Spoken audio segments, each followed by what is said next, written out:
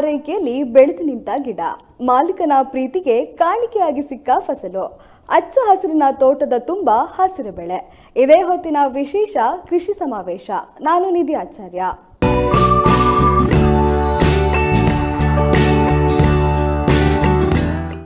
ಮನುಷ್ಯ ಎಷ್ಟೇ ಹಣ ಸಂಪಾದಿಸಿದ್ರೂ, ಎಷ್ಟೇ ಶ್ರೀಮಂತ ಆದ್ರೂ ತಾನು ತಿನ್ನೋದು ಮಾತ್ರ ಮಣ್ಣಲ್ಲಿ ಬೆಳೆದ ಫಸಲನ್ನು.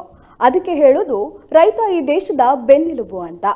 ಕೃಷಿ ಕ್ಷೇತ್ರದಲ್ಲಿ ಮಾಡೋ ಸಾಧನೆ ತುಂಬಾನೇ ಶ್ರೇಷ್ಠ. ಅಂತಹ ಶ್ರೇಷ್ಠ ಸಾಧನೆ ಮಾಡಿ ಜಿಲ್ಲಾ ಶ್ರೇಷ್ಠ ಕೃಷಿಕ ಪ್ರಶಸ್ತಿ ಪುರಸ್ಕೃತರಾದ ಸುರೇಶ್ ಬಲ್ನಾಡು ಅವರು ಕೃಷಿಯನ್ನ ಪ್ರೀತಿಸಿ ಕೃಷಿಯಲ್ಲಿಯೇ ಜೀವನ ಕೊಂಡುಕೊಂಡಿದ್ದಾರೆ. ಇದೀಗ ಇವರ ತಮ್ಮ ಜಮೀನಿನ ತುಂಬ ವಿವಿಧ ರೀತಿಯ ಬೆಳೆಗಳನ್ನ ಬೆಳೆದಿದ್ದಾರೆ.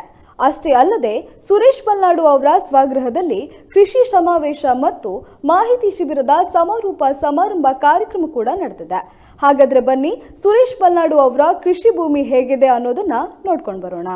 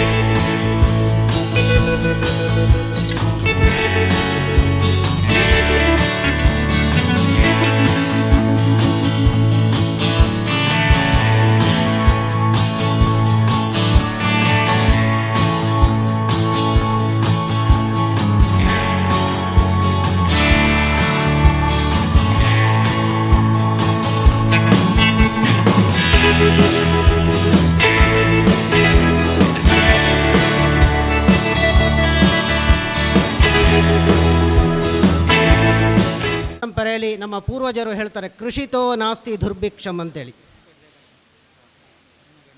ಕೃಷಿ ಇದ್ದರೆ ಕೃಷಿಕನಿಗೆ ಯಾವುದೇ ರೀತಿಯ ಬಡತನ ಬರಲಿಕ್ಕಿಲ್ಲ ಅಂತೇಳಿ. ಇವತ್ತು ಒಂದು ವಿದ್ಯಾಸಂಸ್ಥೆಯಲ್ಲಿ ಒಬ್ಬ ವಿದ್ಯಾರ್ಥಿ ಹತ್ರ ಒಬ್ಬ ಕೃಷಿಕನ ಒಂದು ಚಿತ್ರ ಬಿಡಿಸಿ ಅಂತ ಹೇಳಿದರೆ, ಆ ಒಂದು ವಿದ್ಯಾರ್ಥಿ ಹೇಗೆ ಬಿಡಿಸ್ತಾನೆ ಅಂದರೆ, ಯಾವುದೋ ಒಂದು ಅರ್ಧಂಬರ್ಧ ಡ್ರೆಸ್ ಹಾಕಿದ ದೇಹ ಕ್ಷಯವಾದಂಥ ಒಂದು ಚಿತ್ರವನ್ನು ಬಿಡಿಸ್ತಾರೆ. ಹಾಗಲ್ಲ, ನಿಜವಾಗಿ ಇವತ್ತು ಕೃಷಿಕರು ಬಲಿಷ್ಠ ಆಗ್ತಾ ಇದ್ದಾರೆ, ಬಹಳಷ್ಟು ಮುಂದುವರಿತಾ ಇದ್ದಾರೆ. ಅದು ಬಹಳ ಸಂತೋಷದ, ನಮ್ಮ ದೇಶಕ್ಕೆ ಅದು ಬಹಳ ಸಂತೋಷದ ಒಂದು ವಿಚಾರ. ಈ ನಿಟ್ಟಿನಲ್ಲಿ ಶ್ರೀ ಸುರೇಶ್ ಬಾಯಾರವರು, ನಮಗೆ ಗೊತ್ತುಂಟು ಪುಕುವಕ ಪದ್ಧತಿ, ಪಾಳೇಕರ್ ಪದ್ಧತಿ, ಸಾವಯವ ಪದ್ಧತಿ, ಆಧುನಿಕ ಕೃಷಿ ಪದ್ಧತಿ ಇತ್ಯಾದಿ ವೈವಿಧ್ಯಮಯವಾದ ಕೃಷಿ ಪದ್ಧತಿಗಳನ್ನು ನಾವು ಮಾಧ್ಯಮದಲ್ಲಿ ಅಥವಾ ನಾವು ಮಾಡ್ತಾ ಇದ್ದೇವೆ.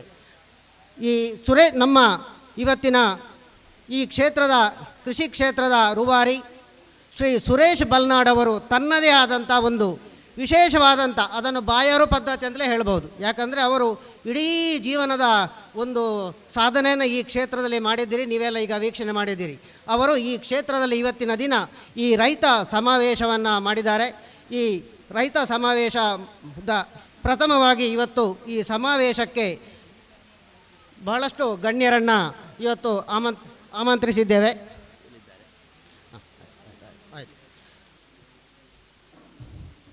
ಈ ಸಭೆಯ ಅಧ್ಯಕ್ಷರಾಗಿ ಶ್ರೀ ಪಡ್ರೆ, ಅಡಿಕೆ ಪತ್ರಿಕೆಯ ಕಾರ್ಯನಿರ್ವಾಹಕ ಸಂಪಾದಕರು ಹಾಗೂ ಖ್ಯಾತ ಅಂಕಣಕಾರರು, ಬಹಳಷ್ಟು ಕೃಷಿಯ ಬಗ್ಗೆ ತಜ್ಞತೆಯನ್ನು ಪಡೆದವರು ಹಾಗೂ ಉದ್ಘಾಟಕರು ಶ್ರೀ ಶೇಡಿಯಾಪು ಜನಾರ್ದನ ಭಟ್, ಪ್ರಗತಿಪರ ಕೃಷಿಕರು, ಹಿರಿಯ ವಿಜ್ಞಾನಿಗಳು ಶ್ರೀ ಕೃಷ್ಣ ಭಟ್ ಹಾಗೂ ಶಿವಪ್ರಕಾಶ್, ತೋಟಗಾರಿಕೆ ಇಲಾಖೆ ಅಧಿಕಾರಿಗಳು, ಗೋಪಾಲಕೃಷ್ಣ ಭಟ್ ಅಧ್ಯಕ್ಷರು, ಸಮೃದ್ಧಿ ಗೆಳೆತನ ಸಂಘ, ಎಕ್ಕಡ್ಕ ಗಣಪತಿ ಭಟ್ ಕಾರ್ಯದರ್ಶಿ.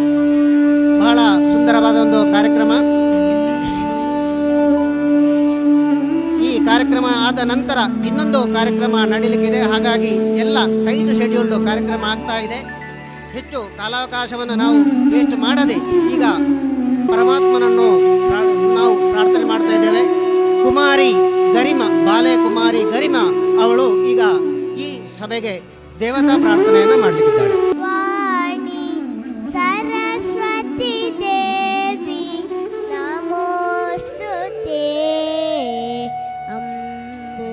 ಅಂಬುಜವಾಸಿನಿ ಸುಂದರಿ ವಾಣಿ ಸರಸ್ವತಿ ದೇವಿ ನಮೋಸ್ತುತೆ, ಪುಸ್ತಕ ನಾರಿಣಿ ಬುದ್ಧಿ ಪ್ರದಾಯಿನಿ ವೀಣಾ ಪಾಣಿ ತ್ರಿನಯನಿ ಪಾಹಿ, ಪುಸ್ತಕದಾರಿಣಿ ಬುದ್ಧಿ ಪ್ರದಾಯಿನಿ ವೀಣಾ ಪಾಣಿ ತ್ರಿನಯನಿ ಪಾಹಿ, ಅಂಬುಜವಾಸಿನಿ ಸುಂದರಿ ವಾಣಿ ಸರಸ್ವತಿ ದೇವಿ ನಮೋಸ್ತುತೆ, ವೇದಶಾಸ್ತ್ರನುತೆ ವಿಧಿ ಪ್ರಿಯ ಶುಭಗೆ ವಿದ್ಯಾವಾರಿಧಿ ಪಾಹಿ ಪಾಹಿ, ವೇದಶಾಸ್ತ್ರನುತೆ ವಿಧಿ ಪ್ರಿಯ ಶುಭಗೆ ವಿದ್ಯಾವಾರಿಧಿ ಪಾಹಿ ಪಾಹಿ, ಅಂಬುಜವಾಸಿನಿ ಸುಂದರಿ ವಾಣಿ ಸರಸ್ವತಿ ದೇವಿ ನಮೋಸ್ತುತೆ, ಮಾಲಾಲಂಕೃತ ಮಣಿಮಯ ಭೂಷೆ ಮಂದಹಾಸೆ ಮಾಂ ಪಾಹಿ, ಮಾಲಾಲಂಕೃತ ಮಣಿಮಯ ಭೂಷೆ ಮಂದಹಾಸೆ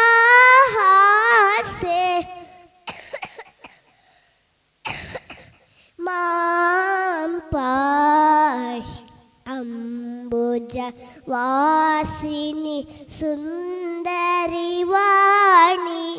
ವೇದಿಕೆಯಲ್ಲಿರುವ ಗಣ್ಯರನ್ನು ಹಾಗೂ ವೇದಿಕೆಯ ಮುಂಭಾಗದಲ್ಲಿರುವ ಎಲ್ಲ ಗಣ್ಯರನ್ನು ಸ್ವಾಗತಿಸಲಿಕ್ಕಿದ್ದಾರೆ. ಇವತ್ತಿನ ಈ ಕಾರ್ಯಕ್ರಮವನ್ನು ಪ್ರಾಯೋಜಕತ್ವ ಮಾಡಿದಂಥ ಶ್ರೀ ಸುರೇಶ್ ಬಲ್ನಾಡು ಅವರ ಅಣ್ಣನವರಾದ ಶ್ರೀ ಶಿವಶಂಕರ ಭಟ್ ಬೋಣಂತಾಯ ಶಿವಶಂಕರ ಭಟ್ ಅವರು ಕೋಕೋ ಗುರು ಇದರ ಉದ್ಯಮಿ ಹಾಗೂ ಕೃಷಿಕ ಕೂಡ ಹೌದು. ಅವರು ಈಗ ಆಮಂತ್ರಿತ ಎಲ್ಲರನ್ನ ಪ್ರೀತಿಪೂರ್ವಕವಾಗಿ ಸ್ವಾಗತಿಸಲಿಕ್ಕಿದ್ದಾರೆ. ಕೃಷಿ ಸಂವಾದ ಹಾಗೂ ಕೃಷಿ ಕ್ಷೇತ್ರ ಭೇಟಿ ಇಂಥ ಕಾರ್ಯಕ್ರಮದ ನಿಮಗೆಲ್ಲ ಆಗಮಿಸಿದ ಎಲ್ಲ ಕೃಷಿಕ ಬಂಧುಗಳಿಗೂ ಸಮೃದ್ಧಿ ಹಾಗೂ ಇಲ್ಲಿ ಸುರೇಶನ ಪರವಾಗಿ ನಿಂತಿದ್ದೇನೆ. ಶ್ರೀಪಡ್ರೆಯವರು ಅಡಿಕೆ ಪತ್ರಿಕೆಯ ನಿರ್ವಾಹಕರು, ಸ್ಥಾಪಕರು, ಖ್ಯಾತ ಅಂಕಣಕಾರರು, ಪರಿಸರವಾದಿಗಳು, ನೀರಿಂಗಿಸುವ ಬಗ್ಗೆ ವಿಶೇಷ ಕಾರ್ಯಕ್ರಮವನ್ನು ಹಮ್ಮಿಕೊಂಡವರು ಹಾಗೂ ಹಲಸಿನ ಹಣ್ಣಿನ ಅನ್ನು ಇಡೀ ವಿಶ್ವವಿಖ್ಯಾತ ಮಾಡಿದಂತಹ ವಿಜ್ಞಾನಿಯವರು. ಇವತ್ತಿಗೆ ಹಲಸಿನ ಹಣ್ಣಿಗೆ ಈ ಹೆಸರು ಬರಬೇಕಿದ್ರೆ ಅಥವಾ ಕೇರಳ ಅದನ್ನು ಅವರ ಈ ಕೃಷಿ ಕ್ಷೇತ್ರಕ್ಕೆ ಮುಡಿಪಾಗಿಟ್ಟಿದ್ದಾರೆ. ಅವರಿಗೆ ಹೃತ್ಪೂರ್ವಕ ಸ್ವಾಗತ. ಮತ್ತೊಬ್ಬರು ಸ್ಥಳೀಯರಾದ ಸೇಡಿಯಾಪು ಜನಾರ್ದನ ಭಟ್ರು. ಅವರು ಕೃಷಿಯಲ್ಲಿ ಸಾಧಕರು. ನಾವು ಇವತ್ತು ಯೋಚನೆ ಮಾಡಿದ್ದನ್ನು ಅವರು 50 ವರ್ಷ ಹಿಂದೆಯೇ ಮಾಡಿ ತೋರಿಸಿದ್ದಾರೆ. ಅವರು ಕೃಷಿಯಲ್ಲಿ ಮಾಡದ ಸಾಧನೆಗಳು ಇಲ್ಲವೇ ಇಲ್ಲ. ಅವರ ನಂತರವೇ ನಾವೆಲ್ಲ ಅಂಥ ಸಾಧಕರು ನಮ್ಮೊಂದಿಗಿದ್ದಾರೆ. ಉದ್ಘಾಟನೆಯಾಗಿ ಅವರು ಈ ಕಾರ್ಯಕ್ರಮಕ್ಕೆ ಭಾಗವಹಿಸಿದ್ದು ನಮ್ಮೆಲ್ಲರ ಪುಣ್ಯವ ಅಥವಾ ಭಾಗ್ಯವ ಅಂತ ಹೇಳ್ಬೋದು. ಅವರಿಗೆ ಕೂಡ ಸ್ವಾಗತವನ್ನು ಬಯಸ್ತಾ ಇದ್ದೇನೆ. ಇನ್ನೊಬ್ಬರು ಹಿರಿಯ ವಿಜ್ಞಾನಿಗಳಾದ ಸ್ಪೈಸ್ ಬೋರ್ಡಿನ ಡೈರೆಕ್ಟರ್ ಆದ ಡಾಕ್ಟರ್ ಶ್ರೀಕೃಷ್ಣ ಭಟ್ರವರು ಅವರು ನಮ್ಮೊಂದಿಗಿದ್ದಾರೆ. ನಮಗೆ ಬಹಳ ಸಂತೋಷ. ಅವರಿಗೂ ಹೃತ್ಪೂರ್ವಕ ಸ್ವಾಗತವನ್ನು ಬಯಸ್ತಾ ಇದ್ದೇವೆ. ಶಿವಪ್ರಕಾಶರು ನಮ್ಮ ಸ್ಥಳೀಯರು, ಆದರೂ ಅವರ ಹಿತ್ತಲ ಗಿಡ ಅವರ ಕ್ಷೇತ್ರ ಬಹಳ ದೊಡ್ಡದು. ತೋಟಗಾರಿಕೆ ಇಲಾಖೆಯಲ್ಲಿ ವಿಜ್ಞಾನಿಯಾಗಿ ನಮ್ಮೊಂದಿಗಿದ್ದಾರೆ. ಪುತ್ತೂರು ನಮ್ಮ ಬಲ್ನಾಡಿನವರೇ ಅಂತ ಹೇಳಿಕೊಳ್ಳಿಕ್ಕೆ ನಮಗೆ ಬಹಳ ಹೆಮ್ಮೆ. ಅವರಿಗೂ ಸ್ವಾಗತ.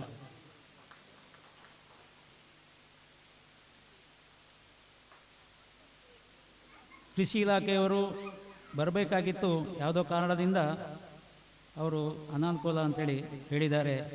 ಹಾಗೆ ಕೃಷಿ ವಿಜ್ಞಾನಿ ಮಂಗಳೂರಿಂದಲೂ ಬರಬೇಕಿತ್ತು, ಅವರು ಕೂಡ ಬರ್ಬೋದು, ನಮ್ಮೊಂದಿಗೆ ಸೇರ್ಬೋದು ಅಂತೇಳಿ ಭಾವಿಸಿ ಅವರಿಗೆ ಕೂಡ ಸ್ವಾಗತ ಬಯಸ್ತಾ ಇದ್ದಾರೆ.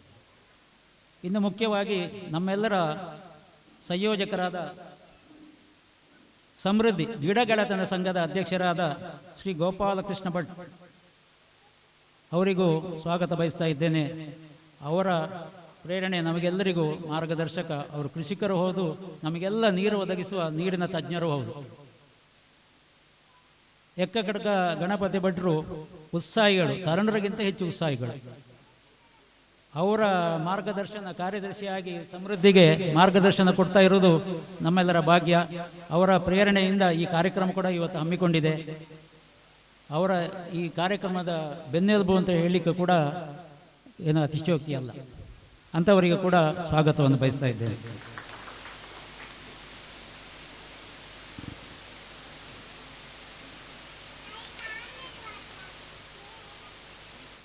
AP ಸದಾಶಿವರು ವೇದಿಕೆಯಲ್ಲಿ ಇಲ್ಲ ಅಂತ ಕಾಣುತ್ತದೆ.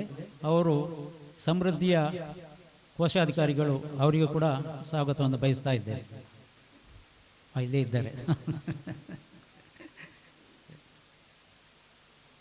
ನಮ್ಮೆಲ್ಲರ ಪ್ರೀತಿಯ ಸಂಸ್ಥೆ ಕ್ಯಾಂಪ್ಕೋ ಸತತವಾಗಿ 2ನೇ ಬಾರಿಗೆ ಉಪಾಧ್ಯಕ್ಷರಾಗಿ ಆಯ್ಕೆಯಾದ ಶಂಕರನಾರಾಯಣ ಭಟ್ ಖಂಡಿಗೆ ವಿಜ್ಞಾನಿಗಳು, ಅವರಿಗೂ ಕೂಡ ಹೃತ್ಪೂರ್ವಕ ಸ್ವಾಗತವನ್ನು ಬಯಸ್ತಾ ಇದ್ದೇವೆ.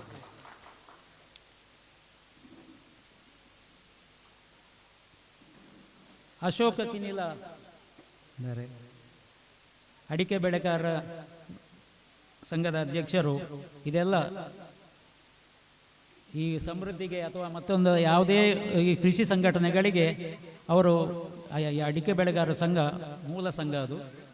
ಅವರ ಇದು ಕೂಡ ಹೃತ್ಪೂರ್ವಕ ಸ್ವಾಗತವನ್ನು ಬಯಸ್ತಾ ಇದ್ದೇವೆ. ದಿನಕರ್ ರೈ ಅವರು ಇದ್ದಾರೆ, ನಮ್ಮೊಂದಿಗೆ ಇದ್ದಾರೆ. ಪೆರ್ಲಂಪಾಡಿ ಕೊಳ್ತಿಗೆ ರೈತ ಮಿತ್ರ ಕೂಟದ ಅಧ್ಯಕ್ಷರವರು, ನಮ್ಮ ಸ್ನೇಹಿತರು, ಅವರಿಗೂ ಕೂಡ ಸ್ವಾಗತವನ್ನು ಬಯಸ್ತಾ ಇದ್ದೇನೆ. ಇವರೆಲ್ಲರನ್ನೆಲ್ಲ ಕರೆಯುವಾಗ ನೀವೆಲ್ಲ ಇದ್ದೀರಿ, ನೀವೆಲ್ಲರೂ ಒಬ್ಬೊಬ್ಬರು ಒಂದೊಂದು ಕ್ಷೇತ್ರದಲ್ಲಿ ಪರಿಣಿತರು. ಸದಾಶಿವ ಡಾಕ್ಟರ್ ಇದ್ದಾರೆ, ಅವರು ಮಕ್ಕಳ ತಜ್ಞರು. ಸತೀಶ್ ಚಂದ್ರರು ಅವರ ಎದುರಿಗೆ ನಾವು ಏನೂ ಅಲ್ಲ. ಅವರ ಕೃಷಿಯನ್ನು ನಿಜವಾಗಿ ನೋಡುವಂಥದ್ದು ತುಂಬ ಮುಂದುವರೆದ ಕೃಷಿಕರವರು ಪೆರ್ಲಂಪಾಡಿಯವರು, ಸತೀಶ್ ಚಂದ್ರವರು. ಹಾಗೆಯೇ ನೀವೆಲ್ಲ ಇದ್ದೀರಿ, ಪ್ರತ್ಯೇಕವಾಗಿ ಹೇಳುವುದಿಲ್ಲ. ಎಲ್ಲರಿಗೂ ಮತ್ತೊಮ್ಮೆ ಮಗದೊಮ್ಮೆ ಈ ಕಾರ್ಯಕ್ರಮದಲ್ಲಿ ಭಾಗವಹಿಸಿ ನಮ್ಮೊಂದಿಗೆ ಕೊನೆಯವರೆಗೆ ಇದ್ದು ನಮ್ಮ ಆತಿಥ್ಯವನ್ನು ಸ್ವೀಕಾರ ಮಾಡಿ, ಎರಡೂ ಕಾರ್ಯಕ್ರಮಕ್ಕೂ ಭಾಗವಹಿಸಿ ಆತಿಥ್ಯವನ್ನು ಸ್ವೀಕಾರ ಮಾಡಿ ಸಂತೋಷದಿಂದ ತೆರಳಬೇಕು ಅಂತೇಳಿ ಎಲ್ಲರಿಗೂ ಸ್ವಾಗತ ಬಯಸ್ತಾ ಇದ್ದೆ. ಧನ್ಯವಾದ. ಹಾಗಾಗಿ ನಮ್ಮ ತೋಟದಲ್ಲಿ, ನಮ್ಮ ಅಂಗಳದಲ್ಲಿ ಬೆಳೆದ ಗಿಡಗಳನ್ನು ಅತಿಥಿಗಳಿಗೆ ಕೊಟ್ಟು ಗೌರವಿಸುವ ಒಂದು ಕಾರ್ಯಕ್ರಮವನ್ನು ಹಮ್ಮಿಕೊಂಡಿದ್ದೇವೆ. ಮೊದಲಾಗಿ ಇವತ್ತಿನ ಕೇಂದ್ರ ಬಿಂದು ಸುರೇಶ ಬಾಯಾರು ಅಥವಾ ಬಲ್ನಾಡು ಬೋನಂತಾಯ ಅವರು ಈ ಕಾರ್ಯಕ್ರಮದ ಅಧ್ಯಕ್ಷರಾದ ಶ್ರೀಪಡ್ರಿ ಅವರಿಗೆ ಒಂದು ಹೂಗಿಡಗಳನ್ನು ನೀಡುವ ಮೂಲಕ ಸಾಂಕೇತಿಕವಾಗಿ ಗೌರವಿಸಬೇಕಾಗಿ ಕೇಳಿದೆ.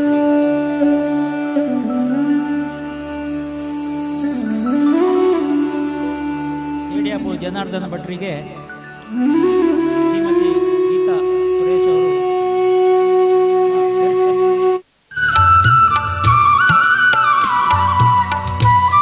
ಅವರು ಸ್ವಾಗತ ಮಾಡಬೇಕು ಅಂತೇಳಿ ಹೇಳ್ತಾರೆ.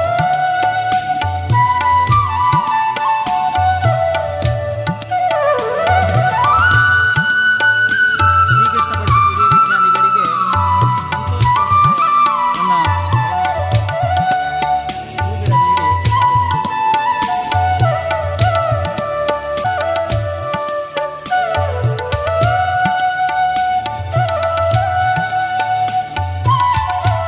ತೋಟಗಾರಿಕಾ ಇಲಾಖೆಯ ಜಯಪ್ರಕಾಶರಿಗೆ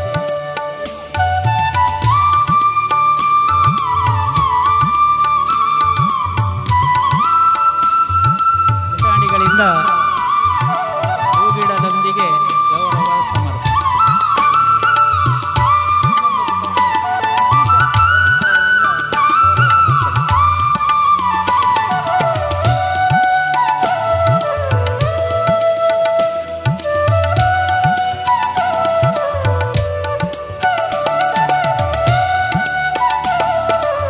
ಗೋಪಾಲಕೃಷ್ಣ ಭಟ್ ಸಮಿತಿ ಅಧ್ಯಕ್ಷರಿಗೆ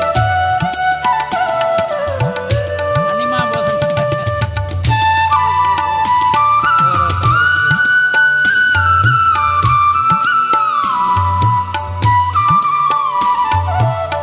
ಸಮೃದ್ಧಿಯ ಕಾರ್ಯದರ್ಶಿ ಏಕೈಕ ಗಣಪತಿ ಭಟ್ರಿಗೆ ತಿಕ್ರಳಿಂದ ನೆನಪಿನ ಕಾಣಿಕೆ.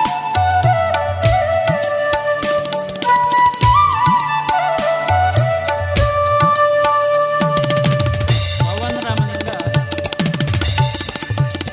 ಶ್ರೀಲ ಅಶೋಕ ಕಿನಿಲ ಅವರಿಗೆ ಗೌರವ ಸಮರ್ಪಣೆ.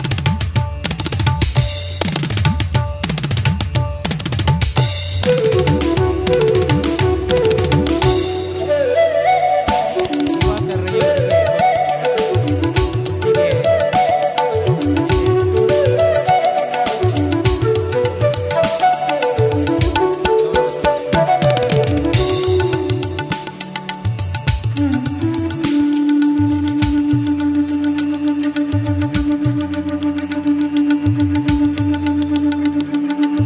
ಕೇಶವರಾಮ ಬೋನ ಸುರೇಶ್ ಬಲ್ನಾಡು ಅವರು ಇಂಥ ಒಂದು ಕಾಡು ಶಿಲೆಯಲ್ಲಿ ಶಿಲ್ಪವನ್ನು ಕೆತ್ತಿ ಇವತ್ತು ಈ ಒಂದು ಸುಂದರ ಕಲ್ಪವನವನ್ನು ಸೃಷ್ಟಿ ಮಾಡಿದಂಥ ಒಬ್ಬ ನಮ್ಮ ಭಗೀರಥ ಅಂತ ಹೇಳ್ಬೋದು.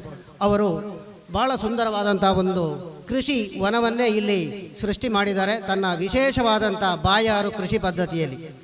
ಅವರು ಈ ದಿನ ಈ ಸಮಾವೇಶವನ್ನು ನಿಯೋಜಿಸಿದ್ದಾರೆ.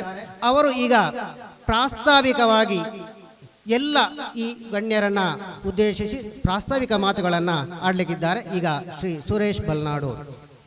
ಸುರೇಶ ನಮ್ಮೆಲ್ಲರಲ್ಲಿ ನಾವು 6 ಜನ ಪುತ್ರರು. ನಾನು 3ನೇಯವ, ಅವ ಕೊನೆಯವ. 1980ರಲ್ಲಿ ಅವ ಕೃಷಿಗೆ ಅನಿವಾರ್ಯವಾಗಿ ಬರಬೇಕಾಗಿ ಬಂತು. ಅವನ PUC ಇಂದ ಅವ ಡಿಸ್ಕಂಟಿನ್ಯೂ ಮಾಡಲಿಕ್ಕೆ ನಾವೇ ಕಾರಣ ಇರ್ಬೋದು. ನಾವು 5 ಜನ ಅಣ್ಣಂದರು ಹೊರಗೆ ಹೋಗಿಬಿಟ್ಟೆವು.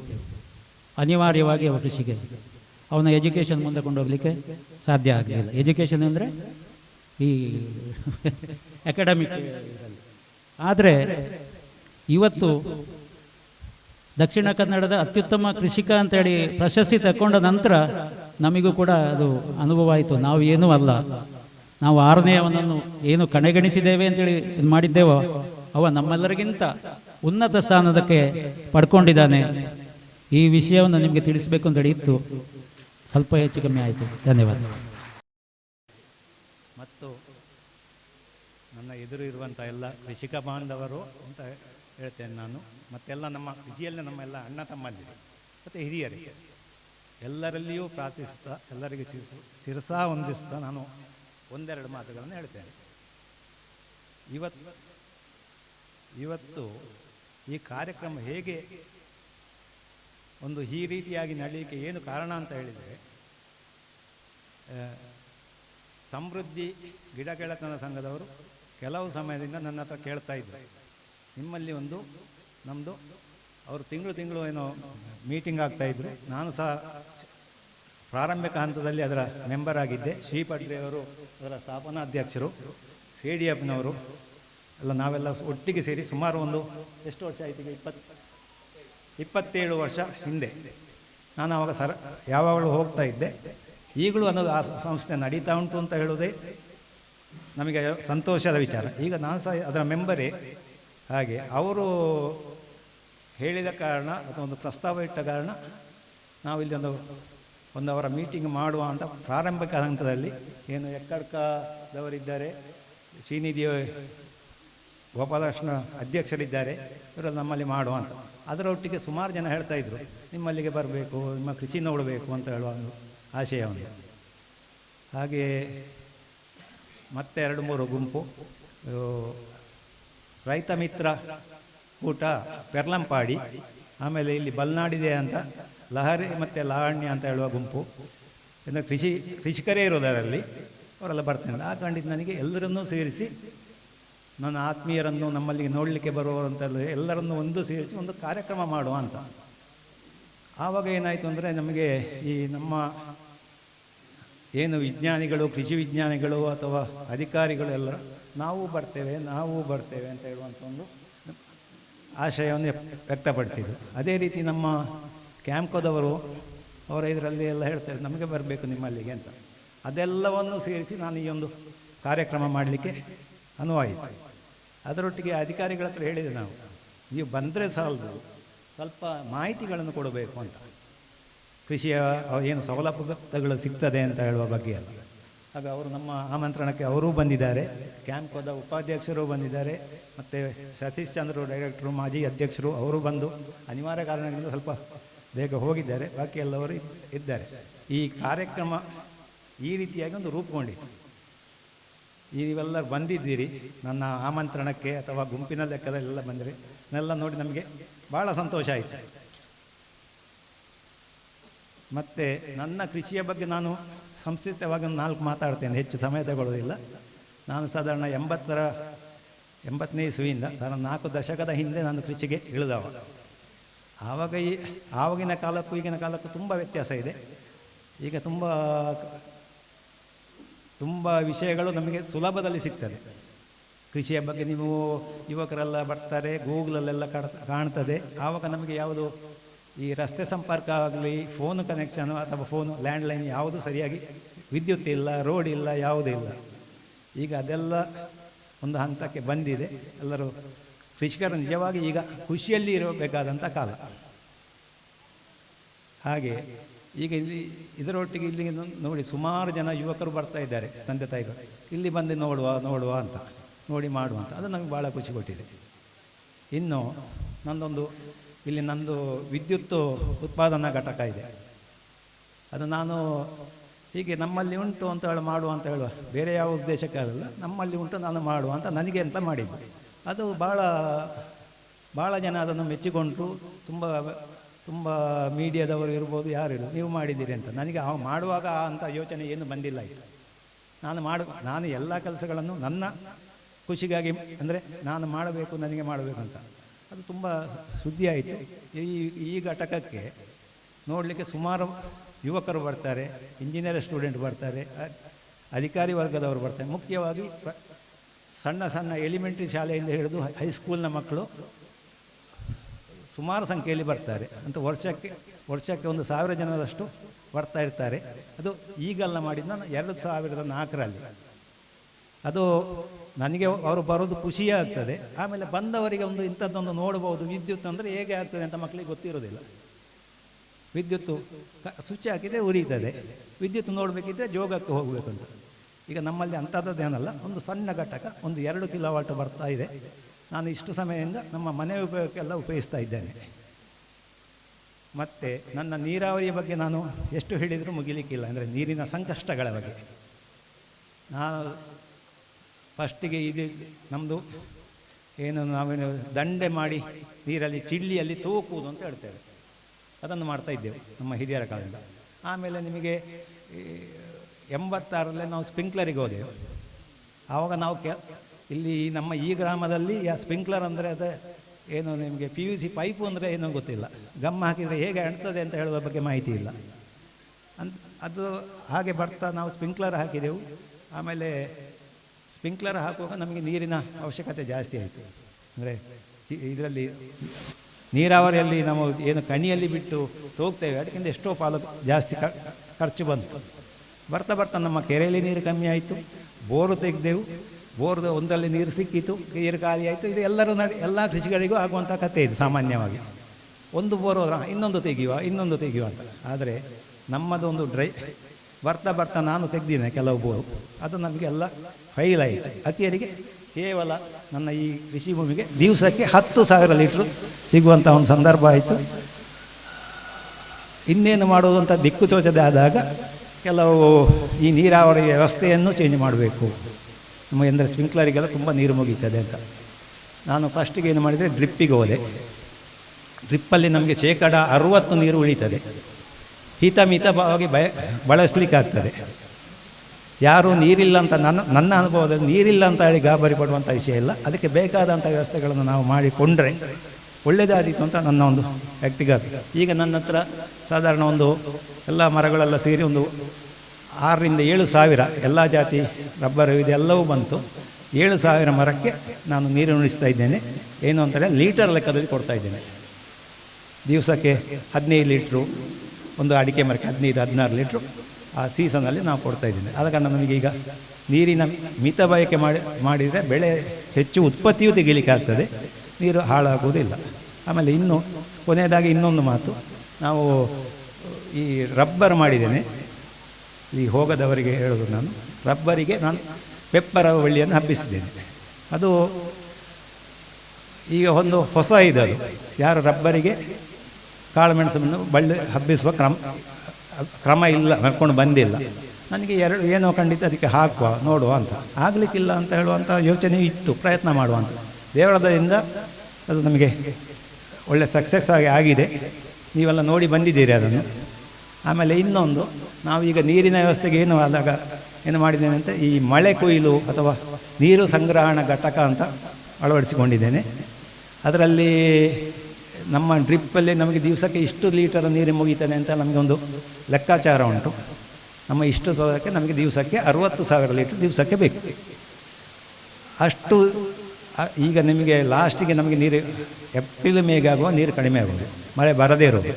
ಆ 2 ತಿಂಗಳಿಗೆ ಆಗುವಷ್ಟು ನೀರನ್ನು ನಾನು ಸಂಗ್ರಹಣೆ ಮಾಡ್ತಾ ಇದ್ದೇನೆ. ಅದರಿಂದಾಗಿ ನಮಗೆ ಏಪ್ರಿಲ್ ಮೇಯಲ್ಲಿ ನೀರು ಇಲ್ಲ, ಮಳೆ ಬರಲಿಲ್ಲ ಅಂತ ಹೇಳುವ ಯಾವುದೇ ಸಮಸ್ಯೆ ಇಲ್ಲ. ಈಗ ನಾನು ಮಾಡಿ 1 ವರ್ಷ ಆಯಿತಷ್ಟೇ. ಕಳೆದ ವರ್ಷ ನನಗೆ ಇಷ್ಟು ನನ್ನ 40 ವರ್ಷದ ಅನುಭವದಲ್ಲಿ ನೀರಿನ ಬಗ್ಗೆ, ಕಣ್ಣಿಗೆ ಕಾಣುವ ನೀರಿನ ಬಗ್ಗೆ ಇದ್ದ ಕಾರಣ ನಾನು ನಿಶ್ಚಿಂತೆಯಿಂದ ಇದ್ದೆ. ಹಾಗೆ ನನ್ನ ವಿಚಾರ ಇದೆಲ್ಲ. ಮತ್ತು ಇನ್ನು ಮುಂದೆ ಎಲ್ಲರೂ ಮಾತಾಡಲಿಕ್ಕಿದ್ದಾರೆ. ಮತ್ತು ಎಲ್ಲರಿಗೂ ನನ್ನ ಧನ್ಯವಾದಗಳು. ಮತ್ತು ಏನಾದರೂ ವಿಷಯ ಕೇಳಲಿಕ್ಕಿದ್ರೆ ಮತ್ತು ಯಾವಾಗಲೂ ನನ್ನ ಹತ್ರ ಕೇಳಬಹುದು. ಎಲ್ಲರಿಗೂ ವಂದಿಸಿ ನನ್ನ 2 ಮಾತನ್ನು ಮುಗಿಸ್ತೇನೆ. ವ್ಯಾಸಮುನಿಗಳು, ವೇದವ್ಯಾಸರು ಭಾಗವತವನ್ನು, ಭಾರತವನ್ನು, ಗೀತೆಯನ್ನು, ಪುರಾಣಗಳನ್ನು ರಚಿಸಿ ಕಟ್ಟ ಕಡೆಗೆ ಒಂದು ಮಾತು ಹೇಳ್ತೇನೆ ಅಂತ. ಅರ್ಧ ಶ್ಲೋಕೇನ ಪ್ರವಕ್ಷ್ಯಾಮಿ ಯದುಕ್ತಂ ಗ್ರಂಥಕೋಟಿಭಿಃ ಪರೋಪಕಾರ ಪುಣ್ಯಾಯ ಪಾಪಾಯ ಪರಪೀಡನಂ ಅಂತೇಳಿ. ಪರೋಪಕಾರವೇ ಪುಣ್ಯ, ಪಾಪವೇ ಪರಪೀಡನೆ ಅಂತೇಳಿ. ಬಹುಶಃ ಕೃಷಿಕರಲ್ಲಿ ಆ ಕೃಷಿಕ ಮತ್ತು ಪ್ರಕೃತಿ ಪಂಚಭೂತಗಳ ನಡುವಿನ ಒಂದು ಸಂವಹನ, ಆ ಸಂವಹನ ಎಂಬುದು ಅದೊಂದು ಸ್ಪಿರಿಚುವಲ್ ರಿಲೇಷನ್. ಹೇಗೆ ತಾಯಿ ಮತ್ತು ಮಗುವಿನ ರಿಲೇಷನ್, ಹಾಗೆ mother nature, farmer and mother nature ಇವುಗಳ ಸಂಬಂಧ. ಹಾಗೆ ಅಲ್ಲಿ ಒಂದು ವ್ಯವಸ್ಥೆ ಅಂದರೆ ಅದು ಬಹಳ ಒಂದು ದಿವ್ಯತೆಯ ಸಂಬಂಧ. ಬಹುಶಃ ಇಲ್ಲೆಲ್ಲ ಸೇರಿದವರೆಲ್ಲ ಕೃಷಿಕ ಬಂಧುಗಳು, ಸುಮನಸರು, ಧರ್ಮ ನಡೆಯವರು. ಅಂತಹ ಒಂದು ಸುಂದರ ಸಭೆ ಇಲ್ಲಿ ನಡೀತಾ ಇದೆ. ಈಗ ಕಾರ್ಯಕ್ರಮದ ಮುಂದಿನ ಭಾಗ ಉದ್ಘಾಟನೆ. ಇವತ್ತಿನ ಉದ್ಘಾಟಕರಾಗಿ ಶ್ರೀ ಸೇಡಿಯಾಪು ಜನಾರ್ದನ ಭಟ್ ಅವರು ಆಗಮಿಸಿದ್ದಾರೆ. ಶ್ರೀ ಪುತ್ತೂರು ಭಾಗದಲ್ಲಿ ಪ್ರಗತಿಪರ ಕೃಷಿಕರು, ದೊಡ್ಡ ಮಟ್ಟದ ಕೃಷಿಕರ ಒಂದು ಪಟ್ಟಿಯನ್ನು ಮಾಡಿದಾಗ ಶ್ರೀ ಸೇಡಿಯಾಪು ಜನಾರ್ದನ ಭಟ್ ಅವರು ಮುಂಚೂಣಿಯಲ್ಲಿದ್ದಾರೆ. ಅವರ ದೇಶ ವಿದೇಶಗಳ ಕೃಷಿಗಳನ್ನು ಅವರು ಕೆಲವೊಂದು ಕಣ್ಣಾರೆಯಾಗಿ ತಾನೇ ಭೇಟಿ ನೀಡಿ ನೋಡಿದ್ದಾರೆ. ತನ್ನ ಕೃಷಿ ಕ್ಷೇತ್ರದಲ್ಲಿ ಬಹಳಷ್ಟು ಕಾರ್ಯಾಗಾರಗಳನ್ನು ಮಾಡಿದ್ದಾರೆ, ಹಲವಾರು ಪ್ರಯೋಗಗಳನ್ನು ಮಾಡಿದ್ದಾರೆ. ದೊಡ್ಡ ಮಟ್ಟದ ಕೃಷಿಕ, ಕೃಷಿಯ ಬಗ್ಗೆ ಬಹಳ ಪ್ರಬುದ್ಧತೆಯನ್ನು ಪಡೆದವರು, ಅಥೆಂಟಿಕ್ಕಾಗಿ ಹೇಳುವವರು.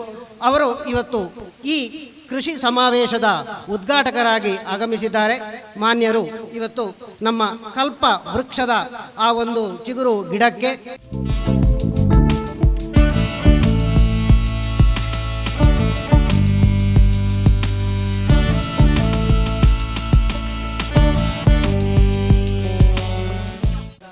ವೇದಿಕೆಯಲ್ಲಿರುವ ಎಲ್ಲ ಗಣ್ಯರಿಗೂ ಸಹ ವಂದಿಸುತ್ತಾ, ಎಲ್ಲ ಕೃಷಿಕ ಮಿತ್ರರಿಗೂ ಸ್ವಾಗತಿಸುತ್ತಾ, ಇವತ್ತಿನ ಕಾರ್ಯಕ್ರಮವನ್ನು ಉದ್ಘಾಟಿಸಲಿಕ್ಕೆ ಅನುವು ಮಾಡಿಕೊಟ್ಟಂತಹ ಎಲ್ಲ ಕೃಷಿ ಮಿತ್ರರಿಗೆ ವಂದಿಸುತ್ತಾ ನನ್ನ ಮಾತುಗಳನ್ನು ಹೇಳ್ತೇನೆ. ಇವತ್ತು ನಮ್ಮ ಸುರೇಶ್ ಬೋನಂತಾಯವರ ಈ ಒಂದು ಕೃಷಿ ಕ್ಷೇತ್ರವನ್ನು ನಾನು ಹಿಂದೆಯೂ ಕಂಡಿದ್ದೇನೆ. ಆವಾಗ ಇದ್ದದಕ್ಕೂ ಈಗ ಇದ್ದದಕ್ಕೂ ತುಂಬ ವ್ಯತ್ಯಾಸ ಇದೆ. ಅವರು ಆ ನೀರಿನ ಒಂದು ಕಷ್ಟವನ್ನು ಹೇಗೆ ನಿರ್ವಹಿಸಬೇಕೆಂತಹ ಒಂದು ಆಲೋಚನೆ ಮಾಡಿದಂಥ ಒಬ್ಬ ಧನ್ಯ ಕೃಷಿಕ ಅವರು. ಆ ನೀರ ಮಿತವ್ಯಯದ ಬಳಕೆಯಲ್ಲಿ ಭಾರಿ ಚೆನ್ನಾಗಿ ಮಾಡಿದ್ದಾರೆ. ನಾವು ನೀರನ್ನು ಸಮೃದ್ಧಿಯಾಗಿ ನೋಡಿದಂಥವರು. ಆ ಮಿತ ಬಳಕೆ ಮತ್ತು ಆ ಸಮೃದ್ಧ ನೀರನ್ನು ಆ ತುಲನೆ ಮಾಡಿದಾಗ ನಮ್ಮದು ಏನೂ ಅಲ್ಲ ಕೃಷಿ, ಇವರ ಕೃಷಿಯನ್ನು ನೋಡುವಾಗ ಒಂದು ಆನಂದ ಬೇರೆ ಆಗ್ತದೆ. ಸಮೃದ್ಧಿ ಗೆಳೆತನದ ಈ ಒಂದು ನಾವು ಹೇಗೆ ನಿರ್ವಹಿಸಿದೆ ಅಂತ ನಾನು ಸಂಕ್ಷಿಪ್ತವಾಗಿ ಹೇಳ್ತೇನೆ. 28-29 ವರ್ಷದ ಹಿಂದೆ ನಾವು ತಮಿಳುನಾಡಿನ ಆಲಂ ಫಾರ್ಮಿಗೆ ಶ್ರೀಪಡ್ರೆಯವರು ಮತ್ತು ನಾವು ಎಲ್ಲ ಒಟ್ಟಿಗೆ ಹೋಗಿದ್ದೆವು. ಪತ್ತಡ್ಕ ಕೇಶವ ಭಟ್ರು ಇದ್ದರು, ಒಟ್ಟಿಗೆ ನಾವೊಂದು 5-6 ಮಂದಿ, ಶೈಲಕ್ಕ ಸಹ ಇದ್ದರು, ಶ್ರೀಪಡ್ರೆಯವರ ಮಿಸೆಸ್ ಕೂಡ ಇದ್ದರು. ಒಂದು 5-6 ಮಂದಿ ನಾವು ಶಂಕರ್ ಸಾರಡ್ಕ ಒಟ್ಟಿಗೆ, ನಮ್ಮನ್ನು ಕೆಲವು ನೆನಪು ಬರ್ತಾ ಇಲ್ಲ, ಹಾಗೆ ಒಂದು ಟೂರ್ ಹೋಗಿದ್ದೆವು. ಆಲಂ ಫಾರ್ಮ್ ಮತ್ತು ತ್ರಿಶೂರಿನ ಬಾಳೆ ಸಂಶೋಧನಾ ಕ್ಷೇತ್ರಕ್ಕೆ ವಿಸಿಟ್ ಕೊಟ್ಟಿದ್ದೆವು.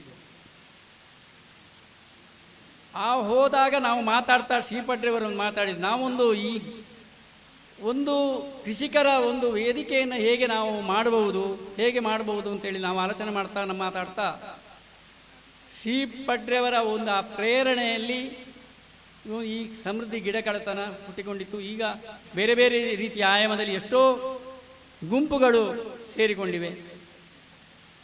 ಹಲವಾರು ಕೃಷಿಯನ್ನು ನಾವು ಬೇರೆ ಬೇರೆ ತೋಟಗಳನ್ನು ನಾವು ವೀಕ್ಷಣೆ ಮಾಡಿದಾಗ ಮಾತ್ರ ನಮಗೆ ಅನುಭವ ಆಗ್ತದೆ. ಈಗ ನಾನು ಬಾಳೆ ಕೃಷಿಯಲ್ಲಿ ತುಂಬ ಕೆಲಸ ಮಾಡಿದ್ದೆ. ನಾನೊಂದು 40 ಜಾತಿಯ ಬಾಳೆಯನ್ನು ಬೆಳೆಸಿದ್ದೆ. ಅದರಲ್ಲಿ ಒಂದು ಬಾಳೆ ತಳಿಯಲ್ಲಿ ನಾನು ಜಯಂಟ್ ಗವರ್ನರ್ ಅಂತೆ ಬಾಳೆ ತಳಿಯಲ್ಲಿ ನಾನು 3 ವರ್ಷ ಸತತವಾಗಿ ರಾಜ್ಯ ಪ್ರಶಸ್ತಿಯನ್ನು ಕೂಡ ಗಳಿಸಿದೆ. ಬೇರೆ ಬೇರೆ ರೀತಿಯ ನಿರ್ವಹಣೆ ಬಾಳೆ ತಳಿಯಲ್ಲಿ ಮಾಡಿದ್ದೇನೆ ನಾನು. ಈಗ ಆ ಥರದ ತಳಿಗಳು ನನ್ನ ಹತ್ರ ಇಲ್ಲ. ಅಂದರೆ ನಾನು ವೆನಿಲಾಕ್ಕೆ ಹೋದೆ, ವೆನಿಲಾ ಬೆಳೆಗೆ ಹೋದೆ. 40 ಎಕರೆಯಲ್ಲಿ ನಾನು ವೆನಿಲಾ ಕೃಷಿ ಮಾಡಿದ್ದೆ ಆವಾಗ. ವೆನಿಲಾ ಬೆಳೆಯಲ್ಲಿ ತುಂಬ ನಾನು ಅದರಲ್ಲಿ ಕೃಷಿಯಲ್ಲಿ ಸಹ ನಾನು ಒಳ್ಳೆ ಕೆಲಸ ಮಾಡಿ ಅದರಲ್ಲಿ ಸಹ ಒಳ್ಳೆಯ ಆದಾಯವನ್ನು ಸಹ ನಾನು ಗಳಿಸಿದೆ.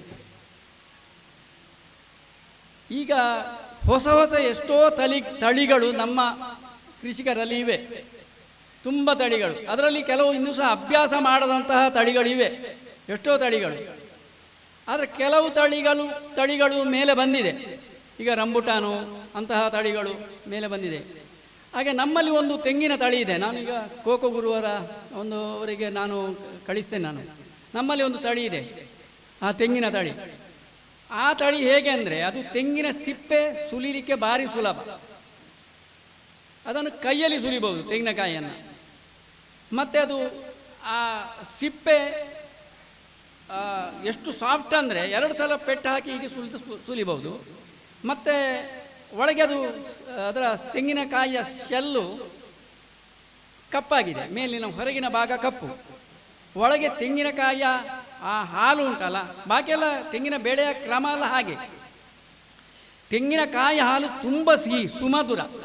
ಈಗ ಪಾಯಸಕ್ಕೆ ಆಗಲಿ, ಬೇರೆ ಯಾವುದೇ ಇದಕ್ಕೆ ಆಗಲಿ, ತಿಂಡಿಗಾಗಲಿ, ಅಥವಾ ಯಾವುದಾದ್ರು ನಾವು ಅದನ್ನು ಮಾಡುವಂತಹ ಒಂದು ಇದರಲ್ಲಿ ಆಗಲಿ, ಅದು ಭಾರಿ ಒಳ್ಳೆಯದು. ಒಟ್ಟಿಗೆ ಎಣ್ಣೆ ಅಂಶ ಕೂಡ ಅದರಲ್ಲಿ ಜಾಸ್ತಿ ಇದೆ. ಇನ್ನೂ ಸಹ ಅದನ್ನು ತುಂಬ ಡೆವಲಪ್ ಮಾಡಬಹುದು. ಆದರೆ ಅದಕ್ಕೆ ಒಂದು ದೊಡ್ಡ ಪ್ರಾಬ್ಲಮ್ ಅಂದರೆ ಇಲಿಗಳ ಉಪದ್ರ. ಇಲಿಗಳು ಅದನ್ನು ಮರವನ್ನು ಹತ್ತಿದರೆ ಅದು ಯಾವುದೇ ಒಂದು ಚೆಂಡೆಲನ್ನೇ ಬಿಡುವುದಿಲ್ಲ, ಅದನ್ನು ಒಟ್ಟೆ ಮಾಡಿ ಅದು ಕೆಳಗೆ ಆಗ್ತದೆ.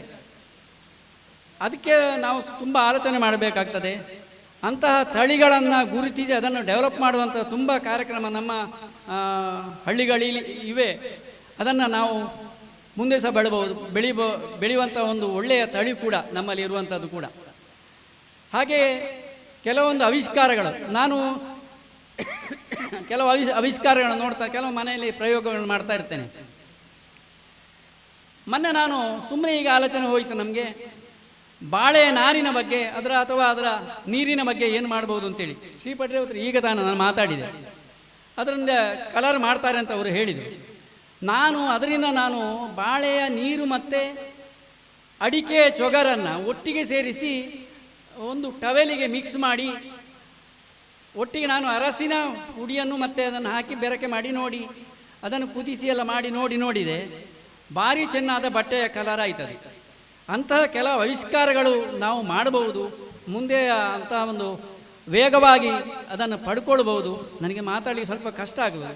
ಸುಮ್ಮನೆ ಹೀಗೆ ವಿವರಿಸಲಿಕ್ಕೆ ಕೂತ್ಕೊಂಡು ವಿವರಿಸಲಿಕ್ಕೆ ನಾನು ತಯಾರಿರ್ತೇನೆ. ಹೀಗೆ ಮಾತಾಡಲಿಕ್ಕೆ ನನಗೆ ಕೆಲವು ಬರುವುದಿಲ್ಲ. ನನಗೆ ಇವತ್ತಿನ ಒಂದು ಈ ಕಾರ್ಯಕ್ರಮಕ್ಕೆ ನನ್ನನ್ನು ಕರೆದು ಇವತ್ತು ವೇದಿಕೆಯಲ್ಲಿ ಇಂಥ ಒಳ್ಳೆಯ ಕೃಷಿಕರೊಟ್ಟಿಗೆ ನನ್ನನ್ನು ನೀವು ಗುರುತಿಸಿದ್ದೀರಿ.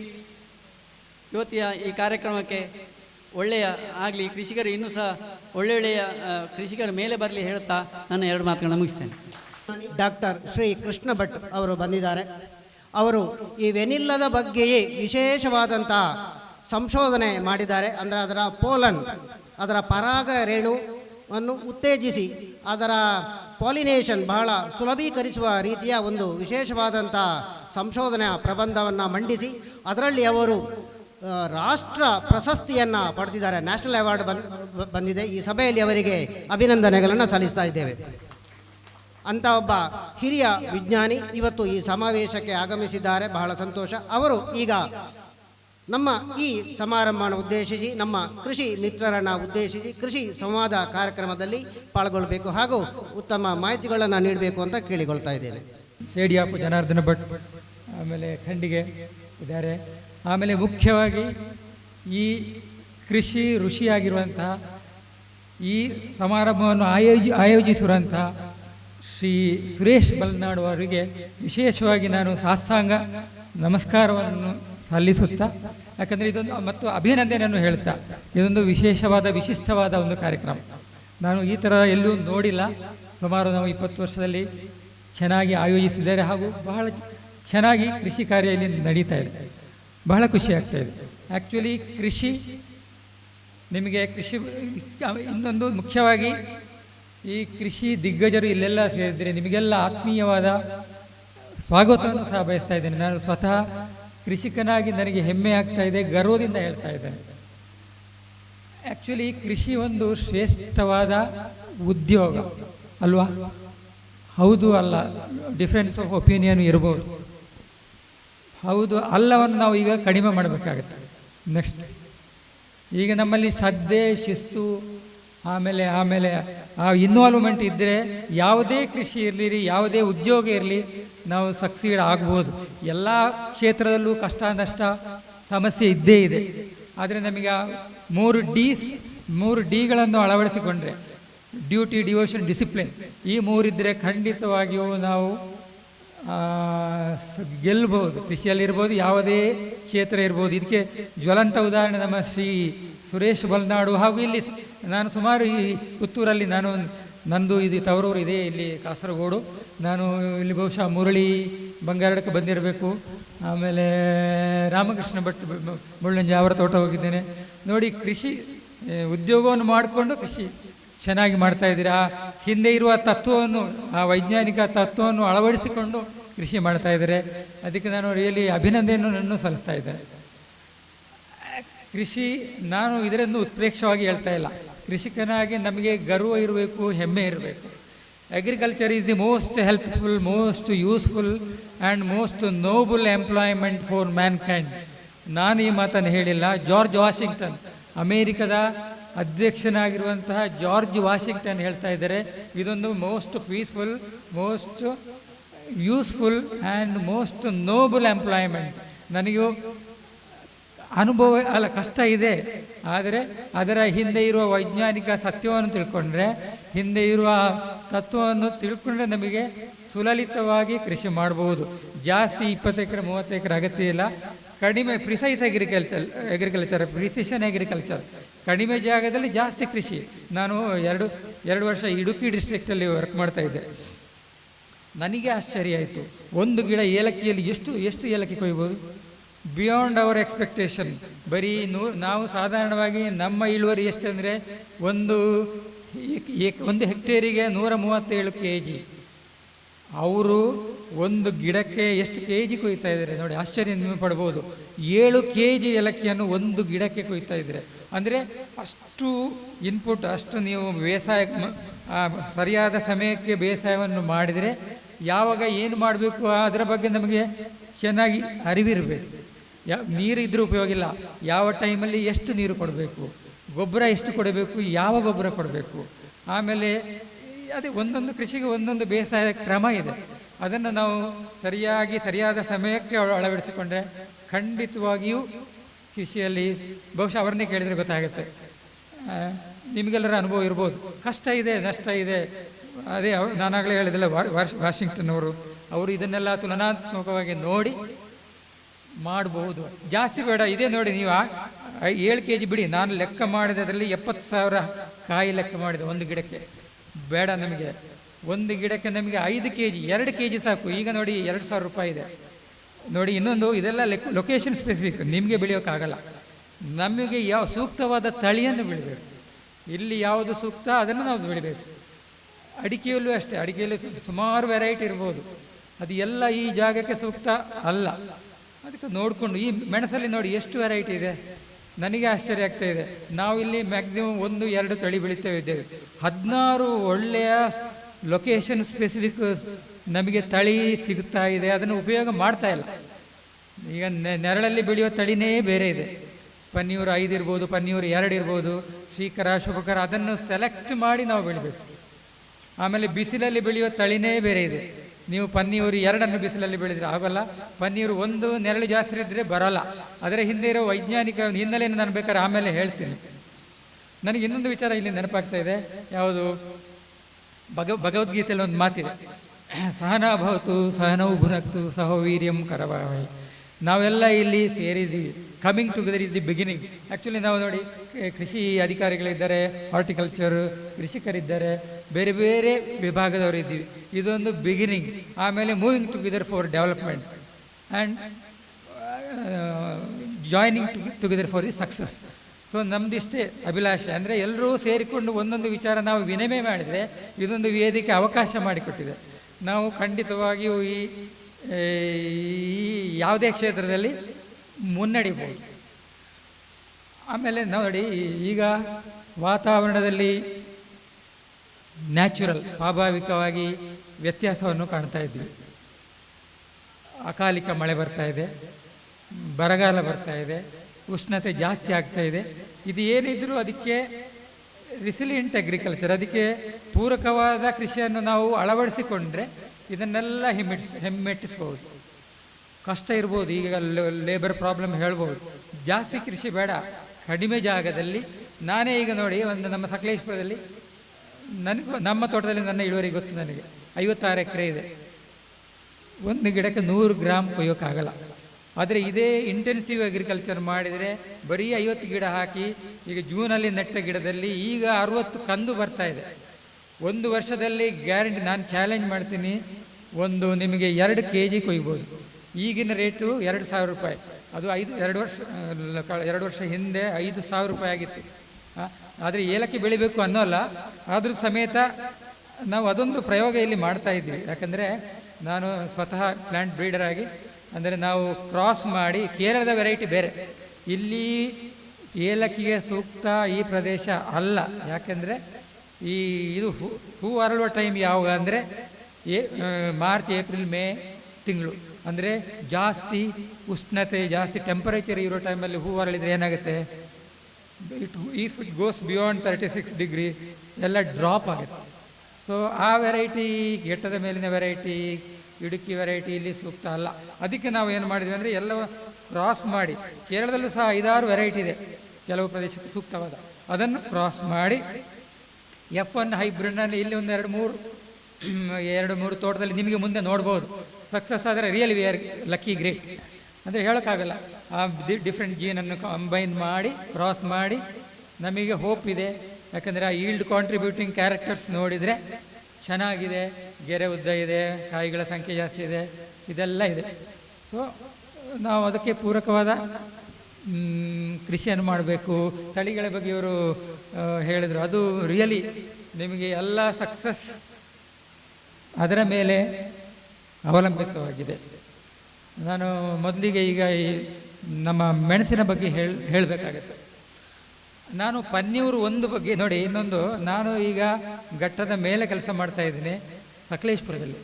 ಅಲ್ಲಿಯ ಕೃಷಿ ಪದ್ಧತಿ ಬೇರೆ, ಆದರೆ ಅಲ್ಲಿಯ ಒಂದು ವಿಚಾರವನ್ನು ನಾನು ನಿಮಗೆ, ನಮ್ಮ ಎಕ್ಸ್ಪೆರಿಮೆಂಟಿನ ವಿಚಾರವನ್ನು ಹೇಳಬೇಕಾಗತ್ತೆ. ಅಲ್ಲಿ ಪನ್ನೀರು ಒಂದು, ನಿಮ್ಮಲ್ಲಿ ಬಹುಶಃ ಪನ್ನೀರು ಒಂದೇ ಇರ್ಬೋದು ಮೆಜಾರಿಟಿ. ಪನ್ನೀರು ಒಂದು ಬೆಸ್ಟ್ ವೆರೈಟಿ, ಆದರೆ ಸಮಸ್ಯೆನೂ ಇದೆ. ಇಲ್ಲಿ ಏನಾಗಿದೆ ಅಂದರೆ, ಈ ವೆರೈಟಿಯಲ್ಲಿ ನಾನು ಅಲ್ಲಿಗೆ ಹೋಲಿಸ್ಕೊಂಡು ಹೇಳ್ತಾ ಇದ್ದೀನಿ, ಅಲ್ಲಿ ಕಾಫಿ ತೋಟದಲ್ಲಿ ಪನ್ನೀರು ಒಂದು ಬೆಳೀತಾ ಇದ್ದೀವಿ.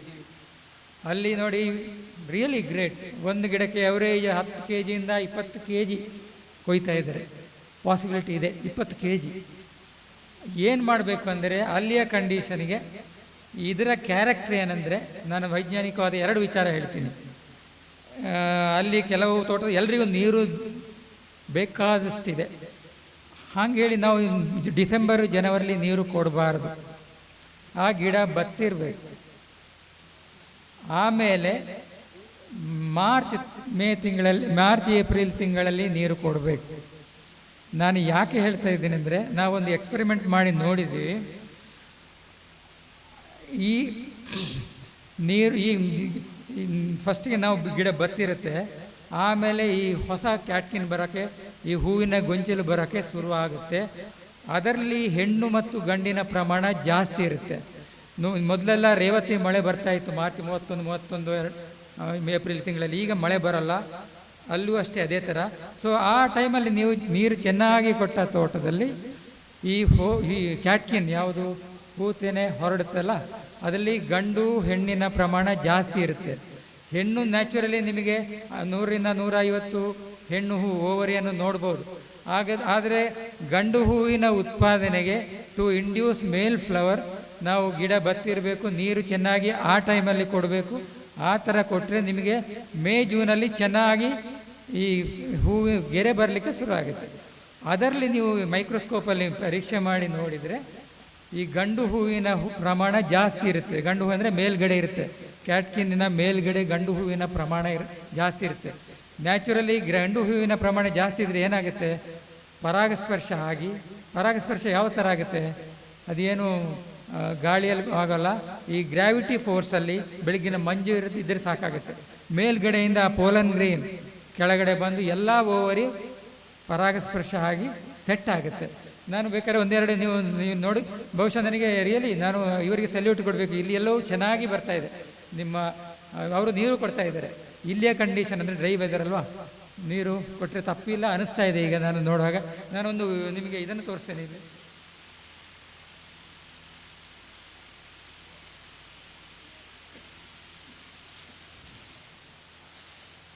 ಇಲ್ಲಿ ನೋಡಿ, ಚೆನ್ನಾಗಿ ನಿಮಗೆ ಎಲ್ಲವೂ ಪಾಲಿನೇಷನ್ ಆದರೆ ಈ ಸುರೇಶ್ ಬಲನಾಡು ಅವರ ತೋಟದಲ್ಲಿ ಇರುವ ಹಾಗೆ, ಇದು ನಾನು ಅಲ್ಲಿಂದ ತಂದಿದ್ದು, ಎಲ್ಲವೂ ಸೆಟ್ ಆಗಿರುತ್ತೆ. ಅಲ್ಲಿ ಗಂಡು ಹೂವಿನ ಪ್ರಮಾಣ ಜಾಸ್ತಿ ಉತ್ಪತ್ತಿ ಆಗಿಲ್ಲ ಅಂದರೆ ನೋಡಿ ಈ ಥರ ದಾಟುಗಳಾಗುತ್ತೆ. ಅದನ್ನು ನಾವು ನೋಡಿದ್ದೀವಿ. ಎಲ್ಲಿ ನೀವು ನೀರು ಕೊಟ್ಟಿಲ್ಲ, ಎಲ್ಲಿ ಇನ್ನೊಂದು ವಿಚಾರ, ನೆರಳು ಜಾಸ್ತಿ ಇದ್ದರೂ ಸೆಟ್ಟಿಂಗ್ ಆಗೋಲ್ಲ, ಗಂಡು ಹೂವಿನ ಪ್ರಮಾಣ ಜಾಸ್ತಿ ಉತ್ಪತ್ತಿ ಆಗೋಲ್ಲ. ಸೊ ನೋಡಿ, ಇಲ್ಲಿ ನೋಡಿ, ಇದೆಲ್ಲ ಓವರಿ ಎಲ್ಲ ಬಂಜಾಗಿ ಕೆಲವು ಸಲ ನೀವು ನೋಡಿರ್ಬೋದು, ಜೂನ್ ಜುಲೈಲೆಲ್ಲ ಉದುರಿ ಹೋಗಿರುತ್ತೆ ಅಲ್ವಾ. ಅದು ಮುಖ್ಯ ಕಾರಣ ಗಂಡು ಹೂವಿನ ಪ್ರಮಾಣ ಜಾಸ್ತಿ ಇಲ್ಲ, ಪ್ರಮಾಣ ಕಡಿಮೆ ಇರುತ್ತೆ. ಸೊ ಇದಕ್ಕೆ ಅದು ಪನ್ನೀರು ಒಂದರ ಬಗ್ಗೆ ಹೇಳ್ತಾ ಇದ್ದೀನಿ. ಪನ್ನೀರು ಒಂದು ಒಳ್ಳೆ ವೆರೈಟಿ ಹೌದು. ಈ ಎರಡು ಕಾರ್ಯಕ್ರಮವನ್ನು ಮಾಡಲೇಬೇಕು. ನೀವು ಸ್ವಲ್ಪ ಜನವರಿ ಫೆಬ್ರವರಿ ಗಿಡ ಬತ್ತಿರಬೇಕು, ನೋಡಬೇಕು, ಬತ್ತಿ ಅಂದರೆ ಸಾಯಬಾರ್ದು, ಬತ್ತಿರಬೇಕು. ಆಮೇಲೆ ನೀರು ಚೆನ್ನಾಗಿ ಕೊಟ್ಟರೆ ಸೆಟ್ಟಿಂಗ್ ಆಗುತ್ತೆ. ಎಲ್ಲಿ ಮಡಿಕೇರಿಯಲ್ಲಿ ಈ ಥರ ಎಕ್ಸ್ಪೆರಿಮೆಂಟ್ ಮಾಡಿದ್ದೀವಿ. ಎಲ್ಲಿ ನೆರಳು ಜಾಸ್ತಿ ಇದೆ, ಬೆಳೆ ಕಡಿಮೆ. ನಮ್ಮ ಆ್ಯಕ್ಚುಲಿ ನೆರಳು ಜಾಸ್ತಿ ಇರುವ ಅಡಿಕೆ ತೋಟದಲ್ಲಿ ಬಹುಶಃ ನೀವು ನೋಡಿರ್ಬೋದು, ಇಳುವರಿ ಕಡಿಮೆ ಇರುತ್ತೆ. ಇದೇ ಒಂದು ಕಾರಣ. ನೋಡಿ, ನಿಮ್ಮ ಅಡಿಕೆ ಸುತ್ತಲೂ ಚೆನ್ನಾಗಿರುತ್ತೆ. ಇಲ್ಲಿ ನೋಡಿ, ಇವರು ರಬ್ಬರಲ್ಲಿ ಚೆನ್ನಾಗಿದೆ, ಇಲ್ಲಿ ಬಿಸಿಲು ಚೆನ್ನಾಗಿದೆ. ಆಮೇಲೆ ಲಕ್ಕಿಲಿ ನೋಡಿ ಎಲೆ ಉದುರಿ ಹೋಗ್ತಾ ಇದೆ ಈಗ ನಿಮಗೆ ಡಿಸೆಂಬರ್ ಜನವರಿ. ಅದಕ್ಕೆ ಸ್ವಲ್ಪ ಸ್ಟ್ರೆಸ್ ಸಿಕ್ಕಿದಂಗೆ ಆಗುತ್ತೆ. ಆಮೇಲೆ ನಾನು ಸಂಕ್ಷಿಪ್ತವಾಗಿ 10 ನಿಮಿಷ ಮಾತಾಡ್ತೀನಿ. ನಾನು ಸುಮ್ಮನೆ ನಮ್ಮ ಸ್ಪೀಚ್ ಹೇಳಿ ಉಪಯೋಗ ಇಲ್ಲ. ಆಮೇಲೆ ಏನಿದ್ರು ಡಿಸ್ಕಷನ್ ಮಾಡೋಣ. ನಾನು ಇದ್ರ ಬಗ್ಗೆ ಏನು ಇದು ಮಾಡೋಕ್ಕೆ ಹೋಗಲ್ಲ. ಮೇಜರಾಗಿ ಇಲ್ಲಿ ನೋಡಿ, ಈ 2-3 ವಿಚಾರ. ಒಂದು ತಳಿ, ನಮಗೆ ಸೂಕ್ತವಾದ ತಳಿ ಇರಬೇಕು. ನೆರಳು ಜಾಸ್ತಿ ಇದ್ದರೆ ಪನ್ನೀರು 2 ಆಗಲೇ ಹೇಳಿದಲ್ಲ, ಕರಿಮುಂಡ, ಪಂಚಮಿ ಈ ಥರ ಬೆಳಿಬೋದು. ಆಮೇಲೆ ನೀವು ಎಲ್ಲೇ ಹೋಗಲಿ, ಯಾವ ತೋಟದಲ್ಲಾದರೂ ಫೈಟೋಪ್ತರಾ ಫಂಗಸ್, ಶಿಲೀಂಧ್ರ ರೋಗವನ್ನು ಸಾಧಾರಣವಾಗಿ ನೋಡ್ಬೋದು ಅಲ್ವಾ, ಎಲ್ಲ ಕಡೆ ಇದೆ. ಅದಕ್ಕೆ ಯಾಕೆ ಕಾರಣ ಏನಂದರೆ, ನಮ್ಮಲ್ಲಿ ಮಳೆ ಜಾಸ್ತಿ, ಇಲ್ಲೂ ಜಾಸ್ತಿ, ಘಟ್ಟದ ಮೇಲೂ ಜಾಸ್ತಿ ಆದ ತಕ್ಷಣ ಏನಾಗುತ್ತೆ, ಬೇರು ಕೊಳೆಯುತ್ತೆ. ನ್ಯಾಚುರಲಿ ಬೇರು ನಿಮಗೆ 50-60% ಬೇರು ಕೊಳೆತು ಹೋಗಿರುತ್ತೆ. ಸೊ ನಾವು ಇಲ್ಲಿ ಏನು ಮಾಡಬೇಕಂದ್ರೆ, ಬೇರು ಕೊಳೆತರೆ ಈ ಫೈಟೋಪ್ತರಾ ಮಣ್ಣಲ್ಲಿರುತ್ತೆ, ಫಂಗಸ್, ಶಿಲೀಂಧ್ರ ಗಿಡಗಳಿಗೆ ರವಾನೆ ಆಗುತ್ತೆ. ಸೊ ನೀವು ನೋಡಿರ್ಬೋದು, ಎಲೆ ಹಳದಿ ಆಗುತ್ತೆ. ಆಮೇಲೆ ಮಚ್ಚೆ, ಈ ಥರ ಮಚ್ಚೆ ನೋಡಿರ್ಬೋದಲ್ಲ, ಕಾನ್ಸೆಂಟ್ರಿಕ್ ರಿಂಗ್, ಈ ಥರ ಇದ್ದರೆ ಇದು ಫಂಗಸ್ ರೋಗ. ನಾನು ಇಲ್ಲಿ ನೋಡಿಲ್ಲ, ಈಗ ಆ ಕಡೆ ಹೋಗಿದ್ದೆ, ಆ ಕಡೆ ಎಲ್ಲೂ ನೋಡಿಲ್ಲ. ಇದಕ್ಕೆ ನಾವು ಏನು ಮಾಡಬೇಕಂದ್ರೆ, ಇಲ್ಲಿ 2 ವಿಚಾರ. ನೀವು ಸ್ಪೆಸಿಫಿಕ್ ಫಂಗಿಸೈಡ್ ಮಾತ್ರ ಉಪಯೋಗಿಸಿ ಉಪಯೋಗ ಇಲ್ಲ. ಹೇಳ್ಬೋದು, ಫೈಟೋಪ್ತರಾ ಇದೆ, ನೀವು ಯಾವುದು ನಿಮ್ಮ ಹೇಳ್ಬೇಕು, ಕಾಪರ್ ಆಕ್ಸಿಕ್ಲೈಡ್ ಕೊಡಬೇಕು, ಅದು ಕೊಡೋಣ.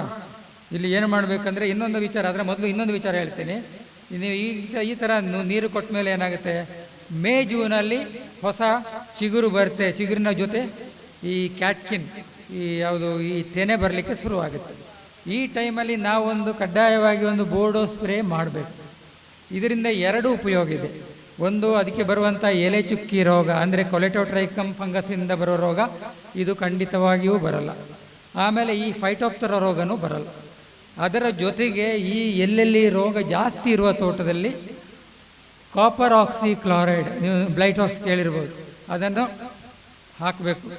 ಸಾರಿ, ನಾನು ಇದಕ್ಕೆ ಸಾವಯವ ವಿಧಾನವೂ ಇದೆ, ಅದರ ಆಮೇಲೆ ಹೇಳ್ತೀನಿ. ಇದು ಈ ಕಾಪರ್ ಆಕ್ಸಿಕ್ಲೋರೈಡ್ ಹಾಕಿದರೆ ಖಂಡಿತವಾಗಿಯೂ ಯಾವುದು ಈ ಫೈಟೋಪ್ತರಾ ಫಂಗಸ್, ಶಿಲೀಂಧ್ರ ನಾಶ ಆಗುತ್ತೆ. ಆಮೇಲೆ ಏನು ಮಾಡಬೇಕಂದ್ರೆ, ಕೆಲವು ತೋಟದಲ್ಲಿ ನೋಡಿ, ನೀವು ನೋಡಿರ್ಬೋದು, ಎಲ್ಲ ಈ ಆಗಸ್ಟ್ ಸೆಪ್ಟೆಂಬರಿಗೆ ಎಲ್ಲ ಹಳದಿ ಆಗಿರುತ್ತೆ ಅಲ್ವಾ.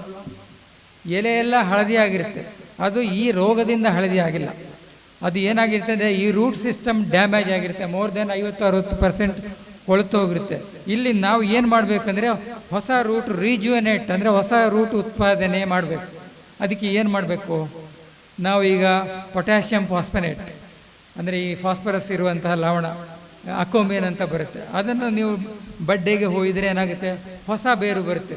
ಹೊಸ ಬೇರು ಬಂದ ತಕ್ಷಣ ಏನಾಗುತ್ತೆ, ಚೆನ್ನಾಗಿ ಅಬ್ಸಾರ್ಬ್ಷನ್ ಆಗಿ ಈ ಗಿಡ ಚೆನ್ನಾಗಿ ಬೆಳವಣಿಗೆ ಆಗಿ ಹಳದಿ ಇರೋದೆಲ್ಲ ಹಸಿರಾಗುತ್ತೆ.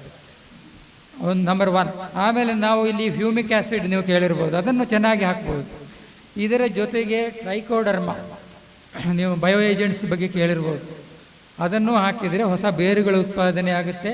ಅದು ಸಹ ಶಿಲೀಂಧ್ರನಾಶಕವಾಗಿ ಕೆಲಸ ಮಾಡುತ್ತೆ. ಇಲ್ಲಿ ನಾನು 2 ಶಿಲೀಂಧ್ರನಾಶಕದ ಬಗ್ಗೆನೂ ಹೇಳಬೇಕಾಗತ್ತೆ. ಒಂದು ಟ್ರೈಕೋಡರ್ಮ, ಇನ್ನೊಂದು ಸ್ಯೂಡೋಮೋನಾಸ್. ಇದು ಎರಡೂ ಸಹ ಇದೇ ರೀತಿಯಾಗಿ ಕೆಲಸ ಮಾಡುತ್ತೆ. ನೀವು ಅದರ ಹಿಂದೆ ಇರೋ ತತ್ವವನ್ನು ಸಹ ತಿಳ್ಕೊಂಡ್ರೆ ಇನ್ನೂ ಉತ್ತಮ. ಈಗ ಟ್ರೈಕೋಡರ್ಮದಲ್ಲಿ ಏನಿದೆ, ಅದರಲ್ಲಿ ಹಾರ್ಮೋನ್ಸ್ ಇದೆ ನಂಬರ್ 1. ಆಮೇಲೆ ಅದರಲ್ಲಿ ಎನ್ಸೈಮ್ಸ್ ಇದೆ. ಈಗ ವಿರಿಡಿನ್ ಅಂತ ಎನ್ಸೈಮ್ ಇದೆ. ಆಮೇಲೆ ಟ್ರೈಕೋಡರ್ಮಿನ್ ಎನ್ನುವಂತಹ ಆ್ಯಂಟಿಬಯೋಟಿಕ್ಸ್ ಇದೆ. ಇದನ್ನು ಉಪಯೋಗಿಸಿದರೆ ಏನಾಗುತ್ತೆ, ಈ ಹಾನಿಕಾರಕವಾದಂತಹ ಶಿಲೀಂಧ್ರ ಅನ್ನು ಕೊಲ್ಲುತ್ತೆ. ಸೊ ಇದನ್ನು ಉಪಯೋಗಿಸ್ಬೋದು. ಸ್ಯೂಡೋಮೋನಾಸ್ ಇನ್ನೊಂದು ಬ್ಯಾಕ್ಟೀರಿಯಾ, ಬೆನಿಫಿಷಿಯಲ್ ಬ್ಯಾಕ್ಟೀರಿಯಾ. ಇದು ಸಹ ಶಿಲೀಂಧ್ರನಾಶಕವಾಗಿ, ಅಂದರೆ ನಾವು ಆರ್ಗ್ಯಾನಿಕ್ ಕಲ್ಟಿವೇಷನ್ ಮಾಡುವುದಾದರೆ ಖಂಡಿತವಾಗಿಯೂ ಇದು ಚೆನ್ನಾಗಿ ಕೆಲಸ ಮಾಡುತ್ತೆ. ಓನ್ಲಿ ಥಿಂಗ್ ನೀವು ಅದನ್ನು ನೋಡಬೇಕು, ಅದರ ಸೋರ್ಸ್ ಎಲ್ಲಿಂದ ಚೆನ್ನಾಗಿ ಅದರಲ್ಲಿ ಈ ಸ್ಯೂಡೋಮೋನಾಸ್ ಕೌಂಟ್ ಇದ್ದರೆ. ಈಗ ನಮ್ಮಲ್ಲಿ ನಾವು ಸಪ್ಲೈ ಮಾಡ್ತಾ ಇದ್ವಿ, 1 ಲೀಟ್ರಿಗೆ 160 ರೂಪಾಯಿ, ಅದು 160 200 ರೂಪಾಯಿ. ಟ್ರೈಕೋಡರ್ಮ ಆದರೆ 160. ಇದನ್ನು ನೀವು ಖಂಡಿತವಾಗಿಯೂ ಅದನ್ನು ಉಪಯೋಗಿಸ್ಕೊಂಡು ಅದರ ಸಂಖ್ಯೆಯನ್ನು ಅಭಿವೃದ್ಧಿ ಮಾಡಿಕೊಂಡು ನಿಮ್ಮ ತೋಟಕ್ಕೆ ಉಪಯೋಗಿಸ್ಬೋದು. ಇದು ಯಾವ ಥರ ಕೆಲಸ ಮಾಡುತ್ತೆ ಅಂದರೆ, ಇದರಲ್ಲೂ ಹೈಡ್ರೋಜನ್ ಸಯನೈಡ್ ಇದೆ. ಯಾವುದು, ಈ ಬ್ಯಾಕ್ಟೀರಿಯಾ ಸ್ಯೂಡೋಮೋನಾಸಲ್ಲಿ ಹೈಡ್ರೋಜನ್ ಸಯನೈಡ್ ಇದೆ. ಅದು ಈ ಹಾನಿಕಾರಕ ಶಿಲೀಂಧ್ರವನ್ನು ಸಾಯಿಸುತ್ತೆ. ಆಮೇಲೆ ಇದರಲ್ಲಿ ಹಾರ್ಮೋನ್ ಇದೆ, ಜಿಬ್ಬರ್ಲಿನ್ ಇದೆ. ಅದು ಗಿಡಗಳ ಬೆಳವಣಿಗೆಗೆ ಸಹಾಯಕ ಆಗುತ್ತೆ. ಆಮೇಲೆ ಫೈಕೋಸೈನಿನ್ ಅಂತ ಇರುವಂಥ ಒಂದು ಆ್ಯಂಟಿಬಯೋಟಿಕ್ ಇದೆ. ಸೊ ನಿಮ್ಮ ಕ್ವಾಲಿಟಿ ಚೆನ್ನಾಗಿದ್ದರೆ ನೀವು ಈ ಕೆಮಿಕಲ್ ಟ್ರೀಟ್ಮೆಂಟ್ ಮಾಡದೆಯೂ ಸಹ ಈ ಕೆಲಸವನ್ನು, ಈ ಶಿಲೀಂಧ್ರವನ್ನು ನಾಶ ಮಾಡ್ಬೋದು.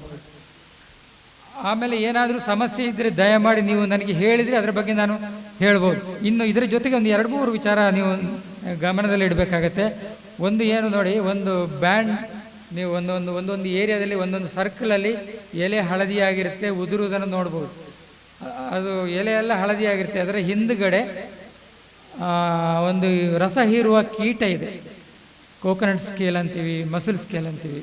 ಅದರ ತಳಭಾಗದಲ್ಲಿ ನೀವು ಈ ಎಲೆಯ ತಳಭಾಗ ನೋಡಿದರೆ ಕೀಟ, ಅದು ರಸ ಇರುತ್ತೆ, ಮತ್ತು ಆಮೇಲೆ ಎಲೆ ಉದುರುತ್ತೆ. ಅದನ್ನು ಕೆಮಿಕಲ್ ಟ್ರೀಟ್ಮೆಂಟ್ ಮಾಡಿ ಕಂಟ್ರೋಲ್ ಮಾಡ್ಬೋದು. ಈಗ ರೋಗಾರ ಸಿಗುತ್ತೆ, ಡೈಮಿಥಿಯೇಟ್ ಇರ್ಬೋದು, ಅಥವಾ ಬೇವಿನ ಎಣ್ಣೆಯನ್ನು ಯೂಸ್ ಮಾಡಿ ಸಹ ಅಷ್ಟು ಎಫೆಕ್ಟಿವ್ ಅಲ್ಲ ಅಂದರೂ ಕಂಟ್ರೋಲ್ ಮಾಡ್ಬೋದು.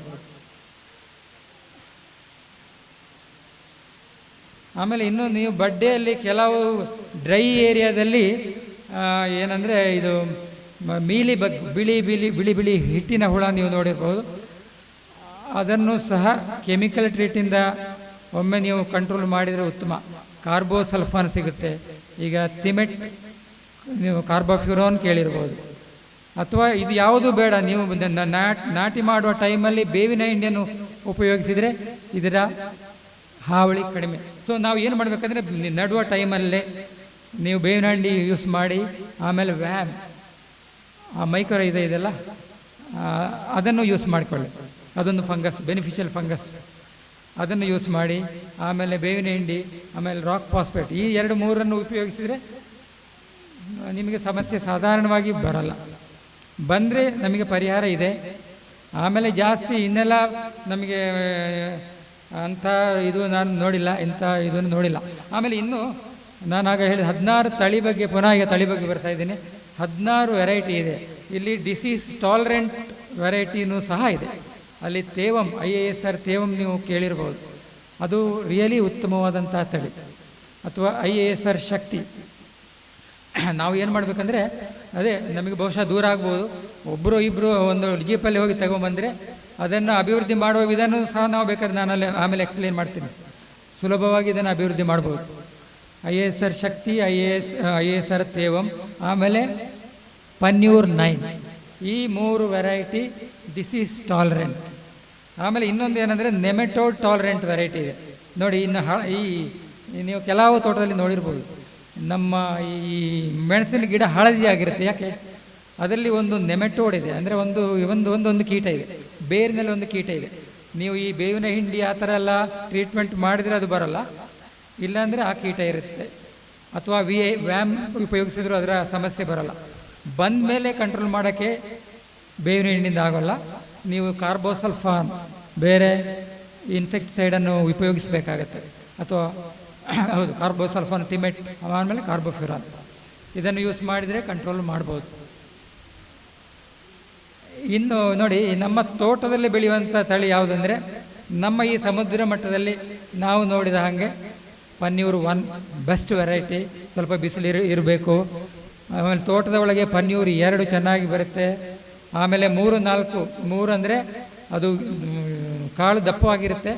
ಆಮೇಲೆ ಅರ್ಲಿ ಮೆಚೂರಿಂಗ್, ಬೇಗ ಬೆಳವಣಿಗೆ ಆಗುತ್ತೆ, ಅದನ್ನು ಉಪಯೋಗಿಸ್ಬೋದು. ಆಮೇಲೆ ಇತ್ತೀಚೆಗೆ ಬಂದಂಥ ತಳಿ ನನಗೆ ಬಹಳ ಖುಷಿ ಆಗ್ತಾಯಿದೆ, ಪನ್ಯೂರ್ 5. ನಾನು ಹೇಳೋದು, ನಾನು ದಯಮಾಡಿ ನೀವು ಒಂದು 100 ಗಿಡ ಆದರೂ ಪನ್ಯೂರ್ 5 ಚೆನ್ನಾಗಿ ಬರ್ತಾಯಿದೆ. ಅದು ಈ ಗಂಡು ಹೆಣ್ಣಿನ ಸಮಸ್ಯೆ ಇರೋಲ್ಲ. ನೀರು ಕೊಡದೇ ಇರಲಿ, ಆ ಗಂಡು ಹೆಣ್ಣಿನ ಪ್ರಮಾಣ ಸಮಾನವಾಗಿರುತ್ತೆ. ಕರಿಮುಂಡದಲ್ಲೂ ಅದೇ ಥರ ಇರುತ್ತೆ. ನಾವು ನೋಡಿದ್ದೀವಿ, ನೀವು ಬೇಕಾದ್ರೆ ಮೈಕ್ರೋಸ್ಕೋಪಲ್ಲಿ ನೋಡ್ಬೋದು. ಆಗಿದೆ ಪನ್ಯೂರ್ 5, ಅದನ್ನು ನೋಡ್ಬೋದು. ಆಮೇಲೆ ಡ್ರೈ ಏರಿಯಾದಲ್ಲಿ ಪನ್ಯೂರ್ 9, 6, 7, 9. ಈಗ ಎಲ್ಲೆಲ್ಲಿ ನೀರು ಕೊಡಲಿಕ್ಕೆ ಸಮಸ್ಯೆ ಆಗ್ತಾ ಇದೆ ಅಲ್ಲಿ ಪನ್ಯೂರ್ 6, 7, 9. ಆಮೇಲೆ ವಿಜಯ ಅಂತ ಇನ್ನೊಂದು ವೆರೈಟಿ ಇದೆ, ಅದು ಚೆನ್ನಾಗಿ ಬರ್ತಾಯಿದೆ. ಸೊ ನಾನು ಹೇಳೋದು, ನೀವು 10 ವೆರೈಟಿ ನೋಡಿ ನಿಮ್ಮ ತೋಟದಲ್ಲಿ, ನಿಮಗೆ ಅನುಭವ ಆಗುತ್ತೆ. ಇದನ್ನು ಬೆಳಿಬೋದು. ಆಮೇಲೆ ಇನ್ನೊಂದು, ನಾನು ನಿಮೆಟೋಡ್ ಬಗ್ಗೆ ನೆಮೆಟೋಡ್ ಬಗ್ಗೆ ಹೇಳಿದೆ. ಅದು ಟಾಲರೆಂಟ್ ಒಂದು ವೆರೈಟಿ ಇದೆ, ಪೌರ್ಣಮಿ ವೆರೈಟಿ. ಇದು ಡಿಸೀಸ್ ಟಾಲರೆಂಟ್ ವೆರೈಟಿ. ಅದನ್ನು ಸ್ವಲ್ಪ ನಾನು ಈಗ ನರ್ಸರಿ ಬಗ್ಗೆ ಒಂದು ಸೂಕ್ಷ್ಮವಾಗಿ ಹೇಳಬೇಕಾಗುತ್ತೆ. ಈ ನಮ್ಮ ಈ ಕಾಳುಮೆಣಸಿನ ಗಿಡದಲ್ಲಿ 3 ಟೈಪ್ ಬ್ರ್ಯಾಂಚಸನ್ನು ನೀವು ನೋಡಿರ್ಬೋದು. ಒಂದು ರನ್ನರ್ಸ್, ನೆಲದಲ್ಲಿ ಹರಡಿರುವಂಥ ಬಳ್ಳಿ, ಅದನ್ನು ನಾವು ಕಟ್ ಮಾಡಿ ಸಾಧಾರಣವಾಗಿ ನರ್ಸರಿಗೆ ಉಪಯೋಗಿಸ್ತೀವಿ. ಓಕೆ, ಅದರಲ್ಲಿ ಮಾಡೋ ವಿಧಾನವೂ ಸಹ ಬೇರೆ ಬೇರೆ ವಿಧಾನ ಇದೆ. ನೀವೊಂದು ಬ್ಯಾಗಲ್ಲಿ ಅದನ್ನು ಹಾಕಿ, ಆಮೇಲೆ ಅದು ಬೆಳವಣಿಗೆ ಆಗುತ್ತಾ ಬರುತ್ತಲ್ವ, ಪ್ರತಿ ಗೆಣ್ಣಿನ ಬುಡದಲ್ಲಿ ಒಂದೊಂದು ಚಿಕ್ಕ ಬುಟ್ಟಿಯನ್ನು ಇಟ್ಟರೆ ಪ್ರತಿ ಗೆಣ್ಣಿನ ನಮಗೆ ಬೇರು ಬರೆಸಿ 1 ವರ್ಷದಲ್ಲಿ 40 ರಿಂದ 60 ಗಿಡ ಪಡಿಬೋದು. ಸೊ ಇದನ್ನು ದಯವಿಟ್ಟು ನಾವು ಮಾಡಬೇಕಿಲ್ಲ. ಬಹುಶಃ ಕೆಲವರು ಮಾಡ್ತಾ ಇರ್ಬೋದು, 40 ರಿಂದ 60 ಗಿಡ ಪಡಿಬೋದು. ಯಾಕಂದರೆ ಕೆಲವರು ರೇರ್ ವೆರೈಟಿ ಇದೆ, ನಿಮಗೆ 1000 ಗಟ್ಟಲೆ ಯಾರು ಕೊಡೋಲ್ಲ. ಆ ಟೈಮಲ್ಲಿ 10 ಗಿಡ ಕೊಟ್ಟರೆ ನೀವು 10 ಗಿಡ ನಿಮಗೆ 40 ಎಷ್ಟಾಯಿತು ಅಲ್ವಾ, ಒಂದು 400 ಗಿಡ ಆಯಿತು. ಸೊ ಆ ಥರ ಡೆವಲಪ್ ಮಾಡ್ಬೋದು. ಸೊ ಒಂದು ರನ್ನರ್ಸ್ ಆಯಿತು. ಈಗ ಮುಂದೆ ಈ ಇನ್ನೊಂದು ಸಮಸ್ಯೆನೂ ಇದೆ ರನ್ನರ್ಸಲ್ಲಿ. ರೋಗ ರನ್ನರ್ಸ್ ಮೂಲಕ ಹರಡುತ್ತೆ.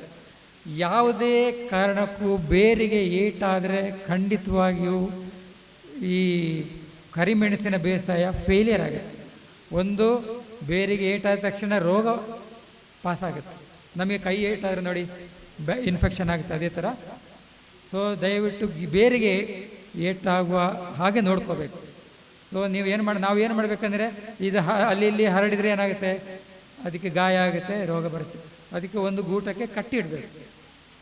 ಸೊ ನಾವು ಗಿಡ ಮಾಡುವ ಟೈಮ್ ಬಹುಶಃ ಫೆಬ್ರವರಿ ತಿಂಗಳಲ್ಲಿ ಕಟ್ ಮಾಡಿ ನರ್ಸರಿಗೆ ಉಪಯೋಗಿಸ್ಬೋದು. ಅದು ಒಂದು ಟೈಪ್ ಬ್ರ್ಯಾಂಚ್. ಇನ್ನೊಂದು ಆರ್ಥೋಟ್ರಾಪ್ಸ್ ಅಂತೀವಿ, ಅಂದರೆ ನೆಲಕ್ಕೆ ನೇರವಾಗಿ ಹಬ್ಬಿ ಹೋಗುವ ಕಾಂಡ. ಆ್ಯಕ್ಚುಲಿ ಮಲೇಷ್ಯಾ, ಇಂಡೋನೇಷ್ಯಾದಲ್ಲಿ ಅದನ್ನು ಕಟ್ ಮಾಡಿ ಮೆಣಸು ಬೆಳೀತಾರೆ. 2 ವರ್ಷದಲ್ಲಿ ಚೆನ್ನಾಗಿ ಹಬ್ಬಿ ಇಳುವರಿ ಆಗುತ್ತೆ, ಫಾಸ್ಟ್ ಬೆಳವಣಿಗೆ ಆಗುತ್ತೆ. ಮೇಲೆ ಟಾಪ್ ಅದನ್ನು ಕಟ್ ಮಾಡಿ ನಾವು ಗಿಡ ನೆಟ್ಟರೆ ಬಹಳ ಬೇಗ ಅಭಿವೃದ್ಧಿ ಆಗುತ್ತೆ. ಆಮೇಲೆ ಇನ್ನೊಂದು ನಾವು ಅಳವಡಿಸಿಕೊಂಡ್ರೆ ಒಳ್ಳೆಯದು. ಈಗ ಮಲೇಷ್ಯಾ, ಇಂಡೋನೇಷ್ಯಾ ಏನು ಮಾಡ್ತಾರೆ ಅಂದರೆ, ಅವರು 6 ತಿಂಗಳಾದಮೇಲೆ ಅಗೇನ್ ಟಾಪ್ ಕಟ್ ಮಾಡಬೇಕು. ಸೊ ಆಗ ಬ್ರ್ಯಾಂಚಸ್ ಜಾಸ್ತಿ ಬರುತ್ತೆ. ಸೊ ಈಗ 2 ಬ್ರ್ಯಾಂಚ್ ಆಯಿತು. ಇನ್ನೊಂದು ಯಾವುದು ಇಳುವರಿ ಕೊಡುವಂತಹ ಬ್ರ್ಯಾಂಚ್, ಇದನ್ನು ಕಟ್ ಮಾಡಿ ನೆಟ್ಟರೆ ಬುಷ್ ಪೆಪ್ಪರ್, ಯಾವುದು ಪೊದೆ ಕಾಳು ಮೆಣಸಿನ ಗಿಡ, ಅದನ್ನು ಮಾಡ್ಬೋದು. ಈಗ ಪೂನಾದಲ್ಲಿ ಮೊನ್ನೆ ಒಂದು ಸೆಮಿನಾರಿಗೆ ಹೋಗಿದ್ದೆ, 600 ರೂಪಾಯಿ ಒಂದು ಗಿಡಕ್ಕೆ ಸೇಲ್ ಆಗ್ತಾ ಇದೆ. ಎಲ್ಲಾದರೂ ರೋಡ್ ಸೈಡ್ ನಮ್ಮ ನರ್ಸರಿ ಮಾಡಿದರೆ ಅಲ್ಲಿ 600 ರೂಪಾಯಿ, ಅಟ್ಲೀಸ್ಟ್ ನಮಗೆ 200 ರೂಪಾಯಿ ಸಿಗ್ಬೋದು. ಖರ್ಚು ಏನಿಲ್ಲ. ನೀವು ಇಳುವರಿ ಕೊಡುವಂಥ ಬ್ರ್ಯಾಂಚನ್ನು ತಂದು ಬೇರು ಬರೆಸಿದರೆ ಆಯಿತು, ಚೆನ್ನಾಗಿ ಬೆಳಿಬೋದು. ಅದಕ್ಕೂ ಸುಮಾರು ವೆರೈಟಿ ಇದೆ. ಈಗ ಸಿರಿಸಿಯಲ್ಲಿ ಒಂದು ಸುಗಂಧಿನಿ ಒಂದು ವೆರೈಟಿ ಇದೆ, ಬೋಲ್ಡ್ ಬೆರೀಸ್, ಅದನ್ನು ನೀವು ನಡ್ಬೋದು. ಅದೊಂದು ವೆರೈಟಿ, ಹೊಸ ವೆರೈಟಿ, ಅದನ್ನು ನಡ್ಕೋಬೋದು, ಹಾಗೆ ಮಾಡ್ಬೋದು.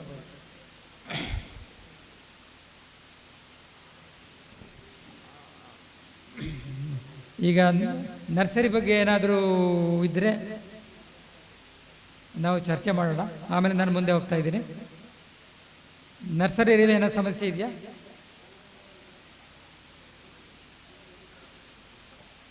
ಆಮೇಲೆ ಗೊಬ್ಬರ ನಡುವ ಟೈಮ್ ನಿಮಗೂ ಮೇ ಜೂನಲ್ಲಿ ನಡಲೇಬೇಕು. ಇದು ನೋಡಿ, ಇವರು ದೈವದತ್ತವಾದ ನೆರಳಿದೆ, ಈಗ ಪಶ್ಚಿಮ ದಕ್ಷಿಣ ಎತ್ತರ ಇದೆ, ಈ ಥರ ಪೂರ್ವಾಭಿಮುಖವಾಗಿ ನಾವು ಗಿಡ ನೆಟ್ಟರೆ ಒಳ್ಳೆಯದು. ಆಮೇಲೆ ಇದಕ್ಕೆ ಪೊಟ್ಯಾಶ್ ಜಾಸ್ತಿ ಬೇಕಾಗುತ್ತೆ. ನೀವು ಯಾವುದೇ ಗೊಬ್ಬರ ಕೊಡಿ, ಪೊಟ್ಯಾಶ್ ಕೊಡಿ. DAP, 1 ಮೂಟೆ DAPಗೆ 1 ಬ್ಯಾಗ್ MOP, ಫ್ಯಾಕ್ಟಂಪೋಸಿಗೆ 1 ಮೂಟೆ MOP ಕೊಡಿ. ಪೊಟ್ಯಾಶ್ ಜಾಸ್ತಿ ಬೇಕು, ಪೊಟ್ಯಾಶ್ ಜಾಸ್ತಿ ಅಬ್ಸಾರ್ಪ್ಷನ್ ಆಗುತ್ತೆ. ಆಮೇಲೆ ಸ್ಟ್ರೈಟ್ ಫರ್ಟಿಲೈಸರ್ ಕೊಡ್ಬೋದು. 100 gram urea, 250 gram phosphorus, 250 gram MOP ಕೊಡ್ಬೋದು. ಸೊ ಇದು ಈ ಥರ ಕೊಟ್ಟರೆ ಒಳ್ಳೆಯದು. ಏನೇ ಇದ್ದರೂ ಬೇರಿಗೆ ಏಟು ಮಾಡಬಾರ್ದು. ಆಮೇಲೆ ನೀರಿನ ಬಗ್ಗೆ ಪನ್ನೀರು ಒಂದು ನಾನಾಗಲೇ ಹೇಳಿದೆ, ನೀರು ಸ್ಟ್ರೆಸ್ ಕೊಟ್ಟರೆ ಒಳ್ಳೆಯದು. ಪನ್ನೀರು ಒಂದಕ್ಕೆ ಯಾವ ಟೈಮಲ್ಲಿ, ಬಹುಶಃ ಈ ಏರಿಯಾದಲ್ಲಿ ಸ್ಟ್ರೆಸ್ ಬೇಕಾಗಲ್ಲ, ಯಾಕಂದರೆ ಟೆಂಪ್ರೇಚರ್ ಜಾಸ್ತಿ ಇದೆ, ಅದರ ಅಗತ್ಯ ಇರೋಲ್ಲ. ನಮ್ಮ ಘಟ್ಟದ ಪ್ರದೇಶದಲ್ಲಿ ಬೇಕಾಗುತ್ತೆ. ಸ್ಟ್ರೆಸ್ ಕೊಟ್ಟು ನೀರು ಕೊಟ್ಟು ನೋಡಿ ಚೆನ್ನಾಗಿ ಇಳುವರಿ ಆಗುತ್ತೆ. ಆಮೇಲೆ ಬಿಸಿಲು ಜಾಸ್ತಿ ಬೇಕು. ಆಮೇಲೆ ಇನ್ನೊಂದು ಏನಂದರೆ ವ್ಯಾಲ್ಯೂ ಎಡಿಷನ್ ಮಾಡಬೇಕಾಗುತ್ತೆ. ನಾವು ಸಾಮಾನ್ಯ ಏನು ಮಾಡ್ತೀವಿ, ಇದನ್ನು ಕರಿಮೆಣಸು ಮಾಡಿ ಸೇಲ್ ಮಾಡ್ತೀವಿ. ಅದರ ಬದಲು ವೈಟ್ ಪೆಪ್ಪರ್ ಮಾಡಿದರೆ ನಮಗೆ ಆದಾಯ ಜಾಸ್ತಿ. ಅದೆಲ್ಲ ಸಿಂಪಲ್ ಟೆಕ್ನಾಲಜಿ. ನೀವು ಏನು ಮಾಡ್ತೀವಿ, ಈ ಬ್ಲ್ಯಾಕ್ ಪೆಪ್ಪರಿಗೆ ಇದನ್ನು ಹಾರ್ವೆಸ್ಟ್ ಮಾಡಿ ಬಿಸಿನೀರಿನಲ್ಲಿ ಬಹುಶಃ ಒಂದು ನಿಮಿಷ ಅದ್ದಿದ್ರೆ ಒಳ್ಳೆಯದು. ಅದ್ದಿ ಒಣಗಿಸಿದರೆ ಜೆಟ್ ಬ್ಲ್ಯಾಕ್ ಕಲರ್ ಬರುತ್ತೆ. ನಾವು ಬಿಳಿ ಮೆಣಸು ಮಾಡೋಕ್ಕೆ ಏನಿಲ್ಲ, ಇದನ್ನು ಡಿಕಾರ್ನಿಂಗ್ ಅಂದರೆ ಈಗ ಅದನ್ನು ಕಾಳು ಬಿಡಿಸಿ ನೀರಲ್ಲಿ 9 ದಿನ ಅದು ನೆನೆಸಿಡಬೇಕು, ಅಥವಾ ನೀರು ಹರಿಯುವಂತೆ ಮಾಡಬೇಕು. ಬ್ಯಾರಲ್ಲಾದರೆ ನೀರು ಹರಿಯುವಂತೆ ಮಾಡಿದರೆ 9 ದಿನ ಇಡಬೇಕು. ಆಮೇಲೆ ನೀವು ಕಾಲಲ್ಲಿ ತೊಳೆದು ಹೊರಗಿನ ಸಿಪ್ಪೆ ತೆಗೆದರೆ ಆಯಿತು. ಅಲ್ಲಿ ವಿ ಆರ್ ಲೂಸಿಂಗ್ ಓನ್ಲಿ 5%, 5% ನಷ್ಟ ಆಗ್ಬೋದು. ಆದರೆ ಇಲ್ಲಿ ಪ್ರೀಮಿಯಮ್ ಈಗ 30ರಿಂದ 40% ಸಿಗುತ್ತೆ. ಈಗ ಜರ್ಮನಿ, ಜಪಾನಲ್ಲಿ ಬೇಡಿಕೆ ಇದೆ, ಅದು ಕೆಲವು ವರ್ಷ ಡಬಲ್ ರೇಟ್ ಸಿಗುತ್ತೆ. ಇಲ್ಲಿ 300 ರೂಪಾಯಿ ಇದ್ದರೆ ಅಲ್ಲಿ 600 ರೂಪಾಯಿ ಸಿಗುತ್ತೆ. ಸೊ ನೀರಿನ ವ್ಯವಸ್ಥೆ ಇದ್ದರೆ ಇದನ್ನು ಮಾಡ್ಕೋಬೋದು. ಸೊ ನಾನೀಗ ಸಂಕ್ಷಿಪ್ತವಾಗಿ ಈಗ ನಾನು ಮೆಣಸಿನ ಬಗ್ಗೆ ಹೇಳಿದೆ. ನನಗೆ ಸಮಯ ಕೊಟ್ಟರೆ ಆಮೇಲೆ ಡಿಸ್ಕಸ್ ಮಾಡುವ, 2 ನಿಮಿಷ ಡಿಸ್ಕಸ್ ಮಾಡುವ. ಇನ್ನೇನಾದರೂ ಬಿಟ್ಟಿದ್ದರೆ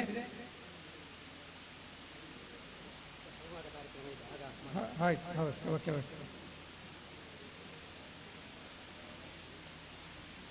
ಅಲ್ಲ, ಇನ್ನೊಂದು ಏನಂದರೆ, ನಾನು ಇನ್ನೊಂದು ಲಾಸ್ಟಿಗೆ ಹೇಳಬೇಕಾಗುತ್ತೆ. ಈಗ ಗ್ಲೋಬಲೈಸೇಷನ್, ಮುಕ್ತ ಮಾರುಕಟ್ಟೆ ಯುಗದಲ್ಲಿದ್ದೀವಿ. ಸೊ ಅದರ ಮೂಲ ಮಂತ್ರವೇ ಹೇಳುವ ಹಾಗೆ cost efficient and efficiency of production, ಅಂದರೆ ಕಡಿಮೆ ಜಾಗದಲ್ಲಿ ಜಾಸ್ತಿ ಉತ್ಪಾದನೆ ಮಾಡಬೇಕು ನಾವು, ಆ ಒಂದು ನಿಟ್ಟಿನಲ್ಲಿ. ಆಮೇಲೆ ನಮ್ಮ ಎದುರು 2 ಚಾಲೆಂಜಸ್ ಇದೆ, 2 ಸವಾಲುಗಳನ್ನು ನಾವು ಎದುರಿಸಬೇಕಾಗತ್ತೆ. ಯಾವುದಂದರೆ challenges for quality, challenges for productivity. ಅದನ್ನು 2 ಸಹ ನಮಗೆ ಇಲ್ಲಿ ವೈಜ್ಞಾನಿಕವಾಗಿ ನಮಗೆ ಯಾವುದು ಟೆಕ್ನಾಲಜಿ ಇದೆ, ಇದರ ಬಗ್ಗೆ ನಾವು ವಿವರವಾಗಿ ಏನಾದರೂ ಬೇಕಿದ್ದರೆ ನನ್ನ ನಂಬರ್ ಕೊಡ್ತೀನಿ, ಆಮೇಲೆ ಡಿಸ್ಕಸ್ ಮಾಡುವ. Okay, thank you. ಹಿರಿಯ ವಿಜ್ಞಾನಿಗಳು ಡಾಕ್ಟರ್ ಶ್ರೀ ಕೃಷ್ಣ ಭಟ್ ಅವರು ತೋಟಗಾರಿಕಾ ಕೃಷಿಗಳ ಬಹಳ ವಿಶೇಷ ತಜ್ಞರು. ಅವರಿಗೆ ಒಂದೊಂದು ವಿಷಯದಲ್ಲಿ ಬಹುಶಃ ಆಳವಾದ ಅಧ್ಯಯನ ಮಾಡಿದ್ದಾರೆ. ಅವರು ಒಂದೊಂದು ವಿಷಯದಲ್ಲಿ ಕೂಡ ಎಷ್ಟು ಸಮಯಗಳವರೆಗೆ ಮಾತಾಡೋ ತಜ್ಞತೆಯನ್ನು ಅವರು ಪಡೆದವರು. ಬಹುಶಃ ನಮಗೆ ಸ್ವಲ್ಪ ಸಮಯದ ಅವಕಾಶ ಇಲ್ಲ, ಟೈಟ್ ಶೆಡ್ಯೂಲ್ ಇದೆ, ಇನ್ನೊಂದು ಕಾರ್ಯಕ್ರಮ ಆಗಬೇಕಾಗಿದೆ. ಈಗ ಈ ಸಮಾವೇಶ ಮುಗಿದ ನಂತರ ನಮಗೆ ಇಲ್ಲಿ ಶಾಸಕರ ನೇತೃತ್ವದಲ್ಲಿ ಸುರೇಶ್ ಬಾಯಾರ್ ಅವರಿಗೆ ಅಭಿನಂದನಾ ಕಾರ್ಯಕ್ರಮ ನಡೆಯಲಿಕ್ಕಿದೆ. ಈಗ ನಮಗೆ ಇಲ್ಲಿ ಕಾಲಾವಕಾಶಗಳು ಇಲ್ಲಿಗ ಸಿಕ್ಕಿದಾಗ ನಮಗೆ ಈಗ ವಿಜ್ಞಾನಿಗಳೊಂದಿಗೆ ಸಂವಾದ ಕಾರ್ಯಕ್ರಮ ಮುಂದುವರಿಸುತ್ತಾ ಇದ್ದೇವೆ. ಈಗ ಇನ್ನೋರ್ವ ತೋಟಗಾರಿಕಾ ಕೃಷಿ ಅಧಿಕಾರಿ ಶ್ರೀ ಶಿವಪ್ರಕಾಶ್ ಅವರು ಕೂಡ ಈ ಸಭೆಯನ್ನು ಉದ್ದೇಶಿಸಿ ಎರಡು ಮಾತಾಡಬೇಕು ಅಂತ ಕೇಳಿಕೊಳ್ತಾ ಇದ್ದೇವೆ.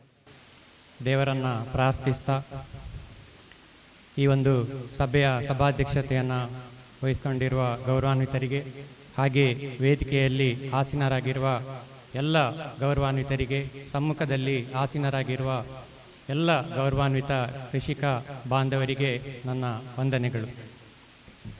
ನಾನು ಶಿವಪ್ರಕಾಶ್, ಸಹಾಯಕ ತೋಟಗಾರಿಕಾ ಅಧಿಕಾರಿಯಾಗಿ ಕಳೆದ 12 ವರ್ಷಗಳಿಂದ ಬೆಳ್ತಂಗಡಿ ತಾಲೂಕಿನಲ್ಲಿ ಕಾರ್ಯನಿರ್ವಹಿಸ್ತಾ ಇದ್ದೆ. ಹಾಗೆ ಕಳೆದ ಆಗಸ್ಟಿನಿಂದ ಬಡ್ತಿ ಹೊಂದಿ ಪುತ್ತೂರಿನ ತೋಟಗಾರಿಕಾ ಇಲಾಖೆಯ ಕಚೇರಿಯಲ್ಲಿ ಸಹಾಯಕ ತೋಟಗಾರಿಕಾ ನಿರ್ದೇಶಕನಾಗಿ ಕರ್ತವ್ಯ ನಿರ್ವಹಿಸ್ತಾ ಇದ್ದೇನೆ. ಇವತ್ತು ನಾವು ಒಂದು ಐತಿಹಾಸಿಕ ದಿನಕ್ಕೆ ಎಲ್ಲರೂ ಸಾಕ್ಷಿಯಾಗಿದ್ದೇವೆ. ಬಹುಶಃ ನಾವು ಈ ಒಂದು ಪ್ರಪಂಚದಲ್ಲಿ ಮನುಷ್ಯರಾಗಿ ಹುಟ್ಟಿ ನಮ್ಮ ಒಂದು ಜೀವನದ ಹಾದಿಯನ್ನು ತುಳಿಯಲಿಕ್ಕೆ ಪ್ರಾರಂಭ ಮಾಡ್ತೇವೆ. ಆದರೆ ಜೀವನದ ಹಾದಿಗಳು ಹಲವಾರು ಇರ್ತದೆ, ಆಯ್ಕೆಗಳು ಹಲವಾರು ಇರ್ತದೆ. ನಮ್ಮ ಹಿನ್ನೆಲೆ ಇರ್ಬೋದು, ನಮ್ಮ ಪರಿಸರದ ಒತ್ತಡಗಳಿರ್ಬೋದು, ಪರಿಸರದ ಒಂದು ನಮ್ಮ ಮೇಲಿನ ಏನು ಇನ್ಫ್ಲುಯೆನ್ಸ್ ಇರ್ಬೋದು, ಇದಕ್ಕನುಗುಣವಾಗಿ ಬಹುಶಃ ನಾವು ಹಾದಿಗಳನ್ನು ತುಳಿತಾ ಹೋಗ್ತೇವೆ. ಆದರೆ ಕೃಷಿಕರಾಗಿ ಕೃಷಿಯ ಹಾದಿಯನ್ನು ಹಿಡಿದು ಮುನ್ನಡೆದಂಥ ಶ್ರೀ ಸುರೇಶ್ ಬಾಯಾರೂರವರು, ಬಹುಶಃ ಅವರು ನಡೆದಿರ್ತಕ್ಕಂಥ ದಾರಿ ಕೃಷಿಕರಿಗೆ, ಕೃಷಿಯಲ್ಲಿ ಆಸಕ್ತಿ ಹೊಂದಿರತಕ್ಕಂಥವರಿಗೆ, ಹಾಗೆ ಕೃಷಿಯಲ್ಲಿ ಸಂಶೋಧನೆಯಲ್ಲಿ ತೊಡಗಿರ್ತಕ್ಕಂಥವರಿಗೆ ಖಂಡಿತವಾಗಿಯೂ ಮಾದರಿಯಾಗತಕ್ಕಂಥ, ದಾರಿದೀಪವಾಗತಕ್ಕಂಥ, ಮಾರ್ಗದರ್ಶನವಾಗತಕ್ಕಂಥ ಒಂದು ಹಾದಿ ಅಂತೇಳಿ ಹೇಳ್ಬೋದು. ಬಹುಶಃ ಈ ಒಂದು ಹಾದಿಯನ್ನು ನಡೆದಿದ್ದೇ ಆದರೆ ಯಾವ ರೀತಿಯ ಯಶಸ್ಸು ಜೀವನದಲ್ಲಿ ಪಡಿಬಹುದು ಅನ್ನೋದನ್ನು ನಾವು ಇವತ್ತು ಪ್ರತ್ಯಕ್ಷ ಈ ದಿನ ಇಲ್ಲಿ ಕಾಣ್ತಾ ಇದ್ದೇವೆ. ಹಾಗೆಯೇ ತಾನು ನಡೆದಂಥ ಒಂದು ಹಾದಿಯನ್ನು ಇತರ ಎಲ್ಲ ಕೃಷಿ ಆಸಕ್ತರಿಗೆ ಪ್ರದರ್ಶಿಸತಕ್ಕಂಥ ಒಂದು ಅಮೋಘವಾದಂಥ, ಅತ್ಯಪೂರ್ವವಾದಂಥ ಒಂದು ಕಾರ್ಯಕ್ರಮವನ್ನು ಆಯೋಜಿಸಿ ಈ ಒಂದು ಸನ್ನಿವೇಶವನ್ನು ಇಲ್ಲಿ ಒದಗಿಸಿಕೊಟ್ಟಿರುವಂಥ ಶ್ರೀ ಸುರೇಶ್ ಭಟ್ ರವರಿಗೆ ನಾನು ಎಲ್ಲರ ಪರವಾಗಿ ಅಭಿನಂದನೆಗಳನ್ನು ಸಲ್ಲಿಸಲಿಕ್ಕೆ ಇಷ್ಟಪಡ್ತೇನೆ. ಹಾಗೆಯೇ ಕೃಷಿಯ ಹಾದಿ ಹಿಡಿತಿರ್ತಕ್ಕಂಥ ಕೃಷಿಕರಿಗೆ ಒಂದು ಕೃಷಿಯಲ್ಲಿ ಯಶಸ್ಸನ್ನು ಗಳಿಸಲಿಕ್ಕೆ ಉತ್ತೇಜಿಸತಕ್ಕಂಥ ಹಲವಾರು ಕಾರ್ಯಕ್ರಮಗಳನ್ನು ಸರ್ಕಾರ ಹಮ್ಮಿಕೊಳ್ತಾ ಇದೆ. ಈ ಕಾರ್ಯಕ್ರಮಗಳನ್ನು ನಾವು ಒಂದು ಸಂಕ್ಷಿಪ್ತವಾಗಿ ನೋಡುವುದಾದರೆ, ಕೃಷಿಯಲ್ಲಿ ತೊಡಗಿದ್ದೇ ಆದರೆ ನಮ್ಮಲ್ಲಿರ್ತಕ್ಕಂಥ ಜಮೀನು ಬಹಳ ವಿಸ್ತೀರ್ಣ ಇರ್ಬೋದು ಅಥವಾ ಕನಿಷ್ಠ ಜಾಗವನ್ನು ಹೊಂದಿರ್ಬೋದು. 10 ಎಕರೆ ಇರ್ಬೋದು, ದೊಡ್ಡ ರೈತರಾಗಿರ್ಬೋದು, 20 ಸೆನ್ಸ್ ಇರತಕ್ಕಂಥ ಸಣ್ಣ ರೈತರು ಇರ್ಬೋದು. ಇಲ್ಲಿ ಪ್ರತಿಯೊಂದು ಇಂಚು ಕೂಡ, ಜಾಗ ಕೂಡ ನಮಗೆ ಅಮೂಲ್ಯ ಆಗ್ತದೆ. ಅದು ಖಂಡಿತವಾಗಿ ಕೃಷಿಯಲ್ಲಿ ತೊಡಗಿಸಿಕೊಂಡವರಿಗೆ ಗೊತ್ತಾಗ್ತದೆ. ಈ ಜಮೀನು, ಕೃಷಿ ಜಮೀನಿನ ಇಂಚಿಂಚು ಜಾಗವನ್ನು ಹೇಗೆ ಒಂದು ಆದಾಯ ತರತಕ್ಕಂಥ, ಹೇಗೆ ಒಂದು ಅಭಿವೃದ್ಧಿ ಮತ್ತು ನಮಗೊಂದು ಆಧಾರವನ್ನು ಕೊಡ್ತಕ್ಕಂಥ ಒಂದು ಸಂಪನ್ಮೂಲವಾಗಿ ಪರಿವರ್ತಿಸ್ಬೋದು, ಆ ನಿಟ್ಟಿನಲ್ಲಿ ಸರ್ಕಾರ ಕಾರ್ಯಕ್ರಮಗಳನ್ನು ಹಮ್ಮಿಕೊಂಡಿದೆ. ಒಂದನೇದಾಗಿ ಇಂಚಿಂಚು ಜಾಗವನ್ನು ಬಳಕೆ ಮಾಡೋದು ಅಂತೇಳಿ ಹೇಳಿದೆ. ಹಾಗಾದರೆ ಹೇಗೆ ಬಳಕೆ ಮಾಡೋದು? ವ್ಯರ್ಥ ಏನೋ ಒಂದು ಬರಡು ಬಿದ್ದಿರ್ತದೆ ಜಾಗ, ಅಲ್ಲಿ ಏನೋ ಒಂದು ಉಪಯುಕ್ತವಲ್ಲದ ಕಾಡು ಬೆಳೆಗಳು ಬೆಳೆದಿರ್ತವೆ, ಕಾಡು ಮರಗಳು ಬೆಳೆದಿರ್ತವೆ. ಇಲ್ಲಿ ಪ್ರದೇಶ ವಿಸ್ತರಣೆಯನ್ನು ಮಾಡ್ತಕ್ಕಂಥದ್ದು, ನಮಗೆ ಆದಾಯವನ್ನು, ಹೆಚ್ಚಿನ ಆದಾಯವನ್ನು, ಒಂದು ಜೀವನಾಧಾರವನ್ನು ಕೊಡ್ತಕ್ಕಂಥ ಒಂದು ಬೆಳೆಗಳನ್ನು ಆರಿಸಿಕೊಂಡು ನಮ್ಮ ಒಂದು ಜಿಲ್ಲೆಗೆ, ನಮ್ಮ ಪ್ರದೇಶಕ್ಕನುಗುಣವಾಗಿ ಬೆಳೆಯಲಿಕ್ಕೆ ಸಾಧ್ಯ ಆಗಿರ್ತಕ್ಕಂಥ ಬೆಳೆಗಳನ್ನು ಆಯ್ದುಕೊಂಡು ಪ್ರದೇಶ ವಿಸ್ತರಣೆ ಮಾಡುವಂಥದ್ದು ಒಂದು ಕಾರ್ಯಕ್ರಮ. ಬಹುಶಃ ಈ ಕಾರ್ಯಕ್ರಮದಲ್ಲಿ ಇಲಾಖೆ ಉತ್ತೇಜನ ಕೊಡ್ತಾ ಇರ್ತಕ್ಕಂಥದ್ದು ಅಂತಂದರೆ, ಇಲ್ಲಿ ನಮ್ಮಲ್ಲಿ ನಾವು ಹೆಚ್ಚಿನ ಪ್ರದೇಶ ಅಡಿಕೆಯನ್ನು ಕಾಣ್ತೇವೆ. ಪ್ಲಾಂಟೇಶನ್ ಬೆಳೆಗಳಲ್ಲಿ ಅಡಿಕೆ ಪ್ರಮುಖ ಒಂದು ವಿಸ್ತೀರ್ಣವನ್ನು ಕಾಣ್ತಾ ಇದ್ದೇವೆ. ಹಾಗೆಯೇ ತೆಂಗಿನ ಬೆಳೆ ಇದೆ, ಅದೇ ರೀತಿ ಗೇರು ಬೆಳೆ ಇದೆ, ಹೀಗೆ ಕೆಲವು ರಬ್ಬರ್ ಬೆಳೆ ಇದೆ. ಇಂಥ ಕೆಲವೊಂದು ಸೀಮಿತ ಬೆಳೆಗಳನ್ನಷ್ಟೇ ನಾವು ಈ ಒಂದು ಜಿಲ್ಲೆಯಲ್ಲಿ ಕಾಣಲಿಕ್ಕೆ ಸಾಧ್ಯ. ಮುಖ್ಯವಾಗಿ ಈ ಅಡಿಕೆಯನ್ನು ಕೇಂದ್ರ ಒಂದು ಬೆಳೆಯಾಗಿ ಪ್ರಮುಖ ಬೆಳೆಯಾಗಿ ಇಟ್ಕೊಂಡು ನಾವು ಅಂತರ್ ಬೆಳೆಗಳನ್ನು, ಅಂದರೆ ನಾನು ಈಗಾಗಲೇ ಹೇಳಿದೆ ಆ ಜಾಗವನ್ನು ಹೇಗೆ ಉಪಯೋಗಿಸ್ಕೊಳ್ಬೋದು, ಅಂತರ ಬೆಳೆಗಳನ್ನು ಬೆಳೀತಕ್ಕಂಥದ್ದು ಬಹಳ ಪ್ರಾಮುಖ್ಯ. ಅಲ್ಲಿ ಮುಖ್ಯ ಬೆಳೆ ಆದಾಯದ ಜೊತೆಗೆ ನಮಗೆ ಖಂಡಿತವಾಗಿ ಅಂತರ ಬೆಳೆ ಕೂಡ ನಮಗೆ ಆದಾಯವನ್ನು ತಂದುಕೊಡ್ತದೆ.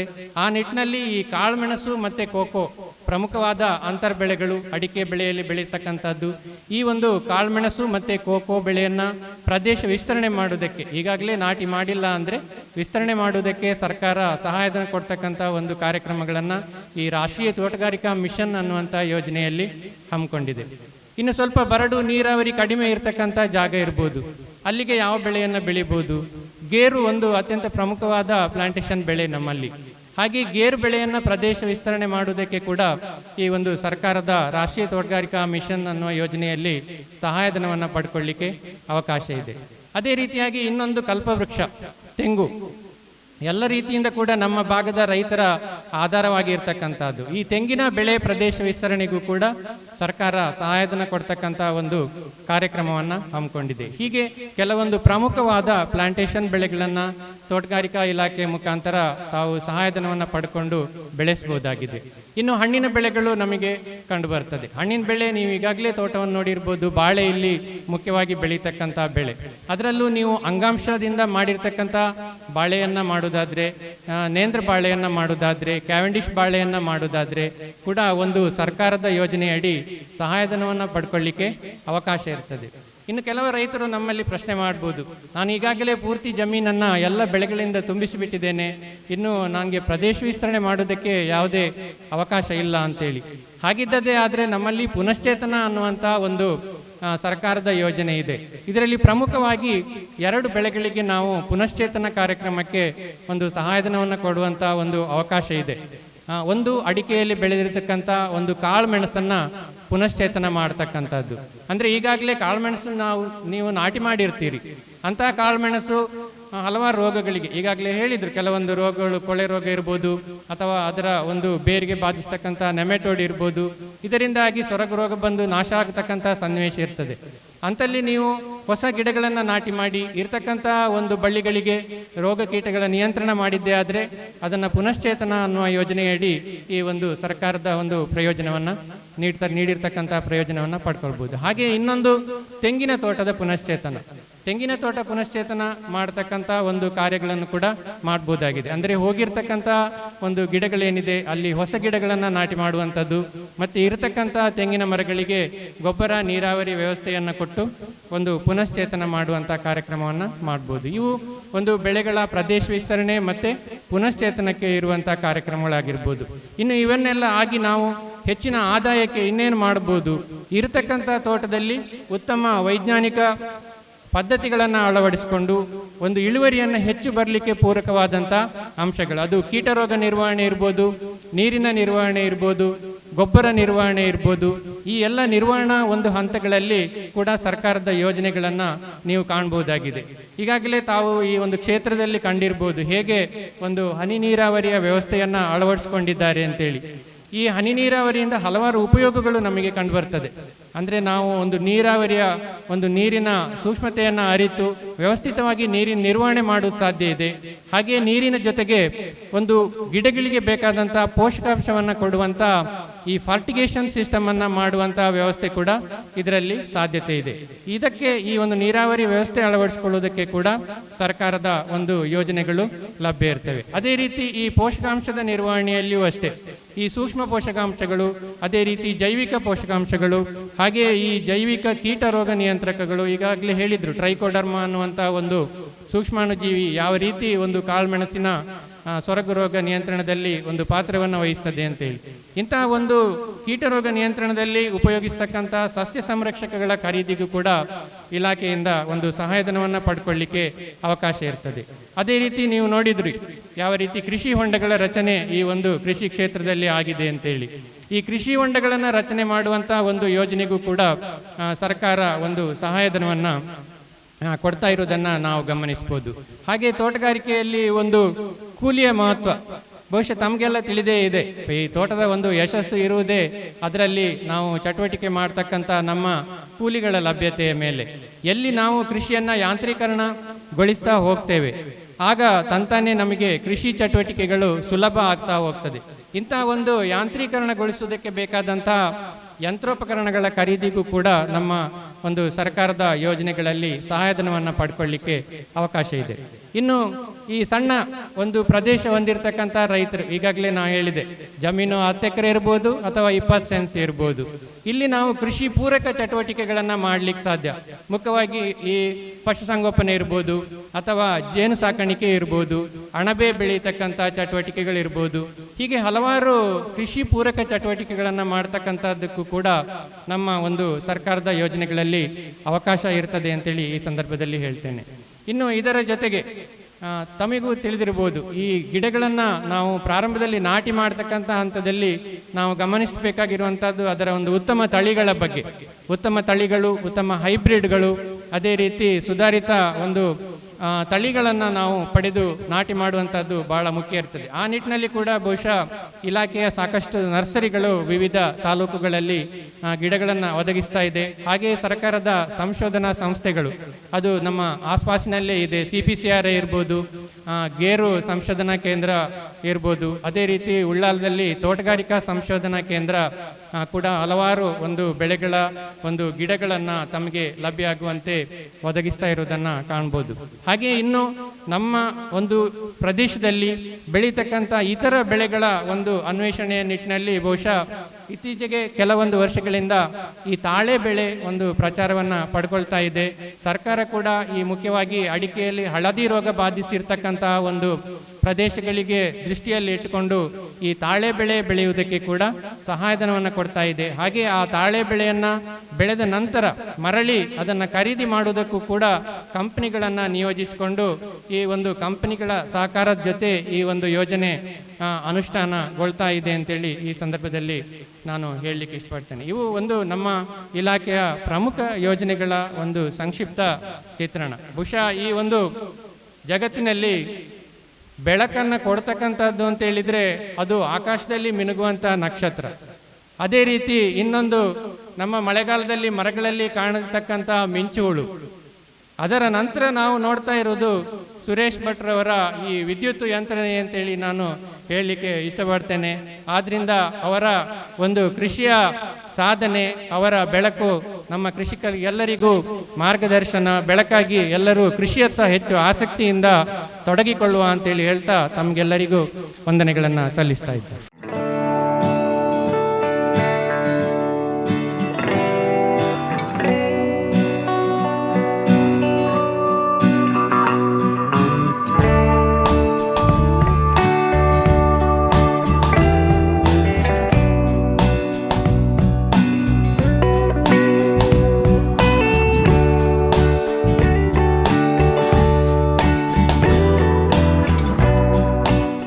ಕಾಳು ಮೆಣಸನ್ನೆಲ್ಲ ನೋಡಿ ಹಿಂದೆ ತಿರುಗಿ ಮನೆಯ ಕಡೆಗೆ ನೋಡಿದರೆ ಮನುಷ್ಯ ಸೃಷ್ಟಿಯ ವಿರಾಟ್ ದರ್ಶನ ನನಗೆ ಅಲ್ಲಿ ಅನಿಸಿತ್ತು. ನನಗೆ ಅಷ್ಟೊತ್ತಿಗೆ ನೆನಪಾಗಿದ್ದು ನನಗೆ ಈ ಮಂಕುತಿಮ್ಮನ ಕಗ್ಗದ ಒಂದು ಕಗ್ಗ, ಹಳೆ ಬೇರು ಹೊಸ ಚಿಗುರು ಕೂಡಿರಲು ಮರಸೊಬಗು, ಹೊಸ ಯುಕ್ತಿ ಹಳೆ ತತ್ವ ರೊಡೆಗೂಡೆ, ಜಸವು ಕೃಷಿ ಜೀವನಕ್ಕೆ ಮಂಕುತಿಮ್ಮ ಅಂತೇಳಿ. ಹಾಗೆ ಇಲ್ಲಿ ಕಂಡದ್ದು ನಮಗೆ ಅಸಾಂಪ್ರದಾಯಿಕ ಜಾಗದಲ್ಲಿ ಸಾಂಪ್ರದಾಯಿಕ ಕೃಷಿಯಾದ ಅಡಿಕೆಯನ್ನು ಬೆಳೆದಿದ್ದಾರೆ. ಆ ಸಾಂಪ್ರದಾಯಿಕವಾದ ಅಡಿಕೆಗೆ ಕಾಳು ಮೆಣಸನ್ನು ಬಿಟ್ಟು ಹೊಸ ಒಂದು ಯುಕ್ತಿಯನ್ನು ತೋರಿಸಿದ್ದಾರೆ. ರಬ್ಬರ್ ಹೆಚ್ಚು ಕಮ್ಮಿ ಈಗ ಹಳತ್ತೆ ಸಾಂಪ್ರದಾಯಿಕ ಕೃಷಿ, ಅದಕ್ಕೆ ಕಾಳು ಮೆಣಸನ್ನು ಬಿಟ್ಟು ಹೊಸ ಯುಕ್ತಿಯನ್ನು ತೋರಿಸಿಕೊಟ್ಟಿದ್ದಾರೆ. ನೀರಿನ ನಿರ್ವಹಣೆಗೆ ಹಳೆಯ ತೋಕುದಾಗಲಿ ಸ್ಪ್ರಿಂಕ್ಲರ್ ಆಗಲಿ ಬಿಟ್ಟು ಇಲ್ಲದ ನೀರನ್ನು ಎಷ್ಟು ಸಾಧ್ಯವೋ ಅಷ್ಟು ಕಡಿಮೆಯಲ್ಲಿ ಕೊಟ್ಟು ಉಳಿಸಲಿಕ್ಕೆ ಬೇಕಾದಂತಹ ಡ್ರಿಪ್ಪಿನ ಮೂಲಕವಾಗಿ ಹೊಸ ಯುಕ್ತಿಯನ್ನು ತೋರಿಸಿಕೊಟ್ಟಿದ್ದಾರೆ. ಇದು ಸಾಲದಕ್ಕೆ ನೀರಿನ ಹೊಂಡಗಳು ಸಾಂಪ್ರದಾಯಿಕವಾಗಿ ಇತ್ತು, ಆದರೆ ಅದಕ್ಕೆ ನೀರು ನಿಲ್ಲುವುದಿಲ್ಲ, ಇಂಗಿ ಹೋಗ್ತದೆ. ಇಂತಹ ಒಂದು ಸನ್ನಿವೇಶಕ್ಕೆ ಸರಿಯಾಗಿ ಈಗ ಏನು ಮಾಡಿದ್ದಾರೆ ಅಂತ ಪ್ಲಾಸ್ಟಿಕ್ ಹೊದಿಸಿ ಹೊಸ ಯುಕ್ತಿಯಿಂದ ಹಳೆ ತತ್ವವನ್ನು ಪುನರುಜ್ಜೀವನಗೊಳಿಸಿ ನಮಗೆಲ್ಲರಿಗೂ ತೋರಿಸಿಕೊಟ್ಟಂತಹ ಸುರೇಶ್ ಅಣ್ಣನಿಗೆ ಅಭಿನಂದನೆಗಳು. ಇನ್ನು ಒಂದು ಸಾಧಕ ಅಂತ ಹೇಳಿದರೆ ಹೇಗೆ ಅಂತ ಹೇಳಿದರೆ, ಯಾವುದೇ ಕೆಲಸವನ್ನು ಪರಿಪೂರ್ಣವಾಗಿ ಮಾಡಿರಬೇಕು, ಶಿಸ್ತುಬದ್ಧವಾಗಿ ಮಾಡಿರಬೇಕು, ಮತ್ತು ವ್ಯವಸ್ಥಿತವಾಗಿ ಪರಿಷ್ಕಾರದಿಂದ ಅದು ಕೂಡಿರಬೇಕು.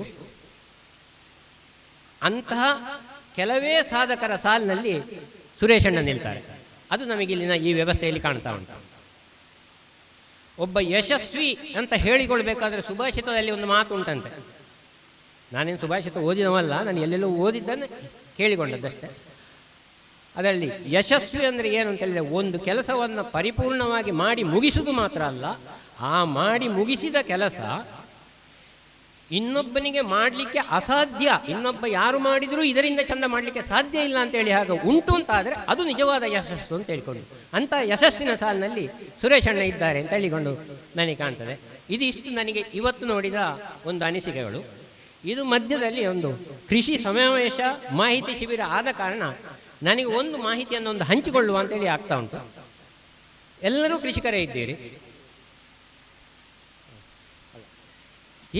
ಈ ವಿಷಯದಲ್ಲಿ ನಾವು ಅನೇಕ ತೋಟಗಳಿಗೆ ಹೋಗ್ತೇವೆ. ನಾವು ಸಮೃದ್ಧಿಯವರು ಗಿಡಗಳತನ ಸಂಘದಿಂದ ಅನೇಕ ತೋಟಗಳಿಗೆ ಹೋಗ್ತೇವೆ.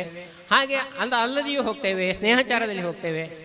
ಈಗ ಎಲ್ಲ ಕಡೆ ನನಗೆ ಕಾಣುವಂಥದ್ದು ಗೋರಹಿತ ಕೃಷಿಯನ್ನು ನಾವು ತುಂಬ ಕಾಣ್ತಾ ಇದ್ದೇವೆ. ನಾವು ಈ ಗೋರಹಿತ ಕೃಷಿಯ ಅಡ್ಡ ಪರಿಣಾಮ ಏನಂತ ಹೇಳಿದರೆ, ನನಗೆ ಕಂಡದ್ದು ಅನೇಕ ಸಾವಯವ ಕಂಪನಿಗಳು ಹುಟ್ಟಿಕೊಂಡದ್ದು ಹೊಸ್ತು. ನನ್ನಲ್ಲಿಗೆ ಸಾಧಾರಣ ತಿಂಗಳಿಗೆ 2 ಆದರೂ ಹೊಸ ಹೊಸ ಕಂಪನಿಯವರು ಬರ್ತಾ ಇದ್ದಾರೆ. ಸಾವಯವದಲ್ಲಿ ಹೀಗುಂಟು ಹಾಗುಂಟು ಇಂಥದ್ದೆಲ್ಲ ಹೇಳಿಕೊಂಡು ಬರ್ತಾ ಇದ್ದಾರೆ. ನನಗೆ ಕಾಣುದು, ನಾನು ಅವರಿಗೆಲ್ಲ ಹೇಳುದು, ನೋಡಿ ನಿಮ್ಮ ಕಂಪನಿಯಿಂದ ಏನು ಉತ್ಪನ್ನ ಕೊಡ್ತಾರೆ ನನಗೆ ಗೊತ್ತಿಲ್ಲ, ನನಗೆ ಅದರ ಮೇಲೆ ದೊಡ್ಡ ನಂಬಿಕೆ ಇಲ್ಲ. ನೀವು ಏನು ಮೂಲವಸ್ತುವನ್ನು ಉಪಯೋಗಿಸ್ತೀರಿ ಅಂತಾದರೂ ಹೇಳಿ, ಅದನ್ನು ಹೇಳುವುದಿಲ್ಲ ಅವರು. ಬೇಡ, ನೀವು ಹೇಳೋದು ಬೇಡ. ನೋಡಿ, ನಾನೂ ಒಂದು ಗೊಬ್ಬರದ ಕಾರ್ಖಾನೆಯನ್ನು ಇಟ್ಟುಕೊಂಡಿದ್ದೇನೆ, ಅದಕ್ಕೆ ಮೂಲವಸ್ತುವನ್ನು ಹೇಳುತ್ತೇನೆ ಹೇಳ್ತೇನೆ.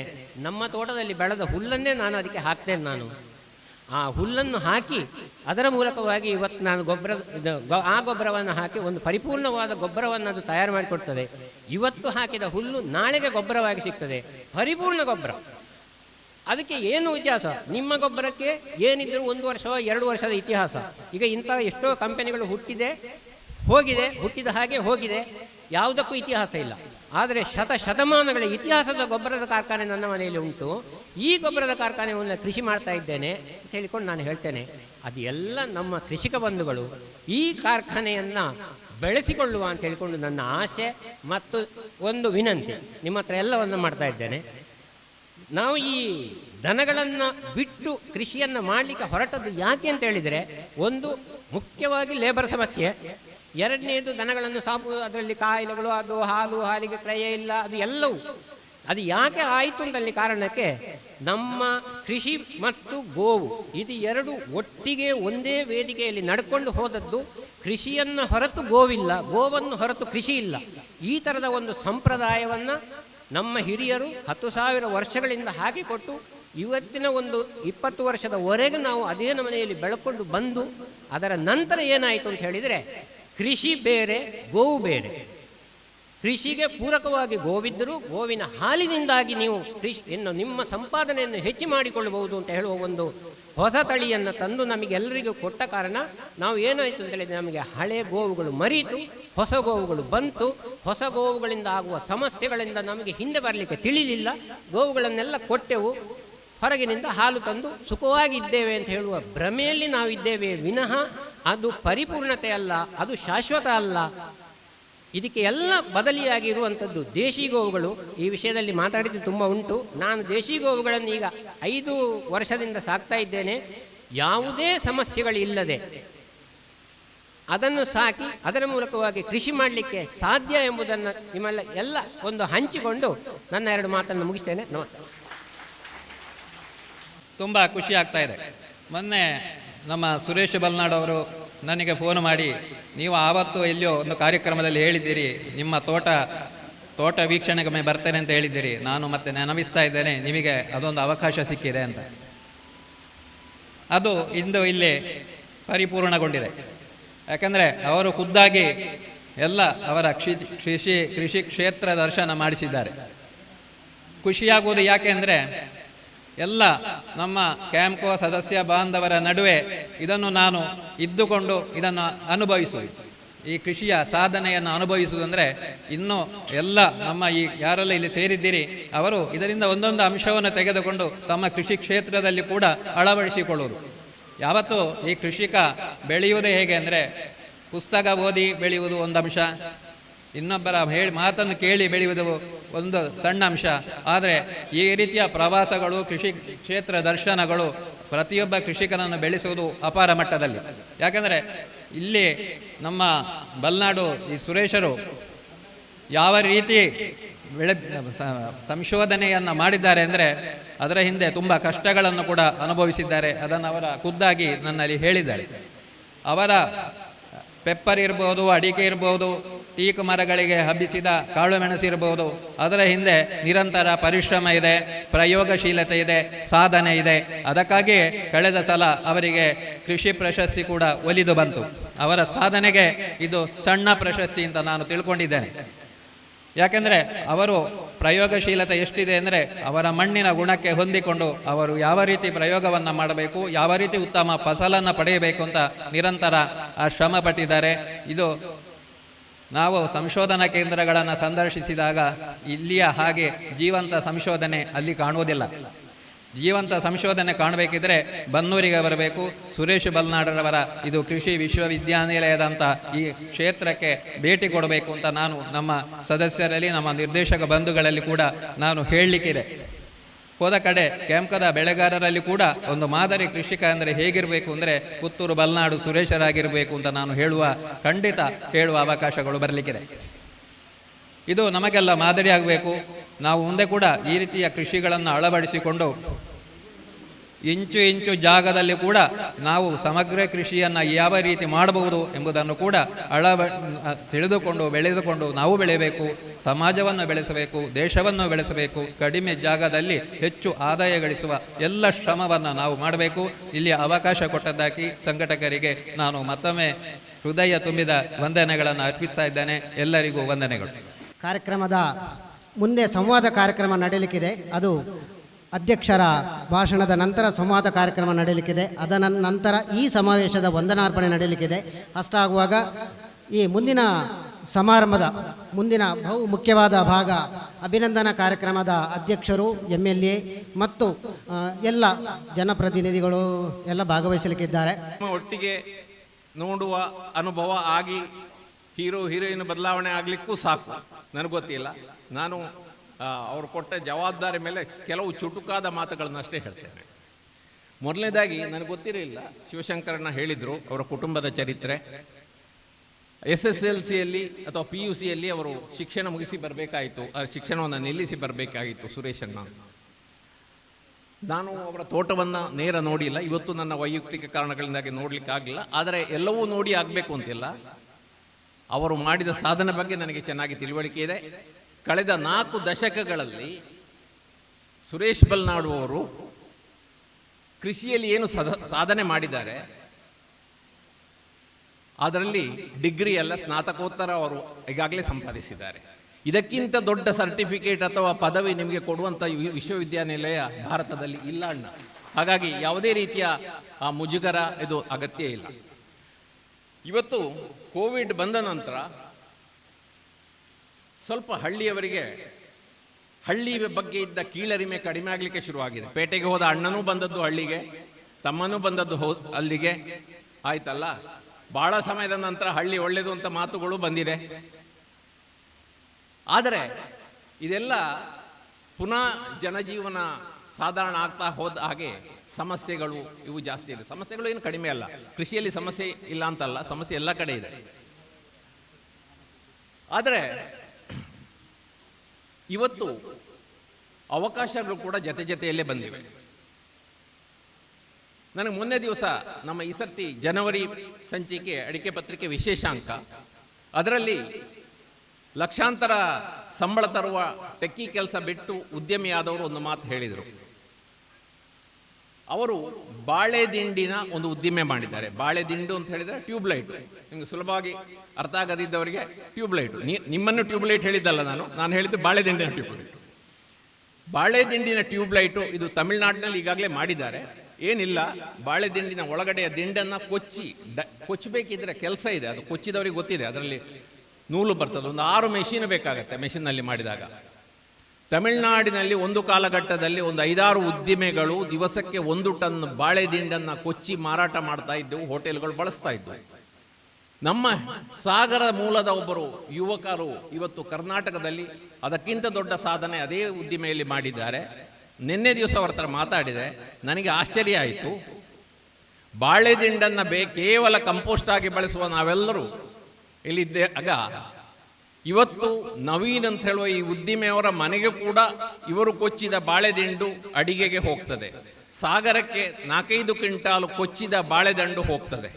ಒಂದು ಕಾಲಕ್ಕೆ ನಾವು ಕಸ ಅಂತ ಪರಿಗಣಿಸಿದ್ದ ಒಂದು ಆಹಾರ ವಸ್ತು ಎಷ್ಟು ಬದಲಾವಣೆಗಳನ್ನು ತರಲಿಕ್ಕೆ ಸಾಧ್ಯ, ಯೋಚನೆ ಮಾಡಿ. ಅವರು ಏನು ಹೇಳ್ತಾ ಇದ್ದಾರೆ ಅಂದರೆ, ನವೀನ್ ಅವರು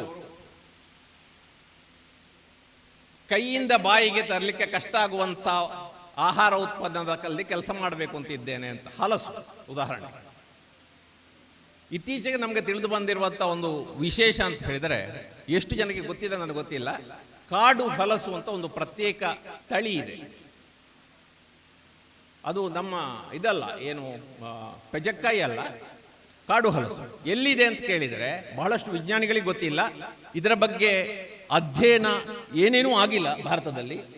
ಒಂದಷ್ಟು ವಿಜ್ಞಾನಿಗಳು ಕಾಡು ಹಲಸು ಅಂತ ಒಂದು ಇದ್ದರೆ ನಮ್ಮನ್ನು ಅಜ್ಞಾನಿ ಅಂತ ತಿಳ್ಕೊಳ್ತಾರೆ, ಪರವಾಗಿಲ್ಲ.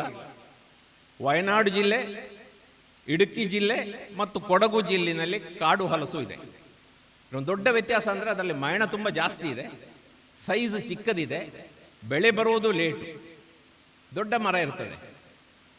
ಇದನ್ನು ಈ ಕಾಡು ಹಲಸನ್ನು ಸರಿಯಾಗಿ ಬಳಸಿದವರು ಯಾರೂ ಇಲ್ಲ. ನಾವು ಮಡಿಕೇರಿಯಿಂದ ಕೆಳಗಡೆ ಬರುವಾಗ ಒಂದು ಹಳ್ಳಿ ಇದೆ, ಯಾವುದೋ ನನಗೆ ಅದರ ಹೆಸರು ಗೊತ್ತಿಲ್ಲ, ತುಂಬ ಭೂಕುಸಿತ ಆಗಿರುವಂಥ ಜಾಗ. ಅಲ್ಲೆಲ್ಲ ಈ ಕಾಡು ಹಲಸಿನ ಕಾನ್ಸಂಟ್ರೇಷನ್ ತುಂಬ ಜಾಸ್ತಿ ಇದೆ. ಇವತ್ತು ಮಡಿಕೇರಿಯಲ್ಲಿ, ಕೊಡಗಿನಲ್ಲಿ ಇತ್ತೀಚೆಗೆ ಆಸ್ತಿ ತಗೊಂಡಂಥ ಒಬ್ಬರು ಯುವಕರು, ಅವರಮ್ಮ ರಾಜಸ್ಥಾನದವರು, ಈ ಕಾಡು ಹಲಸಿನ ಉಪ್ಪಿನಕಾಯಿ ಮಾಡ್ತಾರೆ. ಆ ಉಪ್ಪಿನಕಾಯಿಯನ್ನು ಅವರು ಆನ್ಲೈನ್ ಮಾರಾಟ ಮಾಡ್ತಾರೆ, ಕಿಲೋಗೆ 1000 ರೂಪಾಯಿ. ಈ ಉಪ್ಪಿನಕಾಯಿ ಇವತ್ತು ಎಷ್ಟು ಪಾಪ್ಯುಲರ್ ಆಗಿದೆ ಅಂದರೆ, ಬಹುಶಃ ಅವರು ಕಳೆದ ವರ್ಷ 1.5 ಟನ್ ಮಾಡಿರ್ಬೋದು.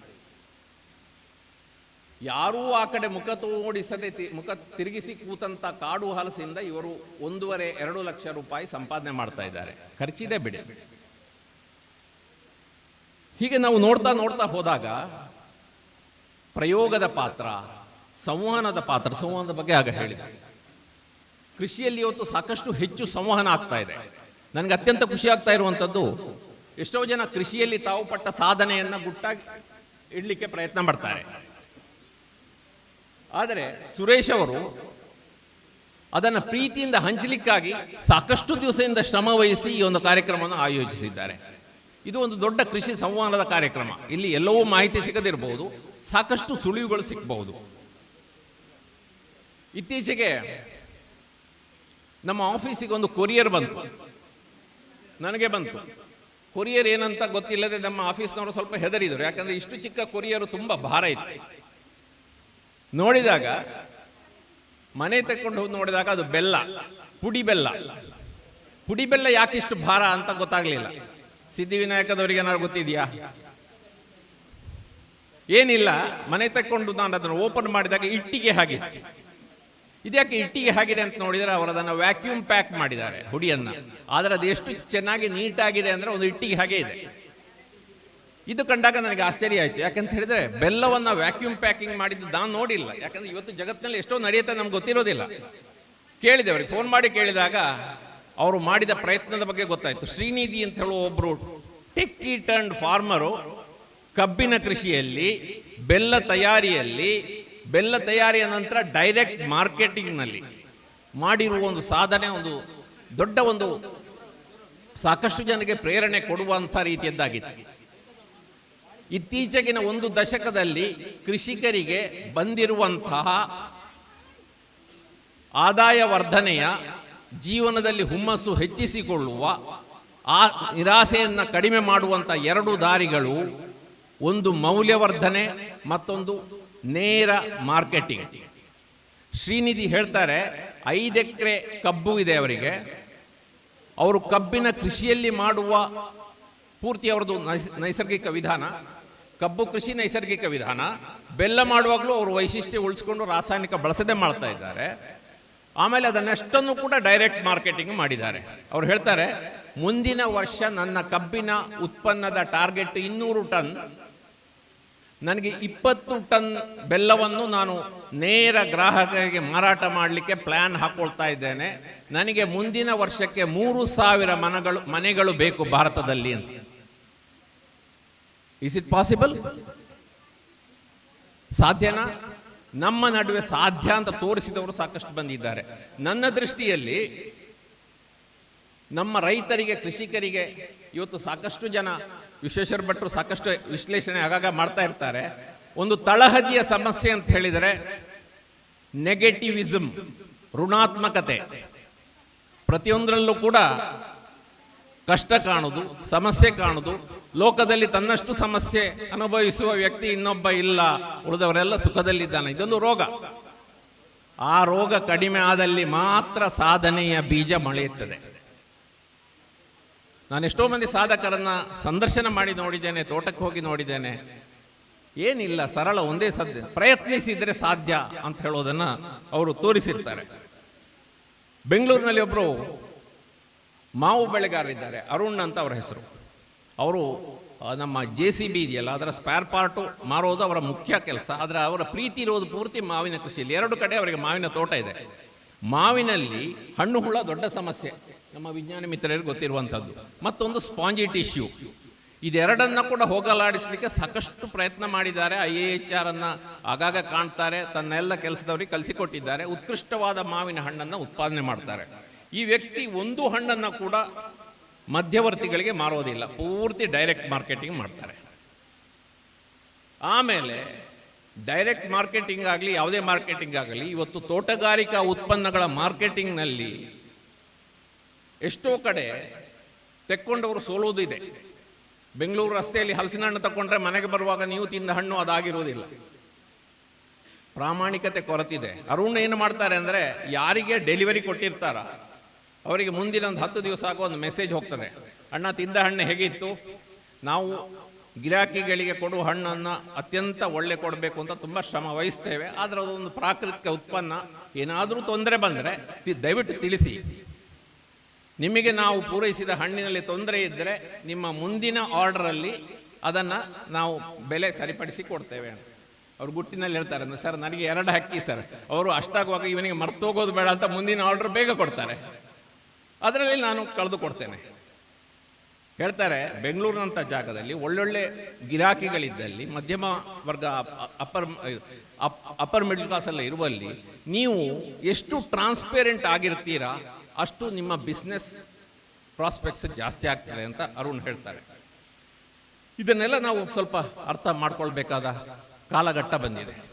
ಇವತ್ತು ಕೊರೋನಾ ಕ್ರೈಸಿಸ್ ಬಂದಾಗ ಮೂವಾಟ್ಟುಪುಳ ಅಂತ ಇಡುಕಿ ಜಿಲ್ಲೆಯಲ್ಲಿ ಏಷ್ಯಾದಲ್ಲಿ ಅತ್ಯಂತ ಹೆಚ್ಚು ಅನಾನಸು ಬೆಳೆಯುವ ಜಾಗದಲ್ಲಿ ರೈತರು ಅನಾನಸು ಮಾರಾಟ ಮಾಡಲಿಕ್ಕಾಗದೆ ಸೋತಿರುವಾಗ ಎರ್ನಾಕುಲಂನ ಕೆಲವರು ಹೆಣ್ಮಕ್ಳು, ಅವರಿಗೆ ಒಳ್ಳೆ ಡಿಜಿಟಲ್ ನಾಲೆಜ್ ಇರುವಂಥವರು ನೇರವಾಗಿ ಒಂದು ವೇದಿಕೆ ತಯಾರು ಮಾಡಿ ಅದನ್ನು ಆನ್ಲೈನ್ ಮಾರಾಟ ಮಾಡಲಿಕ್ಕೆ ಒಂದು ಸಹಾಯ ಕಲ್ಪಿಸಿದರು. ಅವರು ಬೇರೇನೂ ಮಾಡಲಿಲ್ಲ. ಅದರಿಂದ ಕೂಡ ಒಂದಷ್ಟು ಜನರ ಕಣ್ಣೀರು ಒರೆಸಲಿಕ್ಕೆ ಸಾಧ್ಯ ಆಯಿತು. ಹಾಗಾಗಿ ಅವಕಾಶಗಳು ಹೊಸ್ತು ಇರುತ್ತೆ. ನಾವು ಮನಸ್ಸಿನ ಬಾಗಿಲನ್ನು ಮುಚ್ಚಿಕೊಂಡ್ರೆ ಒಳಗಡೆ ಬರೋದಿಲ್ಲ. ಎಷ್ಟೋ ಮಂದಿ ಇವತ್ತು ನಾವು ಯಾವ ಬೆಳೆ ಬೆಳಿತೀವಿ ಅದನ್ನು ನಮ್ಮ ಯಾವಾಗಲೂ ಮಾರಿದವರಿಗೆ ಏನು ಮಾರ್ತೀವಿ ಅಂತ ಹೇಳೋದಕ್ಕಿಂತ ಬದಲಾಗಿ ಏನಾದರೂ ಹೊಸ ಆದಾಯ ವರ್ಧನೆ ದಾರಿ ಉಂಟಾ? ನಮ್ಮ ತೋಟದಲ್ಲಿ ಅಡಿಕೆ, ತೆಂಗು ಅಲ್ಲದೆ ಇನ್ನೇನಿದೆಯೇ? ಸೈಚೆಲ್ಲಿಸ್ ಅಂತ ಹೇಳುವ ಒಂದು ಸಣ್ಣ ದ್ವೀಪದಲ್ಲಿ ಒಬ್ಬಾಕ್ಲೆ ಹೆಣ್ಮಗಳು ಬೀಚ್ನಲ್ಲಿ ಕೂತ್ಕೊಂಡವರಿಗೆ ಏನೋ ಮಾರ್ತಾ ಇದ್ಲು. ಅವಳಿಗೆ ಒಂದು ಯೋಚನೆ ಬಂತು. ಅವಳು ಇವತ್ತು ಏನು ಮಾಡ್ತಾ ಇದ್ದಾಳೆ ಅಂದರೆ, ಒಂದು 2-3 ವರ್ಷದ ಸಾಧನೆ. ನೀವು ಯಾವ ಹಣ್ಣು ತೋರಿಸಿ ನಿಮ್ಮ ಹಿತ್ತಿಲಿನಲ್ಲಿ ಅದನ್ನೆಲ್ಲ ಆಕೆ ವಿದೌಟ್ ಪ್ರಿಸರ್ವೇಟಿವ್ ಜ್ಯೂಸ್ ಆಗಿ ಮಾಡಿ ಬಾಟಲಲ್ಲಿ ಮಾರ್ತಾಳೆ. ನಾನು ಮೊನ್ನೆ ಕೇಳಿದೆ, 26 ನಮೂನೆ ಜ್ಯೂಸ್ ಮಾಡ್ತಾನೆ ಅಂತ. ಯಾವ ಜ್ಯೂಸ್ ಅಂದರೆ, ನಮ್ಮ ಇಲ್ಲಿ ಕೂತಂಥ ಕೃಷಿಕರಲ್ಲಿ ನಾನು ಖಂಡಿತವಾಗಿ ಹೇಳ್ತೇನೆ, ಭಾಳಷ್ಟು ಮಂದಿ ತಿಪ್ಪೆಗೆ ಸೇಯುವಂಥ ಸುಮಾರು ಹಣ್ಣುಗಳಿಂದ ಅವರು ಜ್ಯೂಸ್ ಮಾಡ್ತಾರೆ. ನೀವು ಬಿಂಬಿಳಿ ತೆಕ್ಕೊಳ್ಳಿ, ನಿಮ್ಮ ಕರಂಬೋಲ ತೆಕ್ಕೊಳ್ಳಿ, ಯಾವ್ದು ಬೇಕಾದ್ರೂ ತಗೊಳ್ಳಿ, ಇದೆಲ್ಲ ಜ್ಯೂಸ್ ಮಾಡಿ ಅವಕ್ಕೆ ಚೆನ್ನಾಗಿ ಮಾರ್ತಾಳೆ. ಶೆಲ್ಫ್ ಲೈಫ್ ಭಾಳ ಕಡಿಮೆ ಇದೆ, ಅದಕ್ಕೆಲ್ಲ ಬೇಕಾದ ಜಾಣ್ಮೆ ಆಕೆ ಮಾಡ್ಕೊಂಡಿದ್ದಾಳೆ. ಹಾಗಾಗಿ ಇದೇನಿದೆ ನಮ್ಗೆ ಅವಕಾಶಗಳು ಎಲ್ಲಿ ಹೇಗೆ ಬರ್ಬೋದು ಅಂತ ಹೇಳುವಂಥದ್ದನ್ನು ತಿಳ್ಕೊಳ್ಳಿಕ್ಕೆ ಸಾಧ್ಯ ಇಲ್ಲ. ಇವತ್ತು ಆಹಾರದ ರಂಗದಲ್ಲಿ ಆಹಾರ ಉತ್ಪಾದನೆ ಮಾಡುವ ಕೈಗಳಿಗಿಂತ ತಿನ್ನುವ ಕೈಗಳು ಜಾಸ್ತಿ ಇವೆ. ತಿನ್ನುವ ಕೈಗಳ ಜೋಬು ಗಟ್ಟಿ, ತಿನ್ನುವ ಬಾಯಿಗಳ ಜೋಬು ಗಟ್ಟಿಯಾಗಿದೆ. ನಾವು ಅಡಿಕೆ ಇದೆ, ಅಡಿಕೆ ಇರಲಿ, ಅಡಿಕೆ ನಮ್ಮ ಅನ್ನ, ಅದರ ಜೊತೆಗೆ ಇನ್ನಷ್ಟು ಅವಕಾಶಗಳು ನಮ್ಮ ಹಿತ್ತಿಲಿನಲ್ಲಿ ಇರಬಹುದು. ಕರಿಮೆಣಸನ್ನು ತೋರಿಸಿದ್ರು, ಅದನ್ನು ಬರೀ ಕರಿಮೆಣಸು ಇನ್ನೂ ಬೆಳೆಯೋದಕ್ಕಿಂತ ಮುಂಚೆ ಅದನ್ನು ಬ್ರೈನಿಂಗ್ ಮಾಡಿ, ಕೇರಳದ ಒಂದು ಸಂಸ್ಥೆಯವರು ಆರ್ಗ್ಯಾನಿಕ್ ಬ್ರೈನಿಂಗ್ ಮಾಡಿ ಬಹಳ ದೊಡ್ಡ ರೀತಿಯಲ್ಲಿ ಮಾಡ್ತಾ ಇದ್ದಾರೆ. ಯಾಕೆ ನಾವು ಇಲ್ಲೆಲ್ಲ ಜನರಿಗೆ ಉಪ್ಪು ಸೊಳ್ಳೆ ಗೊತ್ತು, ಉಪ್ಪು ಸೊಳ್ಳೆ, ಉಪ್ಪಾಡ ಪಚ್ಚಿಲ್ಲ, ಆದರೆ ಗುಜ್ಜೆಯನ್ನು ಯಾರು ಉಪ್ಪಿಗೆ ಹಾಕಿದ್ದಿಲ್ಲ. ನಮ್ಮ ಇಡೀ ಭಾರತದಲ್ಲಿ ಅಂಥ ಒಂದು ಸಂಸ್ಕೃತಿ ಇಲ್ಲ. ಯಾಕೆ ನಾವು ಗುಜ್ಜೆಯನ್ನು ಉಪ್ಪಿನಲ್ಲಿ ಹಾಕಿ ಮಾರಾಟ ಮಾಡಬಾರ್ದು? ಬ್ರೈನ್ಡ್ ಟೆಂಡರ್ ಜಾಕ್ ಫ್ರೂಟ್ ಇವತ್ತು ಶ್ರೀಲಂಕಾ ಇಡೀ ಜಗತ್ತಿನಲ್ಲಿ ಗುಜ್ಜೆಯನ್ನು ಉಪ್ಪಿನಲ್ಲಿ ಹಾಕಿ ಮಾರಾಟ ಮಾಡೋದ್ರಲ್ಲಿ ಅತ್ಯಂತ ಮುಂದೆ ಇದೆ. ಜರ್ಮನಿಗೂ ಅವರೇ ಪೂರೈಸ್ತಾರೆ. ನಿಮಗೆ ಬೇಕಿದ್ರೆ, ಸುರೇಶ್ ಅವರಿಗೆ ಬೇಕಿದ್ರೆ ನಿಮ್ಮ ಹೆಸರು ಹಾಕಿ 5,000 ಬಾಟಲ್ ಬೇಕಂದ್ರೆ ಅವರು ಮಾಡಿಕೊಡ್ತಾರೆ. ತಂತ್ರಜ್ಞಾನ ಸುಲಭ ಇದೆ, low cost, low investment affair. ಇಂಥದ್ದನ್ನು ಯಾಕೆ ಮಾಡಬಾರ್ದು? ಫಿಜಿ ಅಂತ ಒಂದು ದ್ವೀಪ ಇದೆ, ಸುಂದರವಾದ ದ್ವೀಪ. ಅದರಲ್ಲಿ ಒಂದು 40% ಇರುವುದು ಭಾರತೀಯರು. ಯಾರು ಅಂತ ಹೇಳಿದರೆ, ವಿಶೇಷವಾಗಿ ನಮ್ಮ ಆಂಧ್ರ ಪ್ರದೇಶದಿಂದ ಕಬ್ಬಿನ ತೋಟದಲ್ಲಿ ಕೆಲಸ ಮಾಡಲಿಕ್ಕೆ ಒಂದಷ್ಟು ಮಂದಿ ಹೋದರು. ಅಲ್ಲಿ ಬಹಳ ಮಂದಿ ಅಲ್ಲೇ ಉಳ್ಕೊಂಡ್ರು. ಫಿಜಿ ಅಂದರೆ ಒಂದು ಮಿನಿ ಇಂಡಿಯಾ. ನನಗೆ ಇತ್ತೀಚೆಗೆ ಗೊತ್ತಾದಂಥ ಒಂದು ಅಂಶ ಏನಂತ ಹೇಳಿದರೆ, ಫಿಜಿಯಲ್ಲಿ ಹಲಸಿಗೆ ಹಲಸಿನ ಬೆಳೆ ಇದೆ, ಒಳ್ಳೆ ಬೆಲೆ ಇದೆ. ಅಲ್ಲಿಯ ಸಂಸ್ಕೃತಿಯಲ್ಲಿ ಅವರು ಹಲಸನ್ನು ಚೆನ್ನಾಗಿ ಬಳಸ್ಕೊಳ್ತಾರೆ. ನನಗೆ ಅದಲ್ಲ, ಅದಕ್ಕಿಂತೆಲ್ಲ ಖುಷಿ ಕೊಟ್ಟ ಅಂಶ ಏನಂತ ಹೇಳಿದರೆ, ಫಿಜಿಯಲ್ಲಿ 100 ಹೆಣ್ಮಕ್ಕಳು ಮಧ್ಯಮ ವರ್ಗದವರು ಹಲಸನ್ನ ಅವರ ಹಿತ್ತಿಲಿನಲ್ಲಿ ಇರಲಿ, ಹಿತ್ತಿಲಿನಲ್ಲಿ ಇಲ್ಲದಿದ್ದರೆ ಮಾರುಕಟ್ಟೆಯಿಂದ ತಗೊಳ್ಳಿ, ಸರಳವಾಗಿ ಕೊಚ್ಚಿ, ನೀವು ಹೇಗೆ ಮನೆಯಲ್ಲಿ ಈರುಳ್ಳಿ ಕೊಚ್ತೀರಾ ಹಾಗೆ ಸರಳವಾಗಿ ಕೊಚ್ಚಿ, ಮಿನಿಮಲ್ ಪ್ರೊಸೆಸಿಂಗ್ ಅಂತ ಒಂದು ಶಬ್ದ ಬಳಸ್ತೀವಿ ನಾವು, ರೆಡಿ ಟು ಕುಕ್ ಅಂತ ಹೇಳ್ತೀವಿ, ಅಡುಗೆಗೆ ಸಿದ್ಧ ರೂಪಕ್ಕೆ ಅದನ್ನು ಮಾಡಿ ಆನ್ಲೈನ್ ಮುಖಾಂತರ, ಫೇಸ್ಬುಕ್ ಮುಖಾಂತರ, ಯಾವುದೇ ಬೇರೆ ಅಡ್ವರ್ಟೈಸ್ಮೆಂಟ್ ಇಲ್ಲದೆ ಮಾರ್ಕೆಟ್ ಮಾಡ್ತಾರೆ. ಬಹುಮುಖ್ಯ ಕಾರ್ಯಕ್ರಮ ಕೃಷಿ ವಿಜ್ಞಾನಿಗಳೊಂದಿಗೆ ಸಂವಾದ. ಈ ಸಂವಾದ ಕಾರ್ಯಕ್ರಮದಲ್ಲಿ ಸಂಪನ್ಮೂಲ ವ್ಯಕ್ತಿಗಳಾಗಿ ಡಾಕ್ಟರ್ ಶ್ರೀಕೃಷ್ಣ ಭಟ್ ಇದ್ದಾರೆ, ಶ್ರೀ ಪಡ್ರೆ ಅವರಿದ್ದಾರೆ, ಶೇಡಿಯಾಪು ಜನಾರ್ದನ ಭಟ್ ಇದ್ದಾರೆ, ಹಾಗೂ ಈ ಕಾರ್ಯಕ್ರಮದ ಪ್ರಾಯೋಜಕರು ಸುರೇಶ್ ಬಲ್ನಾಡು ಅವರು ಕೂಡ ಇದ್ದಾರೆ. ಈಗ ಕೃಷಿಕ ಬಂಧುಗಳಲ್ಲಿ ಬಹಳಷ್ಟು ಸಂಶಯಗಳ ಇರಬಹುದು. ತಮ್ಮ ಸಂಶಯಗಳಿಗೆ ಅವರೀಗ ಕೆಲವು ಈ ಮುಂದಿನ ಕಾರ್ಯಕ್ರಮ ಆರಂಭವಾಗುವವರೆಗೆ ಈಗ ಸಂವಾದ ಕಾರ್ಯಕ್ರಮವನ್ನು ನಾವು ಮುಂದುವರಿಸ್ತಾ ಇದ್ದೇವೆ. ನಿಮ್ಮ ಸಂಶಯಗಳನ್ನು ನೀವು ಖಂಡಿತ ತಜ್ಞರೊಂದಿಗೆ ತಾವು ಕೇಳ್ಬೋದು. ಬಾಡಿಸಿ ನಂತರ ಮೆಷಿನಿಗೆ ಹಾಕಿ ಮಾಡಿದಂತಹ ಪೆಪ್ಪರ್ ಸಹ ಇದೆ, ಒಟ್ಟಿಗೆ ಹಾಗೇ ಹಸಿಯನ್ನೇ ಹಾಕಿ ಮಾಡಿದಂತಹ ಪೆಪ್ಪರ್ ಸಹ ಇದೆ. ಅದರಲ್ಲಿ ಕ್ವಾಲಿಟಿಯಲ್ಲಿ ಏನಾದ್ರು ವ್ಯತ್ಯಾಸ ಏನಾಗ್ತದೆ?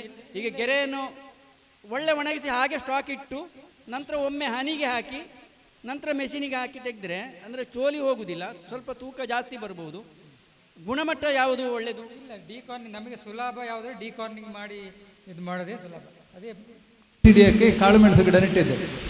ಅದು ಒಂದು 3 ವರ್ಷದವರೆಗೆ ಬಹಳ ಚೆನ್ನಾಗಿ ಬಂತು. 3ನೇ ವರ್ಷದಲ್ಲಿ ಅದಕ್ಕೆ ಈ ರೋಗ ಅಟ್ಯಾಕ್ ಆಯಿತು. ಈಗ ಅದಾದಮೇಲೆಲ್ಲ ನಾಶ ಆಯಿತು, ಅದು ಬೇರೆ ವಿಷಯ. ಆದರೆ ನನಗಿರೋ ಸಂದೇಹ, ಸಾಮಾನ್ಯವಾಗಿ ನೆಟ್ಟು 1-2 ವರ್ಷ ಏನೂ ತೊಂದರೆ ಇಲ್ಲ, ಅದು ಗೆರೆಗಳು ಬರಲಿಕ್ಕೆ ಶುರುವಾದ ಮೇಲೆ ಅದಕ್ಕೆ ರೋಗ ಅಟ್ಯಾಕ್ ಆಗ್ತದೆ. ಅಲ್ಲಿವರೆಗೆ ಯಾಕೆ ಅದಕ್ಕೆ ತೊಂದರೆ ಆಗೋದಿಲ್ಲ? ಬೇರಿಗೆ ಏಟಾಗದ ಹಾಗೆ ನೀವು ನೋಡ್ಕೋಬೇಕು. ನೀವು ನಾನು ಮೊದಲೇ ಹೇಳಿದೆ, ಯಾವುದೇ ಕೆಲಸ ಕಾರ್ಯ ಮಾಡಿದರೂ ಬೇರಿಗೆ ಏಟ್ ಮಾಡಬೇಡಿ, ನಂಬರ್ 1.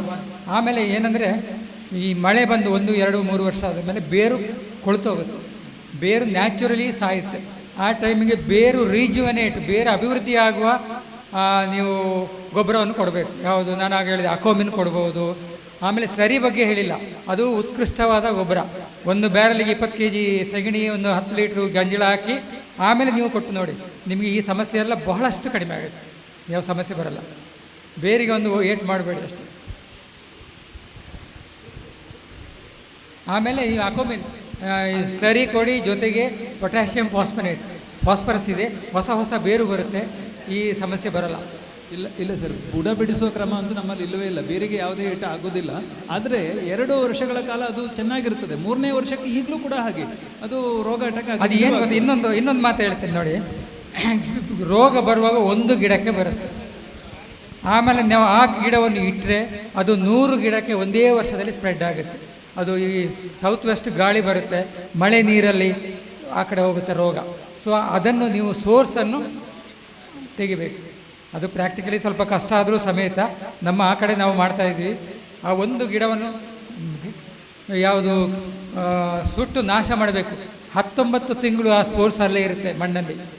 ಅದನ್ನು ನಾವು ತೆಗೆದಿಲ್ಲ ಅಂದರೆ ಆ ಗಿಡದಲ್ಲಿ 19 ತಿಂಗಳು ಜೀವಂತವಾಗಿರುತ್ತೆ. ಯಾವುದು ಈ ಫೈಟೋಪ್ತರಾ ಸ್ಪೋರ್ಸ್ ಫಂಗಸ್ ಕೊಟ್ಟರೆ ಕ್ರೀಪರ್ಗಳಿಗೆ ರೋಗ ಬರ್ತದೆ. ಅಥವಾ ಈ ಹರಳಿಂಡಿ ಅಥವಾ ಬೇರೆ ನಮ್ಮ ಸಸ್ಯಜನ್ಯ ಗೊಬ್ಬರಗಳನ್ನು ಕೊಟ್ಟರೆ ರೋಗ ಬರುವುದು ಕಡಿಮೆ ಹೆಚ್ಚಾಗಿ. ಪ್ರಾಣಿಜನ್ಯ ಗೊಬ್ಬರ ಹಾಕಬೇಕಾದ್ರೆ ಅದನ್ನು ಕಂಪ್ಲೀಟು ಗೊಬ್ಬರವಾಗಿ ಪರಿವರ್ತಿತ ಆದ ಮೇಲೆ ಕೊಟ್ಟರೆ ಹಾರ್ಮ್ ಕಡಿಮೆ ಅಂತೇಳಿ ನನ್ನ ಅಂದಾಜು. ನಾನು ವೆನಿಲ್ಲಾದಲ್ಲಿ ನೋಡಿದ್ದೇನೆ ಅಂಥದ್ದನ್ನು.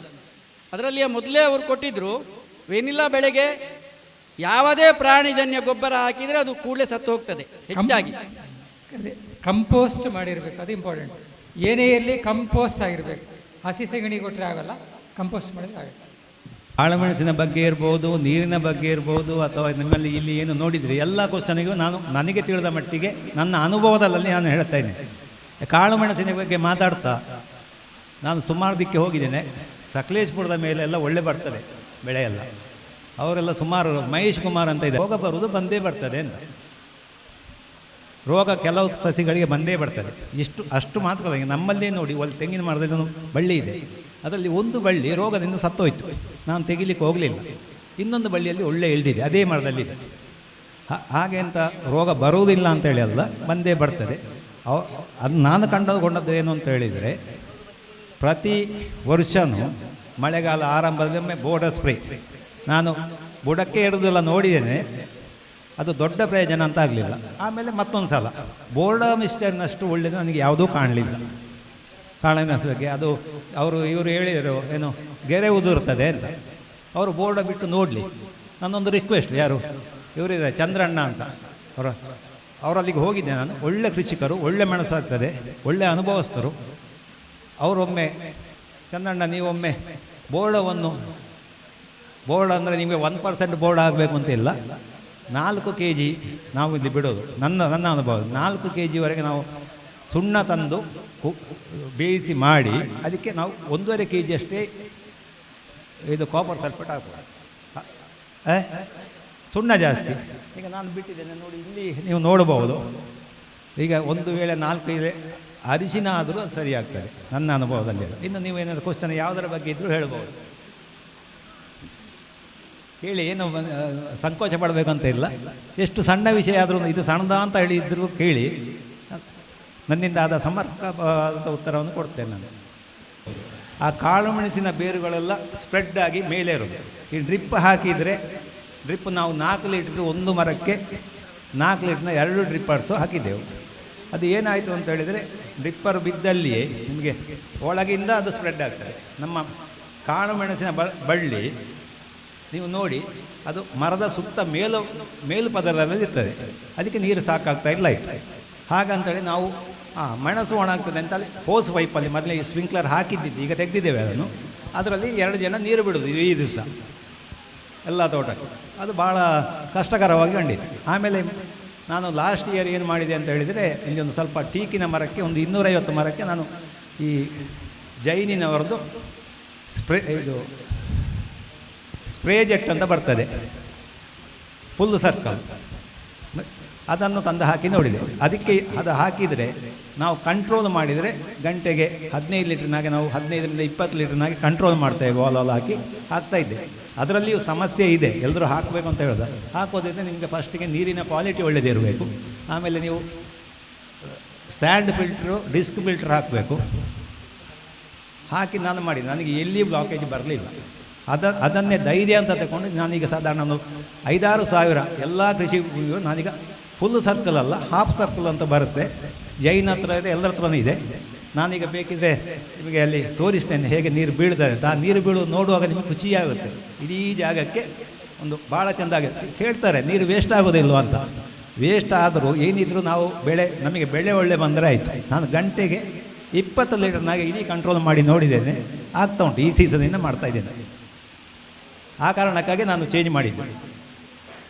ಇವತ್ತು ಬಹುಶಃ ನಮ್ಮ ಸಮೃದ್ಧಿಯ ಕಾರ್ಯಕರ್ತರು ಕೂಡ ಭಾಳ ಹೆಚ್ಚಿನ ಸಂಖ್ಯೆಯಲ್ಲಿ ಬಂದಿದ್ದರೆ, ಯಾಕೆಂದರೆ ಅವರಿಗೆ ಮನೆಯಲ್ಲಿ ಕೂತು ಒಂಥರದ ಬೇಸರವಾಗಿತ್ತು. ಇದಕ್ಕೊಂದು ಅವಕಾಶ ಸಿಕ್ಕಿದೆ. ಆ ಅವಕಾಶವನ್ನು ಒದಗಿಕೊಟ್ಟವರು ಸುರೇಶ್ ಅವರು. ಬಹುಶಃ ಈ ಸುರೇಶ್ ಅವರ ಈ ಎಲ್ಲ ಕೃಷಿ ಕಾರ್ಯಗಳನ್ನು ಒಂದು ರೀತಿಯಲ್ಲಿ ನೋಡಿದಾಗ ನಮಗೆ ನೋಡಲಿಕ್ಕೆ ಆಗಲಿಲ್ಲ ಇವತ್ತು. ಯಾಕಂದರೆ ಕಾರ್ಯಕ್ರಮಗಳ ಒತ್ತಡದಿಂದಾಗಿ ನಾವು ಏನು ನಿರೀಕ್ಷೆ ಮಾಡಿದ್ದೆವೋ ಅಷ್ಟರ ಮಟ್ಟಿಗೆ ಈ ಕಾರ್ಯಕ್ರಮವನ್ನು ನೋಡಲಿಕ್ಕೆ ಆಗಲಿಲ್ಲ. ಅದು ಇನ್ನೊಂದು ದಿವಸ ಆ ಕಾರ್ಯಕ್ರಮವನ್ನು ಮಾಡಬಹುದು. ಅವರು ಬೇರೆ ಎಲ್ಲ ಕಾರ್ಯಕ್ರಮಗಳು ಇದ್ದುದರಿಂದ ಸ್ವಲ್ಪ ಸಮಸ್ಯೆ ಆಯಿತು. ಏನಿದ್ರೂ ಕೂಡ ಇದನ್ನೆಲ್ಲ ಮೇಲ್ನೋಟಕ್ಕೆ ನೋಡಿದಾಗ ನನಗೆ ಅನಿಸಿದ್ದು ಇವರೊಬ್ಬ ಕೃಷಿ ಭಗೀರಥ ಅಂತ. ಇನ್ನೊಂದು ಏನು ಅನಿಸಿದೆ ಅಂದರೆ, ಮತ್ತೊಂದು ನನಗೆ ಅನಿಸಿತ್ತು, ಇವರು ರಾತ್ರಿ ನಡೆದಲ್ಲಿ ನಮಗೆ ಹಗಲು ನಡೆಯುವಂಥದ್ದು ಕಷ್ಟ ಅಂತ. ಇದು ಒಂದು ಅನುಭವ ಆಯಿತು. ಇಷ್ಟು ಹೇಳಿದರೆ ಸಾಕು ಅಂತ ಅನಿಸುತ್ತೆ. ಅದನ್ನು ಒಟ್ಟಿನಲ್ಲಿ ಈ ಕಾರ್ಯಕ್ರಮದಲ್ಲಿ ಭಾಗವಹಿಸಿದ ನೀವಿಲ್ಲದೆ ಈ ಕಾರ್ಯಕ್ರಮ ಆಗಲಿಕ್ಕೆ ಸಾಧ್ಯವೇ ಇಲ್ಲ. ತುಂಬ ಜಯಪ್ರದವಾಗಿದೆ. ತಮ್ಮೆಲ್ಲರಿಗೂ ಕೂಡ ಆತ್ಮೀಯ ವಂದನೆಗಳನ್ನು ಸಲ್ಲಿಸ್ತೇನೆ. ಅದರೊಂದಿಗೆ ಈ ಒಂದು ಕಾರ್ಯಕ್ರಮಕ್ಕೆ ಪ್ರೇರಕರಾಗಿ ವರ್ತಿಸಿದ ಶ್ರೀ ಸುರೇಶ್ ಅವರನ್ನು ಕೂಡ, ಅವರ ಕುಟುಂಬವನ್ನು ಕೂಡ ನಾವಿಲ್ಲಿ ವಂದಿಸುತ್ತೇವೆ. ಇನ್ನು ಇವತ್ತು ಸಂಪನ್ಮೂಲ ವ್ಯಕ್ತಿಯಾಗಿ ಶ್ರೀ ಕೃಷ್ಣ ಭಟ್ ಅವರು ಸಾಂಬಾರ ಪದಾರ್ಥಗಳ ನಿರ್ದೇಶಕರು. ಅವರಿಲ್ಲಿ ಏಲಕ್ಕಿ ಸಂಶೋಧನೆ ಬಗ್ಗೆ, ಏಲಕ್ಕಿ ಬೆಳೆಯ ಬಗ್ಗೆ, ಕಾಳುಮೆಣಸಿನ ಬೆಳೆ ಬಗ್ಗೆ ಸುದೀರ್ಘವಾಗಿ ತಿಳಿಸಿದರು. ಆದರೆ ನಮಗೆ ಟೋಟಲಿ ಹೇಳೋದಾದರೆ ಅವರು ಬೆಳಗ್ಗಿಂದ ಸಾಯಂಕಾಲದವರೆಗೆ ಹೇಳ್ತಿದ್ರೆ ಮಾತ್ರ ಒಂದಷ್ಟಾದರೂ ನಮ್ಮ ಕಿವಿಗೆ ಮನಸ್ಸಿಗೆ ನಾಟುತ್ತಿತ್ತು.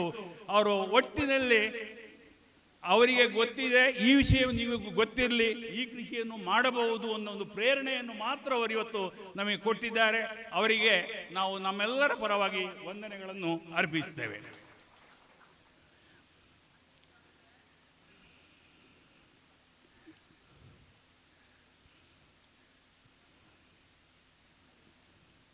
ಇನ್ನು ಶಿವಪ್ರಕಾರ ಅವರು ನಮ್ಮ ಕೃಷಿ ಇಲಾಖೆಯ ಅಧಿಕಾರಿಗಳು.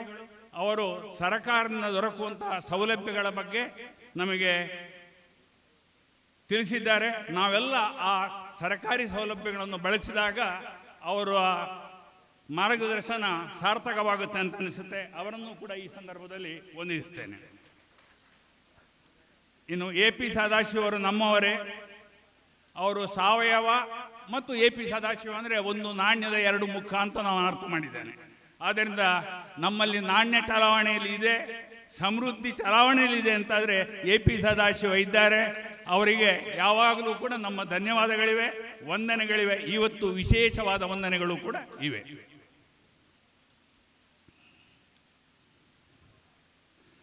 ಇನ್ನು ನಮ್ಮ ಕ್ಯಾಂಪ್ಕೋದ ಉಪಾಧ್ಯಕ್ಷರಾದ ಶಮ್ನಾ ಖಂಡಿಗೆ ಅವರು ಕೂಡ ಕೃಷಿ ನಮಗೆ ಸೂಕ್ತವಾದಂಥ ಮಾರ್ಗದರ್ಶನವನ್ನು ಕೊಟ್ಟಿದ್ದಾರೆ.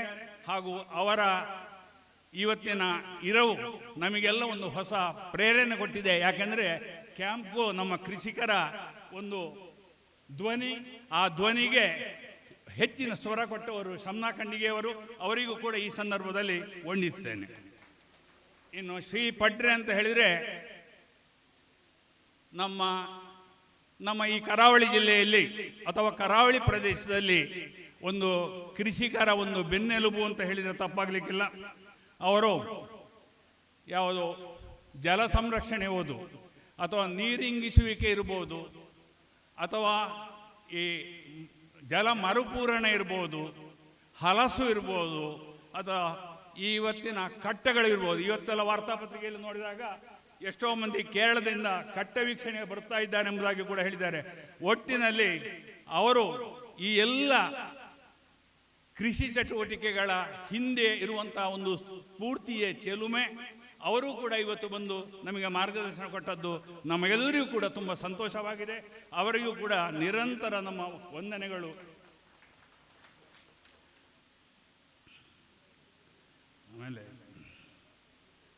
ಆದ್ದರಿಂದ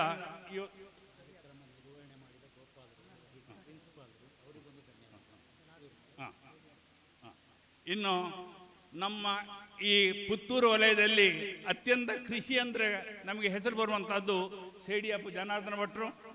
ಅವರು ತಮ್ಮ ಯೌವನದಲ್ಲಿ ಬಹಳ ದೊಡ್ಡ ಸಾಧಕರು. ಇವತ್ತಿನವರ ಸಾಧನೆ ನಮಗೆಲ್ಲರಿಗೂ ಕೂಡ ಮಾರ್ಗದರ್ಶಕವಾದದ್ದು.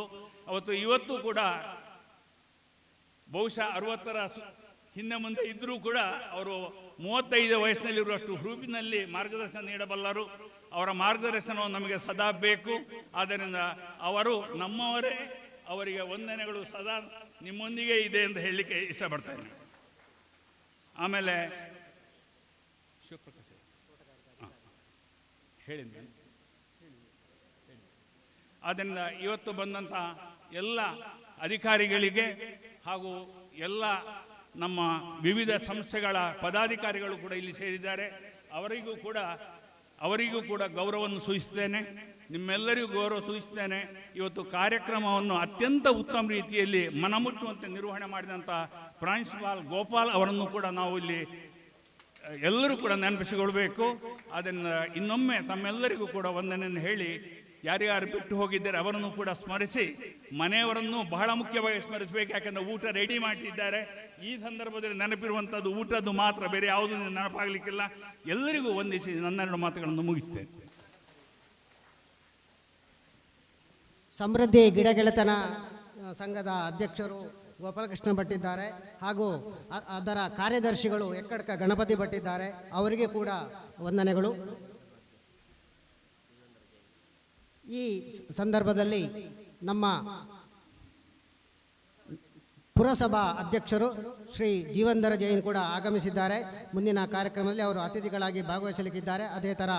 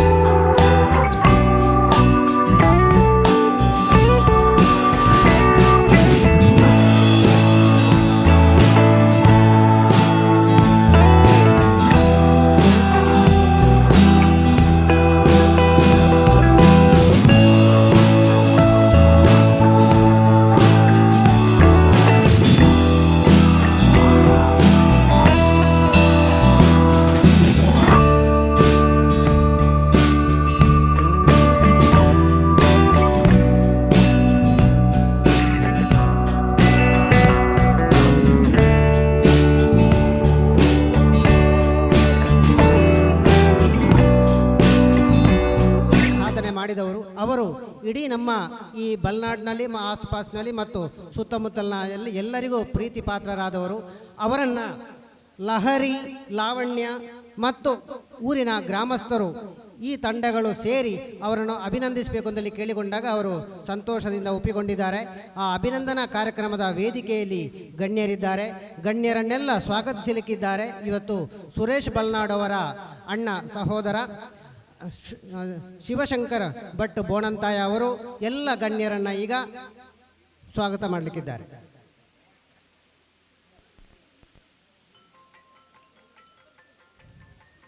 ಮೊದಲು ಗ್ರಾಮ ದೇವರಾದ ಬಟ್ಟಿ ವಿನಾಯಕ, ಉಳ್ಳಾಳ್ತಿ ಹಾಗೂ ಮಾಲಿಂಗೇಶ್ವರನನ್ನು ಮನಸ ಸ್ಮರಿಸುತ್ತಾ ನಾನು ಸುರೇಶ್ ಬಲ್ನಾಡಿನ ಅಣ್ಣದಾದ ಶಿವಶಂಕರ ಭಟ್ ಅವರು ಸ್ವಾಗತ ಕಾರ್ಯಕ್ರಮಕ್ಕೆ ಇಲ್ಲಿ ನಿರ್ವಹಣೆಗೆ ನಿಮ್ಮ ಮುಂದೆ ಇದ್ದೇನೆ.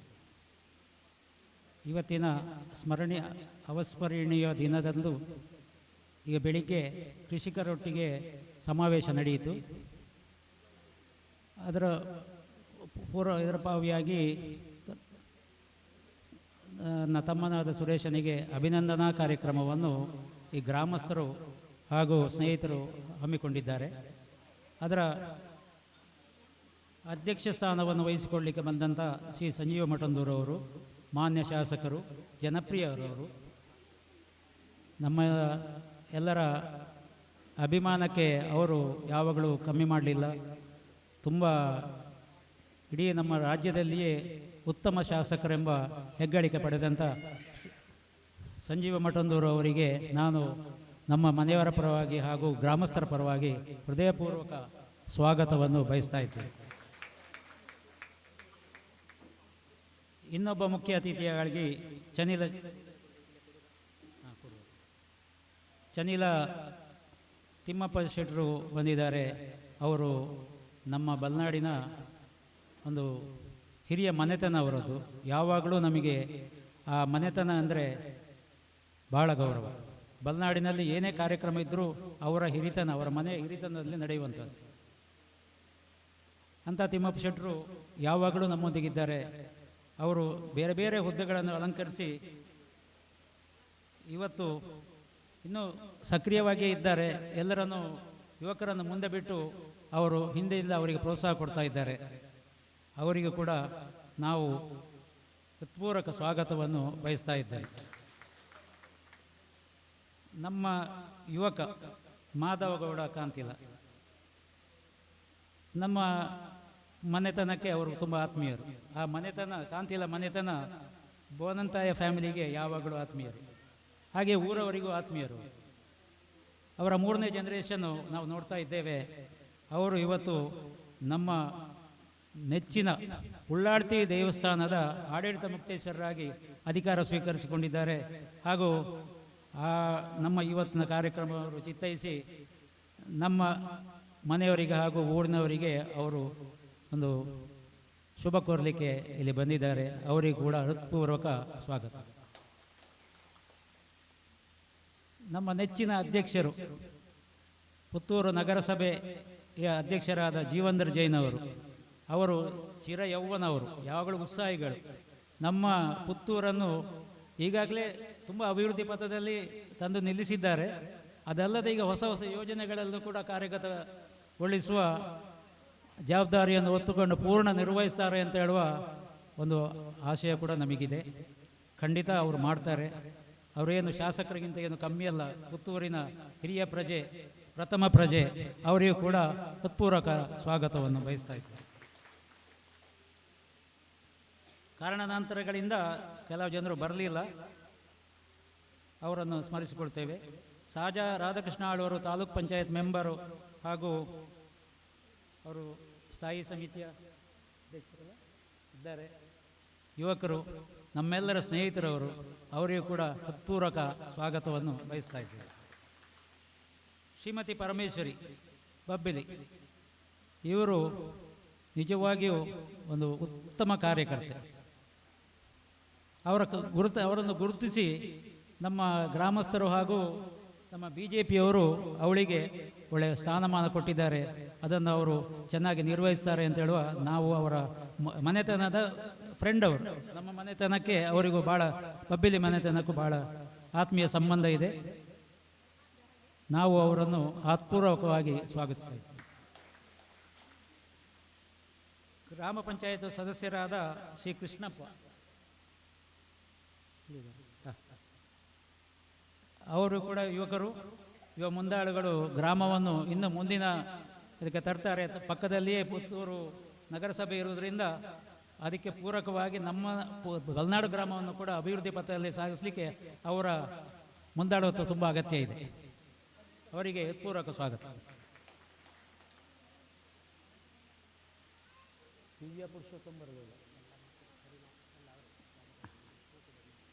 ಶ್ರೀ ಗಣೇಶ ಗ್ರಾಮ ಪಂಚಾಯತ್ ಸದಸ್ಯ, ಇವ ನಮ್ಮ ಹುಡುಗ. ಅವನಿಗೆ ನೀವೆಲ್ಲ ಗೈಡ್ ಮಾಡಬೇಕು, ಅವನನ್ನು ಮುಂದೆ ತರಬೇಕು. ನಮಗೆ ಭಾಳ ಆತ್ಮೀಯ, ವಿರ್ಮರಕೋಡಿ ಮನೆತನ. ತುಂಬ ಅವರ ಹಿರಿಯರು ತುಂಬ ಒಳ್ಳೆಯ ಜನರಿದ್ದಾರೆ. ಹಾಗೆ ಇವನು ಕೂಡ ಸಾಧು ಸಜ್ಜನ, ಯಾವಾಗಲೂ ನಗುಮುಖ. ಅವ ಖಂಡಿತ ಬಲ್ನಾಡನ್ನು ಅಭಿವೃದ್ಧಿ ಪಥದಲ್ಲಿ ಕೊಂಡೋಗೋದ್ರಲ್ಲಿ ಏನೂ ಸಂಶಯ ಇಲ್ಲ ಅಂತೇಳಿ ನಾನು ಎದೆ ತಟ್ಟಿ ಹೇಳ್ತೇನೆ. ಯಾಕೆಂದರೆ ಅಂಥ ಹುಡುಗ ಅವನಿಗೂ ಕೂಡ, ಅವನಿಗೆ ಅಂತ ಹೇಳ್ತೇನೆ, ಆದರೆ ಅವರು ಇವತ್ತು ಪೊಸಿಷನ್ನಲ್ಲಿದ್ದಾರೆ. ಹಾಗಾಗಿ ಅವರಿಗೆ ನಾವು ಹೃತ್ಪೂರ್ವಕ ಸ್ವಾಗತವನ್ನು ಬಯಸ್ತೇವೆ. ಹಾಗೆ ನೀವೆಲ್ಲ ಸೇರಿದ್ದೀರಿ, ಎಲ್ಲ ಕೃಷಿಕ ಬಂಧುಗಳು, ಗ್ರಾಮಸ್ಥರು ಎಲ್ಲ ಗ್ರಾಮಸ್ಥರು ಹೆಚ್ಚಿನವರು ಕೃಷಿಕರೇ ಹಾಗೂ ವ್ಯಾಪಾರಿಗಳು, ಉದ್ಯಮಿಗಳು ಎಲ್ಲರೂ ಇದ್ದೀರಿ. ಇವತ್ತು ಈ ಸುರೇಶ ದಂಪತಿಗಳಿಗೆ ಒಂದು ಅಭಿನಂದನಾ ಕಾರ್ಯಕ್ರಮದಲ್ಲಿ ನೀವೆಲ್ಲ ಭಾಗಿಯಾಗುವುದಕ್ಕೆ ನಾವು ನಿಮ್ಮನ್ನು ಸ್ವಾಗತಿಸ್ತಾ ಇದ್ದೇವೆ.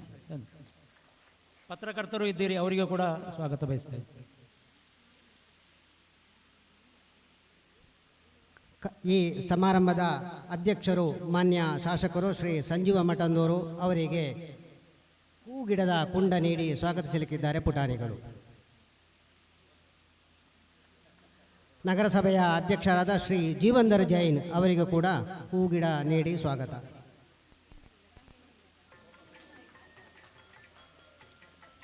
ತಾಲೂಕು ಪಂಚಾಯತ್ ಸದಸ್ಯರು ಸಾಜಾ ರಾಧಾಕೃಷ್ಣ ಆಳ್ವ ಅವರಿಗೂ ಕೂಡ ಹೂಗಿಡ ನೀಡಿ ಸ್ವಾಗತ. ಚನಿಲ ತಿಮ್ಮಪ್ಪ ಶೆಟ್ಟಿಯವರು ಮಾಜಿ ಆಡಳಿತ ಮುಕ್ತೇಶ್ವರರು, BJP ಹಿರಿಯ ನಾಯಕರು, ಅವರಿಗೂ ಕೂಡ ಹೂಗಿಡ ನೀಡಿ ಸ್ವಾಗತ.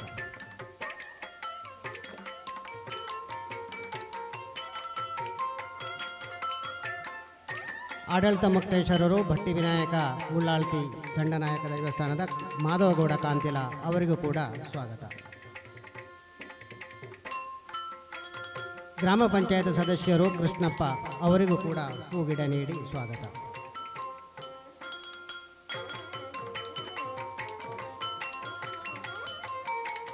ಗ್ರಾಮ ಪಂಚಾಯತ್ ಸದಸ್ಯೆ ಶ್ರೀಮತಿ ಪರಮೇಶ್ವರಿ ಬಬ್ಬಿಲಿ ಅವರಿಗೂ ಕೂಡ ಸ್ವಾಗತ. ಗ್ರಾಮ ಪಂಚಾಯತ್ ಸದಸ್ಯರಾದ ಶ್ರೀ ಗಣೇಶ್ ಅವರಿಗೂ ಕೂಡ ಹೂಗಿಡ ನೀಡಿ ಸ್ವಾಗತ.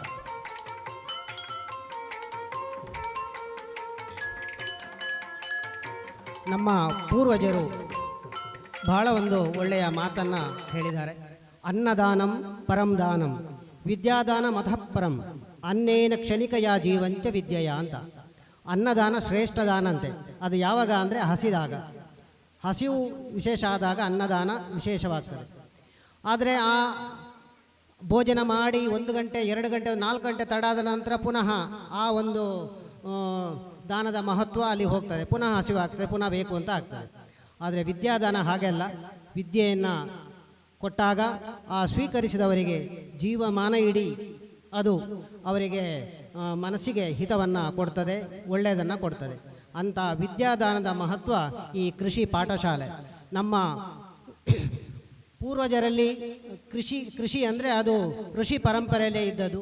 ಆ ನಂತರದಲ್ಲಿ ಅದು ಹೋಯಿತು, ಸ್ಕೂಲಿಗೆ ಬಂತು, ವಿದ್ಯೆ ಎಂಬುದು ಸ್ಕೂಲಿಗೆ ಬಂತು. ಈಗ ಪುನಃ ನಮ್ಮ ಪ್ರಸ್ತುತ ಕೇಂದ್ರ ಸರ್ಕಾರದ ಹೊಸ ಶಿಕ್ಷಣ ನೀತಿಯಲ್ಲಿ ಕೃಷಿ ಕೂಡ ಒಂದು ಪಾಠಶಾಲೆಯಾಗಿ ಪರಿವರ್ತನೆ ಆಗ್ತಾ ಇದೆ. ಶ್ರೀ ಸುರೇಶ್ ಬಲ್ನಾಡ್ ಅವರ ಈ ಒಂದು ಕೃಷಿ ಭೂಮಿಗೆ ಪ್ರೈಮರಿ ಮಕ್ಕಳು, ಹೈಸ್ಕೂಲ್ ಮಕ್ಕಳು, ಕಾಲೇಜು ಮಕ್ಕಳು ಹಾಗೂ ಇಂಜಿನಿಯರಿಂಗ್ ಕಲಿಯುವಂಥ ಮಕ್ಕಳು ಕೂಡ ಇಲ್ಲಿ ಆಗಾಗ ಭೇಟಿ ಕೊಡ್ತಾರೆ. ಈ ಸಲ ಕೊರೋನಾದ ಲಾಕ್ಡೌನ್ ಆದ ಕಾರಣ ಈ ಸಲ ಇಲ್ಲದಿದ್ದರೆ ಅವರಲ್ಲಿ ಎಡೆಬಿಡದೆ ಇಲ್ಲಿಗೆ ಜ್ಞಾನವನ್ನು ಪಡೀಲಿಕ್ಕೆ, ಜ್ಞಾನದ ಅನುಭವವನ್ನು ಹೆಚ್ಚಿಸಲಿಕ್ಕೆ ಎಲ್ಲ ವಿದ್ಯಾರ್ಥಿಗಳು ಪ್ರೈಮರಿಯಿಂದ ಹಿಡಿದು ಪೋಸ್ಟ್ ಗ್ರ್ಯಾಜುಯೇಷನ್ವರೆಗಿನ ಮಕ್ಕಳು ಬರ್ತಾರೆ. ಅವರಿಗೆ ಇವರು ಕೃಷಿಯ ವಿದ್ಯಾದಾನವನ್ನು ಮಾಡುವರು ಅಂತ ಒಂದು ವಿಶೇಷ ಈ ಕೃಷಿ ಭೂಮಿಯಲ್ಲಿ ಸುರೇಶ್ ಬಲ್ನಾಡ್ ಅವರು ನೀಡಿದ್ದಾರೆ. ಇನ್ನು ಲಹರಿ, ಲಾವಣ್ಯ ಮತ್ತು ಊರ ಗ್ರಾಮಸ್ಥರು ನಡೆಸ್ತಾ ಇದ್ದಾರೆ. ಈಗ ಸುರೇಶ್ ಬಲ್ನಾಡ್ ಅವರಿಗೆ ಅವರ ಬಗ್ಗೆ 1-2 ಮಾತುಗಳನ್ನು ಶ್ರೀ ಕಾಂತಿಲ ಮಾಧವಗೌಡ ಆಡಳಿತ ಮುಕ್ತೇಶ್ವರರು ಅವರು 1-2 ಮಾತುಗಳನ್ನು ಆಡಬೇಕು ಅಂತೇಳಿ ಕೇಳಿಕೊಳ್ತಾ ಇದ್ದಾರೆ. ಕೃಷಿ ಸಮಾವೇಶ ಬೊಕ್ಕ ಕೃಷಿ ಮಾಹಿತಿ ಶಿಬಿರ ಈ ಒಂಜಿ ಕಾರ್ಯಕ್ರಮದ ಸಮಾರೋಪ ಸಮಾರಂಭದ ಸಭಾಧ್ಯಕ್ಷತೆಯನ್ನು ವಹಿಸಿನಂಚಿನ ನಮ್ಮ ಪುತ್ತೂರು ವಿಧಾನಸಭಾ ಕ್ಷೇತ್ರದ ಶಾಸಕರಾಯನಂಚಿನ ಶ್ರೀಯುತ ಸಂಜೀವ ಮಠಂದೂರುಂಬೆರೆ, ಪುತ್ತೂರು ನಗರಸಭೆತ ಅಧ್ಯಕ್ಷರಾಯನಂಚಿನ ಶ್ರೀಯುತ ಜೀವಂದರ್ ಜೈನ್ ಬೇರೆ, ಹಿರಿಯರು ಎನ್ನ ಮಾರ್ಗದರ್ಶಕರು ಅಂಚನೆ ಕ್ಯಾಂಪ್ಕೋ ನಿರ್ದೇಶಕರ ಅಂಚನ ಚನಿಲ ತಿಮ್ಮಪ್ಪ ಶೆಟ್ರೆ,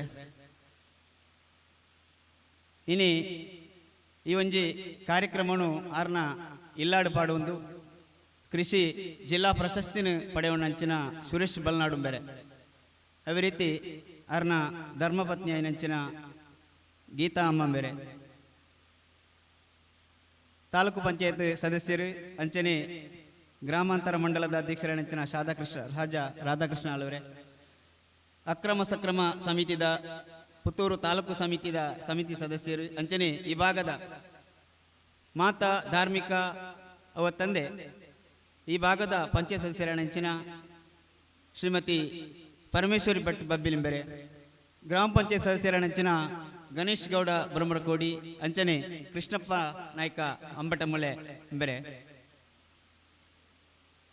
ಸುರೇಶ್ ಬಲ್ನಾಡು ಉಂಬೇರ್ನ ಅಣ್ಣೆ ಶಿವಶಂಕರ್ ಅಣ್ಣೆರೆ ಮೂಲ ಸೇರ್ನಂಚಿನ ಮಾತ ಈ ಊರದ ಅಂಚನೆ ಪರ ಊರ್ದು ಬತ್ತನಂಚಿನ ಮಾತ ಕೃಷಿಕ ಬಂಧುಲೆ ಇನಿ ಬೇರ್ನ ಇಲ್ಲಾಳು ಒಂಜಿ ತಾಲೂಕು ಮಟ್ಟದ ಕೃಷಿ ಸಮ್ಮೇಳನ ಒಂದು ತಾಲೂಕು ಮಟ್ಟಡು ವಾರೀತಿ ಇನಿ ಕೃಷಿ ಮೇಳ ಹೊಂದಿತ್ತಂಡ ಅವೇ ಐಕೊಂಚೂರು ಕಮ್ಮಿ ಆವಂದೆ ಹೆಚ್ಚಿನ ಬೇತೆ ಬೇತೆ ಊರದ ಮಲ್ಲ ಮಲ್ಲ ಕೃಷಿಕರಿ ಮಲ್ಲ ಮಲ್ಲ ರೈತಾಪಿ ವರ್ಗದ ಜನಕ್ಕಳು ಬತ್ತದ ಈ ಒಂಜಿ ಬೇರ್ನ ಕೃಷಿ ತಾಕುನು ವೀಕ್ಷಣೆ ಮಲ್ಪನ ಮೂಲಕ ಅವೇ ರೀತಿ ಇಲಾಖೆದ ಪ್ರತಿಯೊಂಜಿ ಅಧಿಕಾರಿಗಳನ್ನು ಇಡಲೆ ಪಡೆದು ಅಗಲನ ಮೂಲಕ ಮಾಹಿತಿ ಕೊರ್ಪಣಂಚಿನ ಕಾರ್ಯಕ್ರಮ ಇನಿ ಮೂಲ ನಡೀತದೆ.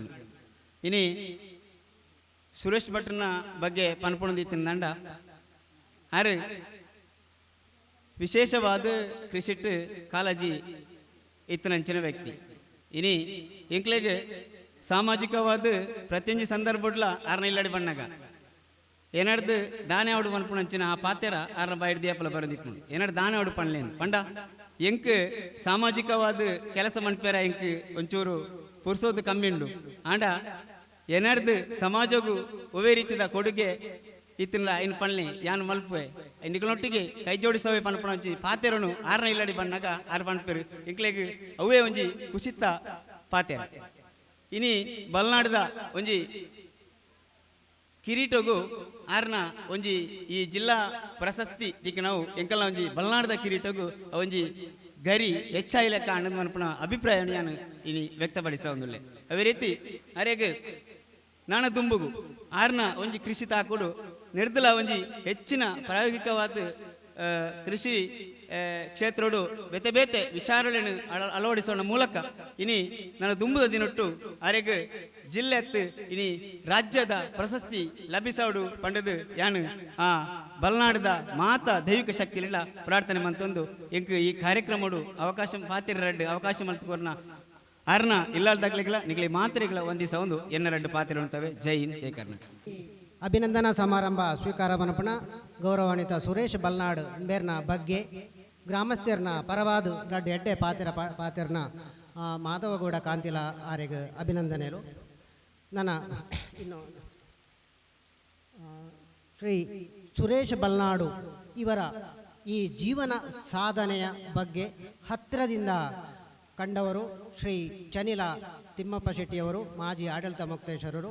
ಅವರು ಶ್ರೀ ಸುರೇಶ್ ಬಲ್ನಾಡು ಅವರ ಜೀವನ ಸಾಧನೆಯ ಎಲ್ಲ ಮಜಲುಗಳ ಬಗ್ಗೆ ಸಂಕ್ಷಿಪ್ತವಾಗಿ ಈಗ ಮಾತಾಡಲಿಕ್ಕಿದ್ದಾರೆ. ಈಗ ಶ್ರೀ ಚನಿಲ ತಿಮ್ಮಪ್ಪ ಶೆಟ್ಟಿಯವರು.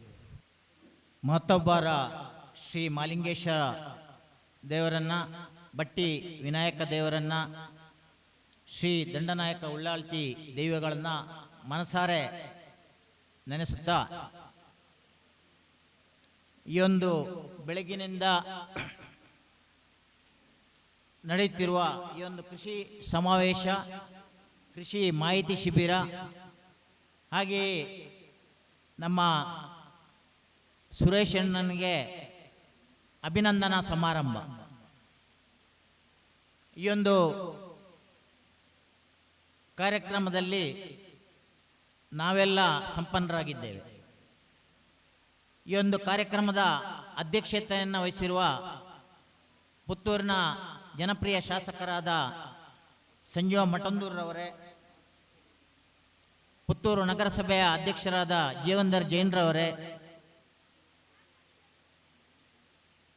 ಈ ಒಂದು ಸಮಾರಂಭದ ಕೇಂದ್ರ ಬಿಂದು ಪ್ರಶಸ್ತಿ ವಿಜೇತ ನನ್ನ ಆತ್ಮೀಯರಾದ ಸುರೇಶ್ ಅಣ್ಣನವರೇ ಹಾಗೂ ಅವರ ಎಲ್ಲ ಈ ಯಶಸ್ವಿಗೆ ಅವರೊಂದಿಗೆ ಬೆನ್ನಿಗೆ ಬೆನ್ನು ಕೊಟ್ಟು ಶ್ರಮಿಸಿದ ಅವರ ಧರ್ಮಪತ್ನಿ ಶ್ರೀಮತಿ ಗೀತಾರವರೇ,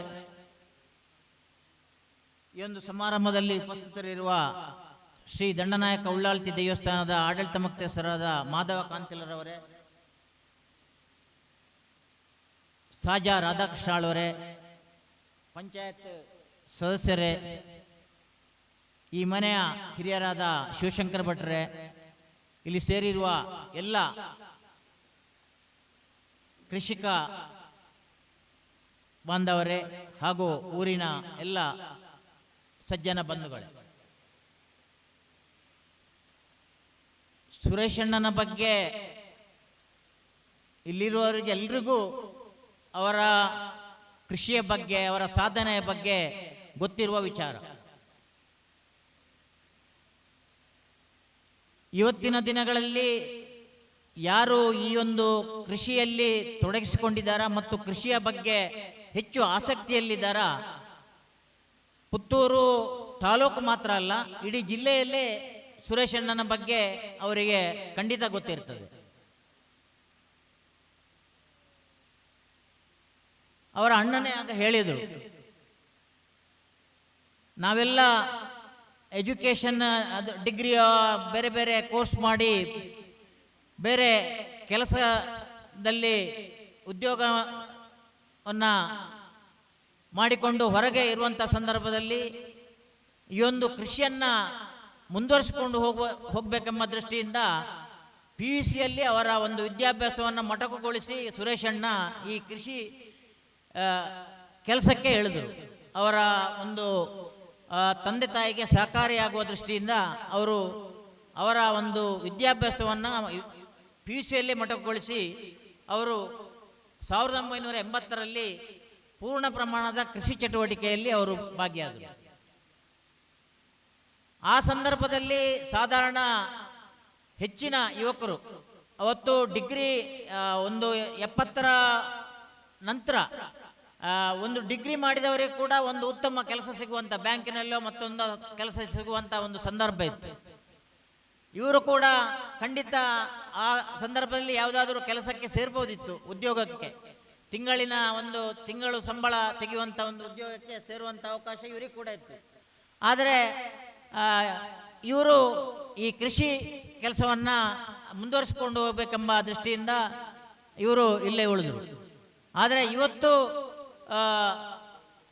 ಎಲ್ಲರ ಇಲ್ಲಿ ಆಗ ಮಾತಾಡಿದವರ ಅಭಿಪ್ರಾಯ, ಬೆಳಿಗ್ಗೆಯ ಒಂದು ಕಾರ್ಯಕ್ರಮದಲ್ಲಿ ಇಲ್ಲಿ ಸೇರಿದವರ ಅಭಿಪ್ರಾಯದಲ್ಲಿ ಇವತ್ತು ಎಲ್ರಿಗಂತೂ ಖುಷಿ ಪಡುವಂಥ ಒಂದು ಸಂಗತಿ ಅಂದರೆ ಅವರ ಒಂದು ಈ ಶ್ರಮ, ಅವರ ಸಾಧನೆ.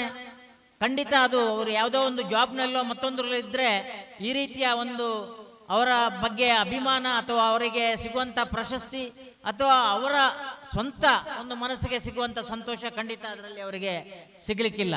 ಅದನ್ನು ಅವರು ಹೀಗೆ ನಾವು ಆತ್ಮೀಯವಾಗಿ ಮಾತಾಡುವಾಗ ಅವರು ನನ್ನಲ್ಲಿ ಹೇಳಿದ್ದಾರೆ. ಅವರು ಈ ಒಂದು ಕೃಷಿ ಕೆಲಸ ಇಲ್ಲಿ ಆರಂಭ ಮಾಡುವಂಥ ದಿನಗಳಲ್ಲಿ ಇಲ್ಲಿ ಕರೆಂಟ್ ಇರಲಿಲ್ಲ, ರೋಡ್ ಇರಲಿಲ್ಲ, ಸರಿಯಾದ ಯಾವುದೇ ಒಂದು ಮಾರ್ಗದ ವ್ಯವಸ್ಥೆ ಕೂಡ ಇರಲಿಲ್ಲ. ಆದರೆ ಮುಂದಿನ ದಿನಗಳಲ್ಲಿ ಅವರು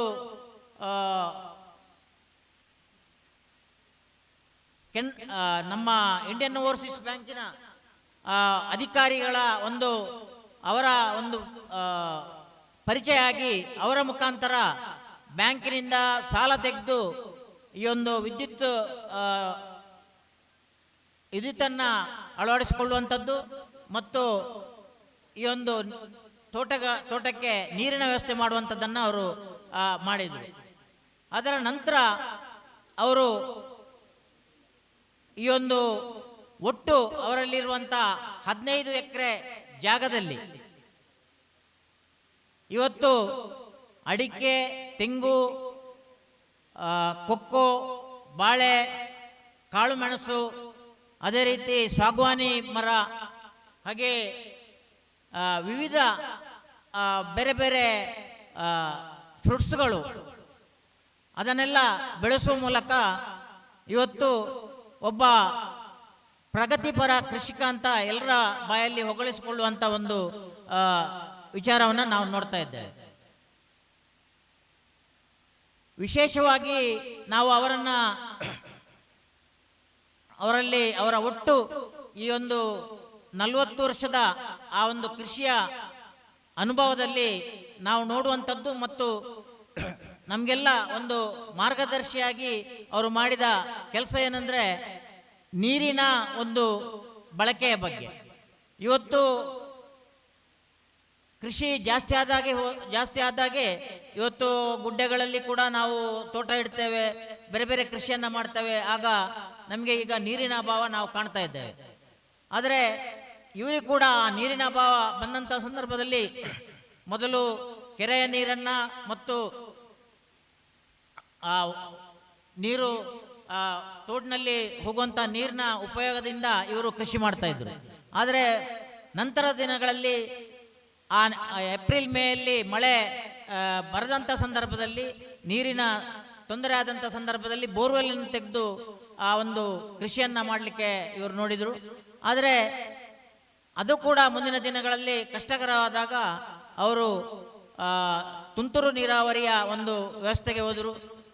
ಆದರೆ ಅದು ಕೂಡ ಅವರಿಗೆ ನೀರಿನ ಬಳಕೆ ಏಪ್ರಿಲ್ ಮೇಯಲ್ಲಿ ಕಷ್ಟ ಅಂತ ಕಂಡಾಗ ಇಲ್ಲಿ ನಾವು ಕಣ್ಣೆದುರು ನೋಡುವಂಥ ಕಾರಂಜಿಯ ಆ ಒಂದು ದೊಡ್ಡ ಟ್ಯಾಂಕನ್ನು ಮಾಡುವ ಮೂಲಕ ಸುಮಾರು 3,70,000 ಅದಕ್ಕೆ ಅವರು ಖರ್ಚು ಮಾಡಿದ್ದಾರೆ. ಅದನ್ನು ಮಾಡುವ ಮೂಲಕ ಅದರಿಂದ ಹನಿ ನೀರಾವರಿಯ ವ್ಯವಸ್ಥೆ ಇಡೀ ತೋಟಕ್ಕೆ ಮಾಡುವ ಮೂಲಕ ಆ ಒಂದು ನೀರಿನ ಬಳಕೆಯನ್ನು ಭಾಳ ಅಚ್ಚುಕಟ್ಟಾಗಿ ಅವರು ಮಾಡೋ ಮೂಲಕ ಇದ್ದ ನೀರನ್ನು ಸಮರ್ಪಕವಾಗಿ ಎಲ್ಲ ಗಿಡಗಳಿಗೆ ಕೊಡೋ ಮೂಲಕ ಇವತ್ತು ಆ ಒಂದು ಕೃಷಿಯನ್ನು ಅವರು ಮಾಡ್ತಾ ಇದ್ದಾರೆ. ಭಾಳ ಮುಖ್ಯವಾಗಿ ನಾವು ಗಮನಿಸಬೇಕಾದಂಥ ಅಂಶ, ಇವತ್ತು ಫ್ರೀ ಕರೆಂಟ್ ಇರುವ ಕಾರಣ ಬೋರ್ವೆಲ್ನಲ್ಲಿ ಬೇಕಾದಷ್ಟು ನೀರು ಸಿಕ್ಕಿದಂಥ ಸಂದರ್ಭದಲ್ಲಿ ರಾತ್ರಿ ಇಡೀ ನೀರು ಬಿಡುವಂಥ ಕೆಲಸ ನಾವು ಎಷ್ಟು ನೋಡ್ತಾ ಇದ್ದೇವೆ. ಆದರೆ ಮುಂದಿನ ದಿನಗಳಲ್ಲಿ ಖಂಡಿತ ನಮಗೆ ನೀರಿನ ಒಂದು ಸಮಸ್ಯೆ ಬರ್ಬೋದು. ಆದ್ದರಿಂದ ನಾವೆಲ್ಲರೂ ಏನು ನಮ್ಮ ಸುರೇಶಣ್ಣ ಆ ಒಂದು ಮಿತವ್ಯಯದಲ್ಲಿ ನೀರನ್ನು ಬಳಸುವಂಥ ಒಂದು ವ್ಯವಸ್ಥೆಯನ್ನು ಮಾಡಿಕೊಂಡಿದ್ದಾರೆ, ಅದನ್ನು ನಾವು ಕೂಡ ನಮ್ಮ ತೋಟದಲ್ಲಿ ಬಳಸಿಕೊಳ್ಬೋದು. ಅದಕ್ಕೆ ಖಂಡಿತ ಅವರ ಒಂದು ಮಾರ್ಗದರ್ಶನ ನಮಗೆ ದೊರಕ್ತದೆ. ಇದೊಂದು ನಿಜವಾಗಿ ಎಲ್ರಿಗೂ ತಿಳಿಸುವಂಥ ವಿಷಯ ಮತ್ತು ಎಲ್ಲರೂ ನಾವು ಅನುಸರಿಸಬೇಕಾದಂಥ ಮುಂದಿನ ದಿನಗಳಲ್ಲಿ ನಾವು ಅದನ್ನು ನಮ್ಮ ತೋಟದಲ್ಲಿ ಕೂಡ ಮಾಡಬೇಕಾದಂಥ ಒಂದು ವಿಚಾರ. ಇವತ್ತು ಅವರು ಆ ದಿನಗಳಲ್ಲಿ ಆರಂಭದ ದಿನಗಳಲ್ಲಿ ಅವರ ಒಂದು ಕರೆಂಟಿನ ಸಮಸ್ಯೆ ಇರುವಂಥ ಸಂದರ್ಭದಲ್ಲಿ ಅವರಿಗೆ ಬೇಕಾದಂಥ ಆ ಒಂದು ಟ್ರಾನ್ಸ್ಫಾರ್ಮರ್ ಭಾಳ ದೂರದಲ್ಲಿತ್ತು. ಅದನ್ನು ಅವರ ಸ್ವಂತ ಖರ್ಚಿನಿಂದಲೇ ಆ ಟ್ರಾನ್ಸ್ಫಾರ್ಮರನ್ನು ಇಲ್ಲೇ ಹಾಕುವ ಮೂಲಕ ಮತ್ತು ಈ ಒಂದು ಮೇನ್ ರೋಡ್ನಿಂದ ಕೆಳಗಡೆ ಬರುವಂಥ ಮಾರ್ಗ ಅದಕ್ಕೆ ಅವರ ಖರ್ಚಿನಿಂದಲೇ ಡಾಮರ್ ಹಾಕಿಸುವ ಮೂಲಕ, ಅಂದರೆ ಒಬ್ಬ ಸ್ವಾಭಿಮಾನಿ ವ್ಯಕ್ತಿಯವರು ಯಾವುದೇ ಬೇರೆ ಸರ್ಕಾರದ ಅನುದಾನ ಸಿಗಲಿ ಅಥವಾ ಎಲ್ಲರನ್ನ ಸೇರಿಸಿ ನಾನು ಅದನ್ನು ಮಾಡ್ತೇನೆ ಅಂತ ಅವರು ಕಾಯಲಿಲ್ಲ. ಅವರಿಗೆ ಏನು ಬೇಕೋ ಅದನ್ನು ಮಾಡಿಕೊಳ್ಳುವಂಥ ಒಂದು ಆ ವ್ಯಕ್ತಿತ್ವ ಅವರದು. ಆ ರೀತಿ ಆ ಕೆಲಸ ಕಾರ್ಯಗಳನ್ನು ಕೂಡ ಮಾಡಿದ್ದಾರೆ. ಈಗಾಗಲೇ ಮಾಧವರು ಹೇಳಿದರು, ಅಂದರೆ ಸುರೇಶಣ್ಣ ಯಾವಾಗ 1980ರಲ್ಲಿ ಈ ಒಂದು ಕೃಷಿ ಕೆಲಸಕ್ಕೆ ಅವರು ತೊಡಗಿಸಿಕೊಂಡ್ರ, ಅದರ ನಂತರ ಅವರು ಬೇರೆ ಯಾವುದೇ ಜವಾಬ್ದಾರಿಗಳನ್ನು ಅವರು ವಹಿಸಲಿಲ್ಲ. ಪೂರ್ಣ ಪ್ರಮಾಣದಲ್ಲಿ ಅವರು ಕೃಷಿ ಕೆಲಸದಲ್ಲಿ ಅವರನ್ನು ತೊಡಗಿಸಿಕೊಂಡಿದ್ದರು. ಮತ್ತು ಖಂಡಿತ ಇವತ್ತು ಅವರಲ್ಲಿ ಸುಮಾರು 4,000 ಅಡಿಕೆ, ಅದೇ ರೀತಿ ತೆಂಗು, ಹೀಗೆ ಸುಮಾರು 7-8 ಸಾವಿರ ಬೇರೆ ಬೇರೆ ಗಿಡಗಳಿದೆ. ಖಂಡಿತ ಆ ಪ್ರತಿಯೊಂದು ಗಿಡದ ಭಾವನಾತ್ಮಕ ಸಂಬಂಧ ಅವರಿಗೆ ಇದೆ ಅಂತ ನಾನು ಹೇಳಲಿಕ್ಕೆ ಇಚ್ಛೆ ಪಡ್ತೇನೆ. ಅಂದರೆ ದಿನದ 24 ಗಂಟೆ ಕೂಡ ಅದರ ಬಗ್ಗೆ ಆಲೋಚನೆ ಮಾಡುವಂಥದ್ದು, ಅದರ ಬಗ್ಗೆ ಕೆಲಸ ಮಾಡುವಂಥದ್ದು ಅವರ ಒಂದು ಜಾಯಮಾನವಾಗಿದೆ. ಆದರೆ ಹಾಗಂತ ಹೇಳಿ ಸಾರ್ವಜನಿಕ ಜೀವನದಲ್ಲಿ ಅಥವಾ ಸಾರ್ವಜನಿಕ ಕೆಲಸ ಕಾರ್ಯಗಳಲ್ಲಿ ಅವರು ತೊಡಗಿಸಿಕೊಳ್ಳುವುದಿಲ್ಲ ಅಂತ ನಾನು ಹೇಳುವುದಿಲ್ಲ. ಖಂಡಿತ ನಮ್ಮ ಊರಿನ ದೇವಸ್ಥಾನದ ಜೀರ್ಣೋದ್ಧಾರ ಇರ್ಬೋದು ಅಥವಾ ಬೇರೆ ಸಾಮಾಜಿಕ ಕೆಲಸ ಕಾರ್ಯಗಳನ್ನು ಮಾಡಿದಂಥ ಸಂದರ್ಭದಲ್ಲಿ ಅವರು ನಮ್ಮೊಂದಿಗೆ ಅವರಿಂದ ಏನು ಸಾಧ್ಯವೋ ಆ ಒಂದು ಸಹಕಾರವನ್ನು ಅವರು ನಮಗೆ ಯಾವಾಗಲೂ ಕೊಟ್ಟಿದ್ದಾರೆ. ಆದರೆ ಅವರ ಪೂರ್ಣ ಏನು ಸಮಯ ಇದೆ ಅದನ್ನು ಕೃಷಿ ಕೆಲಸಕ್ಕೆ ಅವರು ತೊಡಗಿಸಿಕೊಳ್ತಾರೆ. ಖಂಡಿತ ನಾವೆಲ್ಲರೂ ಕೃಷಿಕರಿದ್ದೇವೆ, ಆದರೆ ಅವರ ಹಾಗೆ ದಿನದ 24 ಗಂಟೆ ಕೃಷಿ ಕೆಲಸದಲ್ಲಿ ತೊಡಗಿಸಿಕೊಳ್ಳುವವರು ಬಹಳ ಜನ ಕಮ್ಮಿ ಅಂತ ನನಗೆ ಕಾಣ್ತದೆ. ನಮ್ಮ ಶಾಸಕರು ಕೂಡ ದೊಡ್ಡ ಕೃಷಿಕರೇ. ಅವರು ಕೂಡ ಈಗ ನಾವು ಹೇಳಿದರೆ ನಾವೆಲ್ಲ ವೀಕ್ಲಿ ಮಂತ್ಲಿ ಕೃಷಿಕರಂತ ಹೇಳ್ಬೋದು, ಆದರೆ ಸುರೇಶಣ್ಣ ಡೈಲಿ ಕೃಷಿಕರು, ಅಂದರೆ 24 ಗಂಟೆಯೂ ಕೃಷಿಕರೇ ಅವರು. ಆ ರೀತಿಯ ಒಂದು ಕೃಷಿಯಲ್ಲಿ ಅವರು ತೊಡಗಿಸಿಕೊಂಡಿದ್ದಾರೆ. ಇವತ್ತು ಇವತ್ತು ನಮ್ಮ ಒಬ್ಬರು ಸಂಬಂಧಿಕರು ಕೇರಳದವರು ಕೂಡ ಈ ಒಂದು ಕಾರ್ಯಕ್ರಮಕ್ಕೆ ಇದ್ದಾರೆ. ಅವರು ಕೂಡ ಬಂದಿದ್ದಾರೆ. ಅಂದರೆ ಅಷ್ಟು ಒಂದು ವಿಚಾರಗಳು ಇಲ್ಲಿ ಕೃಷಿಗೆ ಯಾರು ಕೃಷಿಯಲ್ಲಿ ಅವರನ್ನು ಪೂರ್ಣವಾಗಿ ತೊಡಗಿಸಿಕೊಂಡಿದ್ದಾರ ಅವರಿಗೆ ಕಲಿಯುವಂಥ, ಅವರಿಗೆ ತಿಳ್ಕೊಳ್ಳುವಂಥ ವಿಷಯಗಳು ಅಷ್ಟು ಇಲ್ಲಿ ಸುರೇಶಣ್ಣ ಇಲ್ಲಿ ಅದನ್ನು ಸಾಧನೆ ಮಾಡಿದ್ದಾರೆ. ಅದಕ್ಕೆ ಅವರು ಒಂದು 40 ವರ್ಷ ಅವರು ಪೂರ್ಣ ಪ್ರಮಾಣದಲ್ಲಿ, ಇನ್ನು ಅವರ ವಿದ್ಯಾರ್ಥಿ ಜೀವನದಲ್ಲಿ ಒಂದು 10 ವರ್ಷ ಅವರು ಅದರ ಈ ಒಂದು ಜಾಗದಲ್ಲಿ ಅವರು ಈ ಕೃಷಿ ಕೆಲಸದಲ್ಲಿ ತೊಡಗಿಸಿಕೊಂಡಿರ್ಬೋದು. ಸುಮಾರು 50 ವರ್ಷಗಳ ಒಂದು ಅನುಭವದ ಒಂದು ಕೆಲಸವನ್ನು ಆ ಒಂದು ಕೆಲಸದ ಮುಖಾಂತರ ಇವತ್ತು ಈ 15 ಎಕರೆ ಜಾಗ ಈ ಒಂದು ಎಲ್ಲರೂ ನೋಡುವಂಥ, ಇವತ್ತು ವಿಜ್ಞಾನಿಗಳಿರ್ಬೋದು ಅಥವಾ ದೊಡ್ಡ ದೊಡ್ಡ ಕೃಷಿಕರಿರ್ಬೋದು, ವಿದ್ಯಾರ್ಥಿಗಳಿರ್ಬೋದು, ಎಲ್ಲರೂ ಬಂದು ನೋಡುವಂಥ ಒಂದು ಮತ್ತು ಅದರಿಂದ ಕಲಿಯುವಂಥ ಒಂದು ಜಾಗ ಈ ಬಾಯಾರು ಆಗಿದೆ. ಇವತ್ತು ಸಾಕಷ್ಟು ಜನ ಬೆಳಿಗ್ಗೆ ದೊಡ್ಡ ದೊಡ್ಡ ಕೃಷಿಕರಿದ್ದರು, ವಿಜ್ಞಾನಿಗಳಿದ್ದರು, ಅವರೆಲ್ಲ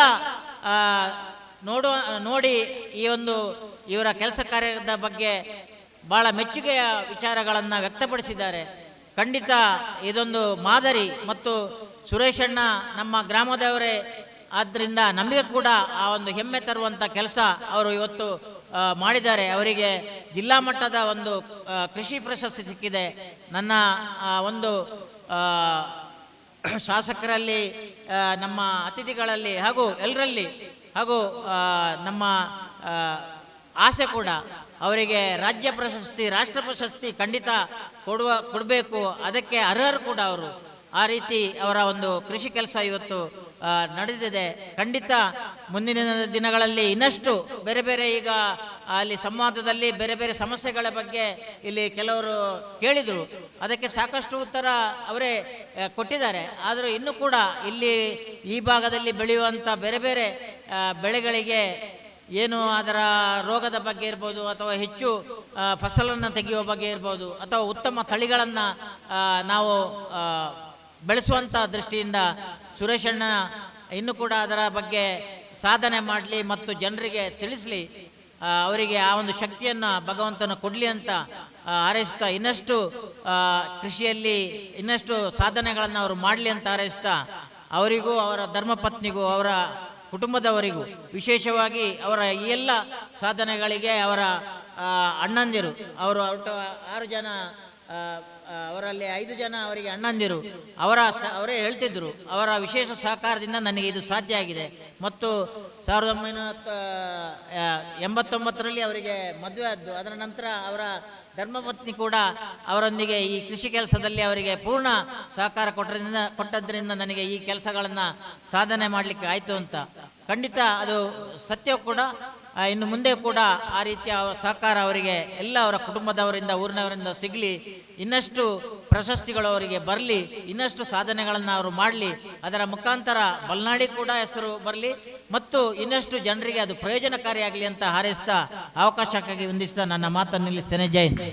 ಶ್ರೀ ಸುರೇಶ್ ಬಲ್ನಾಡು ಅವರ ಜೀವನದ ಯಶೋಗಾಥೆಯನ್ನು ಮತ್ತು ಈ ಹಂತದವರೆಗೆ ಅವರು ಸಾಗಿ ಬಂದ ಬಗ್ಗೆ ಅವರನ್ನು ಹತ್ತಿರದಿಂದ ಕಂಡ ಶ್ರೀ ಚನಿಲ ತಿಮ್ಮಪ್ಪ ಶೆಟ್ಟಿಯವರು ಬಹಳ ಅತ್ಯುತ್ತಮವಾಗಿ ಕೆಲವು ಮಾತುಗಳಿಂದ ವಿವರಣೆ ನೀಡಿದ್ದಾರೆ. ಅವರಿಗೆ ಅಭಿನಂದನೆಗಳನ್ನು ಸಲ್ಲಿಸ್ತಾ ಇದ್ದೇನೆ. ಈಗ ಮುಂದಿನ ಕಾರ್ಯಕ್ರಮದ ಮುಖ್ಯ ಭಾಗ ಸುರೇಶ್ ಬಲ್ನಾಡು ಹಾಗೂ ಅವರ ಶ್ರೀಮತಿ ಗೀತಾ ಸುರೇಶ್ ಇವರನ್ನು ಅಭಿನಂದಿಸುವಂತಹ ಕಾರ್ಯಕ್ರಮ.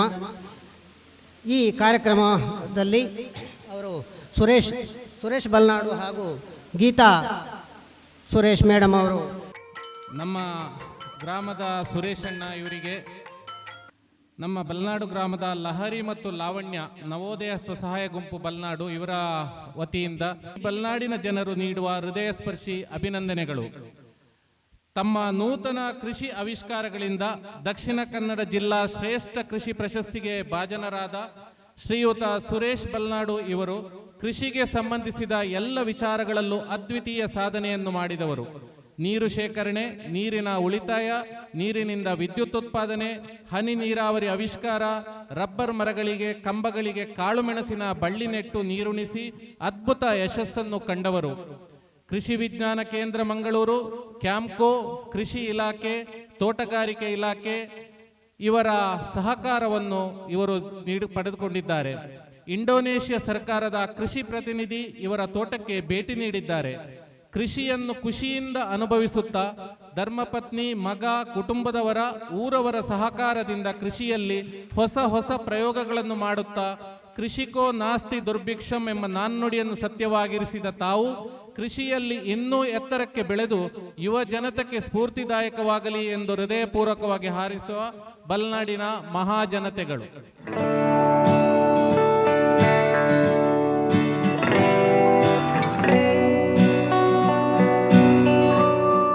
ಈ ಭೂಮಿಯನ್ನು ಒಂದು ಸುಂದರ ಕಲ್ಪವನವನ್ನಾಗಿ ತನ್ನ ಭಗೀರಥ ಪ್ರಯತ್ನದಿಂದ ಮಾಡಿ ಇದರಾಗಿರುವ ಶ್ರೀ ಸುರೇಶ ಬಲ್ನಾಡು ಅವರು ಈ ಲಹರಿ, ಲಾವಣ್ಯ ಹಾಗೂ ಗ್ರಾಮಸ್ಥರ ಈ ತಂಡ ಸೇರಿ ಅವರನ್ನು ಸನ್ಮಾನಿಸ್ತಾ ಇದೆ. ಸನ್ಮಾನ ಸ್ವೀಕರಿಸಿದ ಸುರೇಶ್ ಬಾಯಾರು ದಂಪತಿಗಳಿಗೆ ಅಭಿನಂದನೆಗಳು ಹಾಗೂ ಈ ಸನ್ಮಾನ ಸಮಾರಂಭವನ್ನು ಮಾಡಿದಂಥ ಮಾನ್ಯ ಶಾಸಕರು ಹಾಗೂ ಎಲ್ಲ ಉಳ್ಳಾಲ್ತಿ ದಂಡನಾಯಕ ದೈವಸ್ಥಾನದ ಆಡಳಿತ ಮುಕ್ತೇಶ್ವರಂತ ಮಾಧವಗೌಡ ಕಾಂತಿಲವರೇ, ಪಂಚಾಯತ್ ಸದಸ್ಯರೇ, ಹಿರಿಯಂತ ಶಿವಶಂಕರ್ ಭಟ್ಟವರೇ, ಸೇರಿರುವಂಥ ಶ್ರದ್ಧೆಯ ತಾಯಂದಿರೇ, ಎಲ್ಲ ಬಂಧುಗಳೇ, ಮಾಧ್ಯಮದ ಮಿತ್ರರೇ,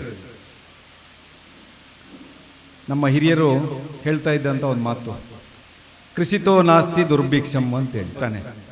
ಅದಕ್ಕೆ ಬೇಕಾಗಿ ಅವನನ್ನು ಅನ್ನದಾತ ಅಂತ ಹೇಳ್ತೇವೆ. ಆ ಸಮಾಜದ ಸಮಷ್ಟಿಯನ್ನು ಬಯಸ್ತಾನೆ. ಸಮಾಜದ ಎಲ್ಲ ಜನರ ಬದುಕು ನನ್ನ ಮುಖಾಂತರ ರೂಪಿಸಬೇಕು ಅಂತೇಳಿ ಅವ ಯೋಚನೆ ಮಾಡ್ತಾನೆ. ನೋಡಿದ್ರಲ್ಲ ವೀಕ್ಷಕರೇ, ಕೃಷಿ ಸಾಧಕ ಸುರೇಶ್ ಬಲ್ನಾಡು ಅವರ ಮನೆಯಲ್ಲಿ ನಡೆದ ಕೃಷಿ ಸಮಾವೇಶ ಹೇಗಿತ್ತು ಅಂತ. ಇದಾಗಿತ್ತು ಇವತ್ತಿನ ವಿಶೇಷ. ನೋಡ್ತಾ ಇರಿ ಕಹಳೆ ನ್ಯೂಸ್. ಇದು ಸಮಾಜದ ಜಾಗೃತಿಗಾಗಿ ವಸ್ತುನಿಷ್ಠ ವರದಿ.